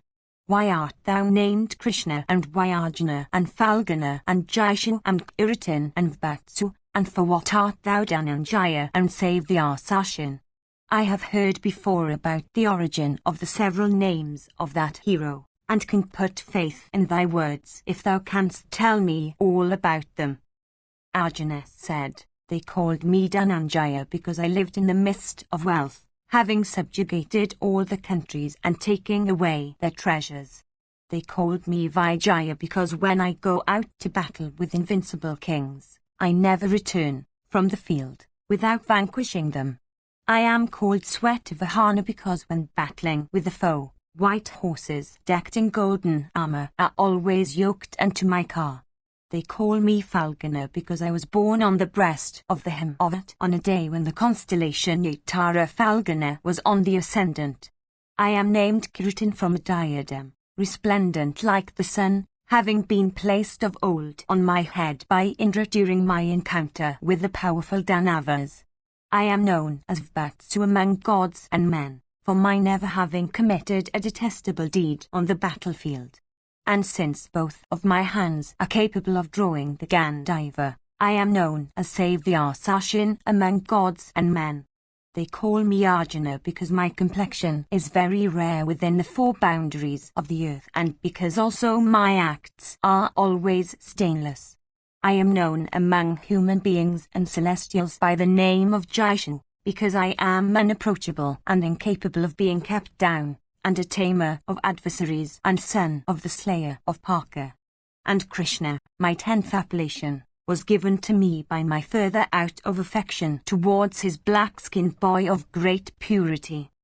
Vaisampayana continued, the son of Virata then, approaching nearer, saluted Partha and said, "My name is Bhumanjaya, and I am also called Yatara. It is by good luck, O Partha, that I behold thee.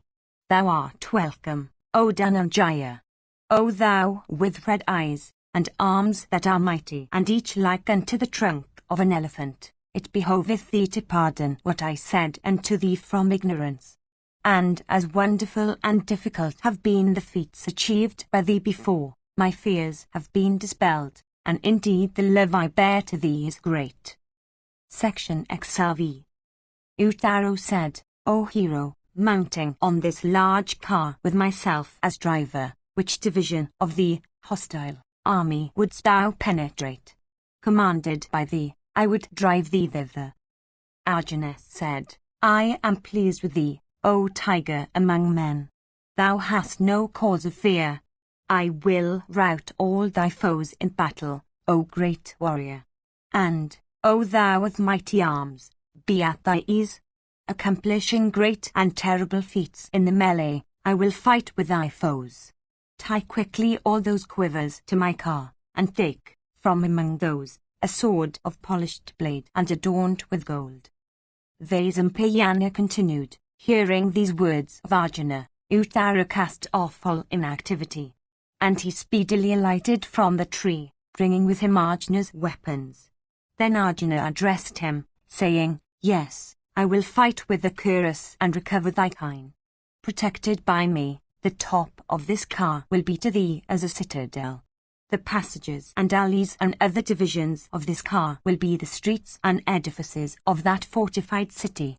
These my arms will be its ramparts and gateways. This treble pole and my quiver will constitute defensive works inaccessible to the foe. This my banner, single and grand, will it not alone be equal unto those of thy city? This my bowstring will constitute the catapults and cannons for vomiting forth missiles on the besieging host. My excited wrath will make that fortress formidable, and the clatter of my car wheels, will it not resemble the kettle drums of thy capital?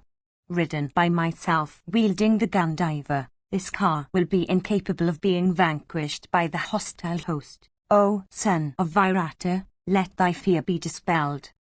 Uttaro said, "I am no longer afraid of these.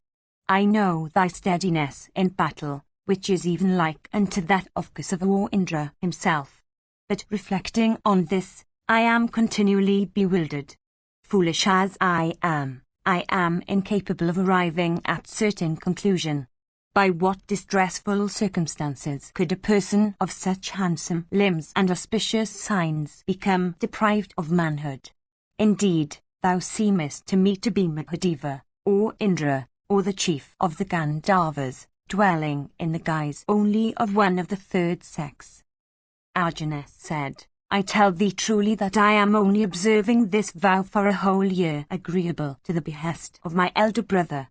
O thou with mighty arms, I am not truly one of the neuter sex, but I have adopted this vow of eunuchism from subservience to another's will and from desire of religious merit. O Prince, know me now to have completed my vow." Uttaro said, "Thou hast conferred a great favor on me today, for I now find that my suspicion was not altogether unfounded. Indeed, such a person as thou, O best of men, cannot be of the neuter sex. I have now an ally in battle. I can now fight with the celestials themselves. My fears have been dispelled. What shall I do? Command me now. Trained in driving cars by a learned scepter, I will, O bull among men, hold the reins of thy horses that are capable of breaking the ranks of hostile cars. Know me, O bull among men, to be as competent a charioteer as Daruka of Vasudeva, or Matali of Sakra.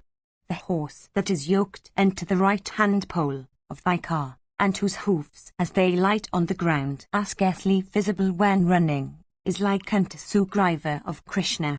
This other handsome horse, the foremost of his race, that is yoked unto the left pole, is, I regard, equal in speed to Megha-Pushpa.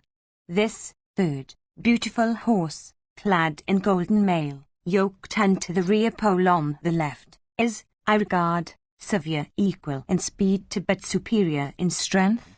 And this fourth horse, yoked to the rear pole on the right, is regarded as superior to Valahaka in speed and strength.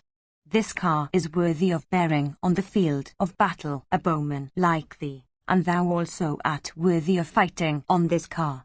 This is what I think. Vaisampayana continued. Then Arjuna, endued with great energy, took off the bracelets from his arms and wore on his hands a pair of beautiful gloves embroidered with gold. And he then tied his black and curling locks with a piece of white cloth. And seated on that excellent car with face turned to the east, the mighty armed hero, purifying his body and concentrating his soul, recalled to his mind all his weapons. And all the weapons came, and addressing the royal son of Partha, said, We are here, O illustrious one. We are thy servants, O son of Indra. And bowing unto them, Partha received them into his hands and replied unto them, saying, Dwell ye all in my memory? And obtaining all his weapons, the hero looked cheerful. And quickly stringing his bow, the Gandiva, he twanged it. And the twang of that bow was as loud as the collision of two mighty bulls. And dreadful was the sound that filled the earth, and violent was the wind that blew on all sides. And thick was the shower of fallen meteors 50, and all sides were enveloped in gloom. And the birds began to totter in the skies, and large trees began to shake. 51 And loud as the burst of the thunder, the chorus knew from that sound that it was Arjuna that drew with his hands the string of his best of bows from his car. And Udara said, Thou, O best of Pandavas, art alone. These mighty car warriors are many.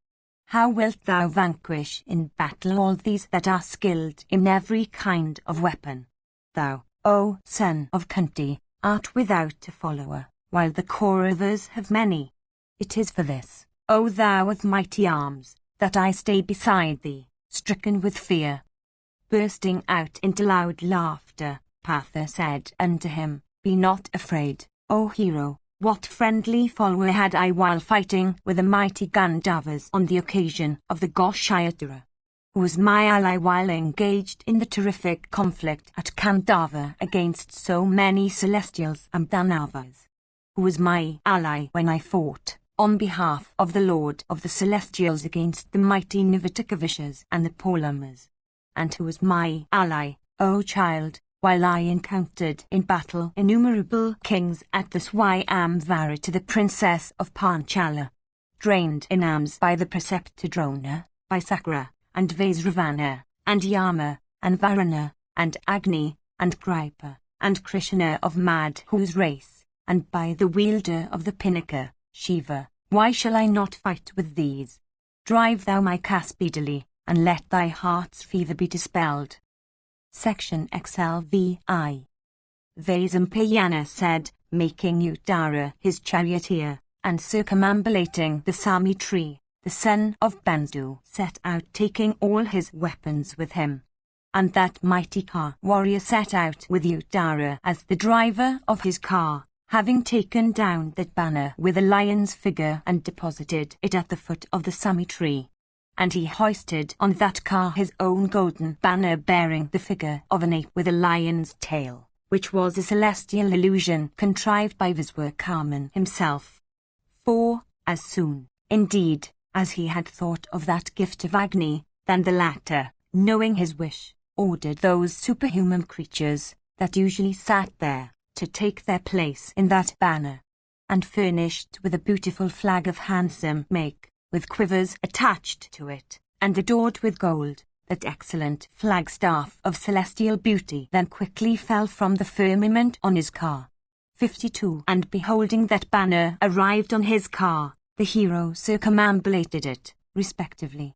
And then the ape bannered of Batsu, the son of Kunti, called also Swetivahana, with fingers cased in leathern fences of the iguana skin, and taking up his bow and arrows set out in a northerly direction. And that grinder of foes, possessed of great strength, then forcibly blew his large conch shell, of thundering sound, capable of making the bristles of foes to stand on their ends. And at the sound of that conch, those steeds endued with swiftness dropped down on the ground on their knees. And Udara also, greatly affrighted, sat down on the car. And thereupon the son of Kunti took the reins himself, and raising the steeds, placed them in their proper positions. And embracing Udara, he encouraged him also, saying, Fear not, O foremost of princes, thou art, O chastiser of foes, a Kshatriya by birth. Why, O tiger among men, dost thou become so dispirited in the midst of foes? Thou must have heard before the blare of many conchs, and the note of many trumpets, and the roar also of many elephants in the midst of ranks arrayed for battle. Why art thou, therefore, so dispirited and agitated and terrified by the blare of this conch, as if thou wert an ordinary person? Uttaro said, Heard have I the blare of many a conch and many a trumpet, and the roar of many an elephant stationed in the battle array, but never have I heard before the blare of such conch. Nor have I ever seen a banner like this. Never before have I heard also the twang of a bow such as this. Truly, sir, with the blare of this conch, the twang of this bow, the superhuman cries of the creatures stationed on this banner, and the battle of this car, my mind is greatly bewildered. My perception of the directions also is confused, and my heart is painfully afflicted. The whole firmament seemeth to me to have been covered by this banner, and everything seemeth to be hidden from my view. My ears also have been deafened by the twang of the Gandiva! 53. Arjuna said, Firmly stand thou on the car, pressing thy feet on it, and tightly catch hold of the bridles, for I will blow the conch again. Vaisampayana said, Arjuna then blew his conch again, that conch which filled foes with grief and enhanced the joy of friends. And the sound was so loud that it seemed to split hills and mountains, and pierce mountain caves and the cardinal points. And Udara once again sat down on the car, clinging to it in fear. And with the blare of the conch and the rattle of the car wheels, and the twang of the Gandiva, the earth itself seemed to tremble. And beholding Udara's fight, Dhananjaya began to comfort him again. Meanwhile, Drona said, From the rattle of the car, and from the manner in which the clouds have enveloped the sky and the earth itself trembles, this warrior can be none else than save the Assassin. Our weapons do not shine, our steeds are dispirited, and our fires, though fed with fuel, do not blare up. All this is ominous. All our animals are setting up a frightful howl, gazing towards the sun. The crows are perching on our banners. All this is ominous. Yonder vultures and kites on our right portend a great danger. That jackal also, running through our ranks, waileth dismally. Lo, it hath escaped unstruck. All this portends a heavy calamity. The bristles also of ye all are on their ends. Surely, this forebodes a great destruction of the Kshatriyas in battle. Things endued with light are all pale, beasts and birds look fierce, and there are to be witnessed many terrific portents indicative of the destruction of the Kshatriyas. And these omens forebode great havoc among ourselves. O king, thy ranks seem to be confounded by these blazing meteors, and thy animals look dispirited and seem to be weeping. Vultures and kites are wheeling all around thy troops. Thou shalt have to repent upon beholding thy army afflicted by Patha's arrows. Indeed, our ranks seem to have been already vanquished, for none is eager to go to fight. All our warriors are of pale face, and almost deprived of their senses. Sending the kine ahead, he should stand here, ready to strike, with all our warriors arrayed in order of battle. Section Xlvi. Vaisampayana said, King Duryodhana then, on the field of battle said unto Bhishma, and unto Drona, that tiger among warriors, and unto Kripa, that mighty car warrior, These words, both myself and Kana had said this unto the preceptors. 54 I refer to the subject again, for I am not satisfied with having said it once. Even this was the pledge of the sons of Bandu, that if defeated at dice, they would reside to our knowledge in countries and woods for 12 years, and 1 more year unknown to us. That 13th year, instead of being over, is yet running. Vatsu, therefore, who is still to live undiscovered, hath appeared before us. And if Vatsu hath come before the term of exile is at end, the Pandavas shall have to pass another 12 years in the woods. Whether it is due to forgetfulness, on their part, induced by desire of dominion, or whether it is a mistake of ours, it behoveth Bhishma to calculate the shortness or excess of the promised period. When an object of desire may or may not be attained, a doubt necessarily attaches to one of the alternatives, and what is decided in one way often ends differently. 55 Even moralists are puzzled in judging of their own acts. 56 As regards ourselves, we have come hither to fight with the Matsyas and to seize their kind stationed towards the north. If, meanwhile, it is Arjuna that hath come, what fault can attach to us? We have come hither to fight against the Matsyas on behalf of the Trigartas, and as numerous were the acts represented unto us of the oppressions committed by the Matsyas, it was for this that we promised aid to the Trigartas who were overcome with fear. And it was agreed between us that they should first seize, on the afternoon of the 7th lunar day, the enormous wealth of kine that the Matsyas have, and that we should, at sunrise of the 18th day of the moon, seize these kine when the king of the Matsyas would be pursuing those first seized.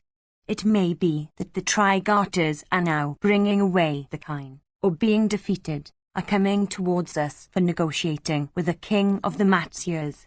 Or, it may be, that having driven the Trigartas off, the king of the Matsyas, at the head of this people and his whole army of fierce warriors, appeareth on the scene and advanceth to make night attacks upon us. It may be that some one leader among them, endued with mighty energy, is advancing for vanquishing us, or, it may be that the king himself of the Matsyas is come. But be it the king of the Matsyas or of Vatsu, we must all fight him. Even this hath been our pledge. Why are all these of foremost warriors, Bhishma and Drona and Kripa and Vikana and Drona's son, now sitting on their cars, panic-stricken? At present there is nothing better than fighting. Therefore, make up your minds. If, for the cattle we have seized, an encounter takes place with the divine wielder himself of the thunderbolt, or even with Yama, who is there that will be liable to reach Hastinapura, pierced by the shafts of the foe, how will the foot soldiers, in flying through the deep forest with their backs on the field, escape with life, when escape for the cavalry is doubtful?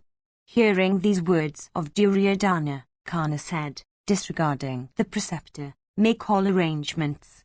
He knoweth well the intentions of the Pandavas and stricketh terror in our hearts. I see that his affection for Arjuna is very great. Seeing him only coming, he chanteth his praises. Make ye such arrangements that our troops may not break.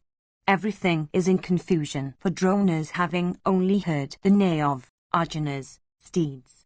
Make ye such arrangements that these troops come to a distant land in this hot season, and in the midst of this mighty forest, may not fall into confusion and be subjugated by the foe. The Pandavas are always the special favourites of the preceptor. The selfish Pandavas have stationed Drona amongst us. Indeed, he betrayeth himself by his speech. Who would ever extol a person upon hearing the neigh only of his steeds? Horses always neigh, whether walking or standing. The winds blow at all times, and Indra also always shall refrain. The roar of the clouds may frequently be heard. What hath Partha to do with these, and why is he to be praised for these? All this, on Drona's part, therefore, is due only to either the desire of doing good to Arjun or to his wrath and hatred towards us. Preceptors are wise, and sinless, and very kind to all creatures. They, however, should never be consulted at times of peril. It is in luxurious palaces, and assemblies and pleasure gardens, that learned men, capable of making speeches, seem to be in their place, performing many wonderful things. In the assembly, it is there that learned men find their place, or even there where sacrificial utensils and their proper placing and washing are needed. In a knowledge of the lapses of others, in studying the characters of men, in the science of horses and elephants and cars, in treating the diseases of asses and camels and goats and sheep and kine, in planning buildings and gateways, and in pointing out the defects of food and drink. The learned are truly in their own sphere.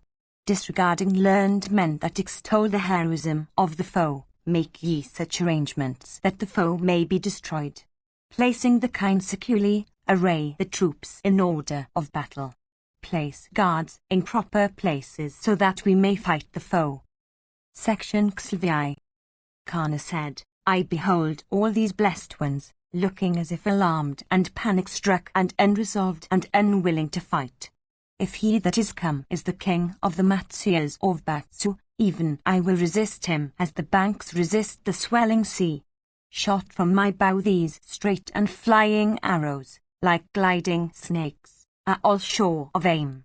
Discharged by my light hands, these keen-edged arrows, furnished with golden wings, shall cover path all over, like locusts shrouding a tree. Strongly pressed by these winged arrows, the bowstring will cause these my leathern fences to produce sounds that will be heard to resemble those of a couple of kettle drums. Having been engaged in ascetic austerities for the last 8 and 5 years, Vatsu will strike me but mildly in this conflict, and the son of Kunti, having become a Brahmana endued with good qualities, hath thus become a fit person to quietly receive shafts by thousands shot by me. This mighty bowman is indeed celebrated over the 3 worlds. I, too, am, by no means, inferior to Arjuna, that foremost of human beings. With golden arrows furnished with vulturine wings shot on all sides, let the firmament seem today to swarm with fireflies. Slaying Arjuna in battle, I will discharge today that debt, difficult of repayments, but promised of old by me unto Dhritarashtra's son. When man is there, even amongst all the gods and the Asuras, that will endure to stand in the teeth of the straight arrows shot from my bow. Let my flying arrows, winged and depressed at the middle, present the spectacle of the coursing of the fireflies through the welkin. Hard though he be as Indra's thunderbolt and possessed of the energy of the chief of the celestials, I will surely grind Patha, even as one afflicts an elephant by means of burning brands. A heroic and mighty car warrior as he is, and the foremost of all wielders of weapons, I shall seize the unresisting Patha, even like Garuda seizing a snake. Irresistible like fire, and fed by the fuel of swords, darts, and arrows, the blazing Pandava fire that consumeth foes, will be extinguished even by myself, who am like unto a mighty cloud incessantly dropping an arrowy shower, the multitude of cars I will lead, constituting its thunder, and the speed of my horses, the wind in advance. Discharged from my bow, my arrows like venomous snakes will pierce Patha's body, like serpent penetrating through an anthill. Pierced with well-tempered and straight shafts endued with golden wings and great energy, behold ye today the son of Kunti decked like a hill covered with Kangara flowers. Having obtained weapons from that best of ascetics, the son of Jamadani, I would, relying on their energy, fight with even the celestials. Struck with my javelin, the ape stationed on his banner top shall fall down today on the ground, uttering terrible cries. The firmament will today be filled with the cries of the superhuman creatures stationed in the flagstaff of the foe, and afflicted by me, they will fly away in all directions. I shall today pluck up by the roots the long-existing dart in Duryodhana's heart by throwing Arjuna down from his car. The Kauravas will today behold Partha with his car broken, his horses killed, his valour gone, and himself sighing like a snake. Let the Kauravas, following their own will, go away taking this wealth of kine, or, if they wish, let them stay on their cars and witness my combat. Section 6. Kripa said, O Radha, thy crooked heart always inclineth to war. Thou knowest not the true nature of things, nor dost thou take into account their after consequences. There are various kinds of expedients inferable from the scriptures. Of these, a battle hath been regarded by those acquainted with the past as the most sinful. It is only when time and place are favourable that military operations can lead to success. In the present instance, however, the time being unfavourable, no good results will be derived. A display of prowess in proper time and place becometh beneficial. It is by the favourableness or otherwise of time and place that the opportuneness of an act is determined. Learned men can never act according to the ideas of the car-maker. Considering all this, an encounter with Partha is not advisable for us. Alone he saved the Kuras from the Gandharvas, and alone he satiated Agni. Alone he led the life of a Brahmacharin for 5 years, on the breast of Himavat. Taking up Subhadra on his car, alone he challenged Krishna to single combat. Alone he fought with Rudra, who stood before him as a forester. It was in this very forest that Partha rescued Krishna while she was being taken away by Jayadratha. It is he alone that hath, for 5 years, studied the science of weapons under Indra. Alone vanquishing all foes he hath spread the fame of the Kuras. Alone that chastiser of foes vanquished in battle Chitrasena, the king of the Gandharvas, and in a moment his invincible troops also. Alone he overthrew in battle the fierce Nivatakavishas and the Kalakanchas, that were both incapable of being slain by the gods themselves. What, however, O Gana, hath been achieved by thee single-handed like any of the sons of Pandu, each of whom had alone subjugated many lords of earth? Even Indra himself is unfit to encounter Partha in battle. He, therefore, that desireth to fight with Arjuna should take a sedative. As to thyself, thou desirest to take out the fangs of an angry snake of virulent poison by stretching forth thy right hand and extending thy forefinger. Or, wandering alone in the forest, thou desirest to ride an infuriate elephant and go to a boar without a hook in hand. Or, rubbed over with clarified butter and dressed in silken robes, thou desirest to pass through the midst of a blazing fire fed with fat and tallow and clarified butter. Who is there that would, binding his own hands and feet and tying a huge stone unto his neck, cross the ocean swimming with his bare arms? What manliness is there in such an act? O Gana, he is a fool that would, without skill in weapons and without strength, desire to fight with Partha who is so mighty and skilled in weapons. Dishonestly deceived by us and liberated from 13 years' exile, will not the illustrious hero annihilate us? Having ignorantly come to a place where Partha lay concealed like fire hidden in a well, we have, indeed, exposed to a great danger. But irresistible though he be in battle, we should fight against him. Let, therefore, our troops, clad in mail, stand here arrayed in ranks and ready to strike. Let Drona and Duryodhana and Bhishma and thyself and Drona's son and ourselves all fight with the son of Pritha. Do not, O Gana, act so rashly as to fight alone.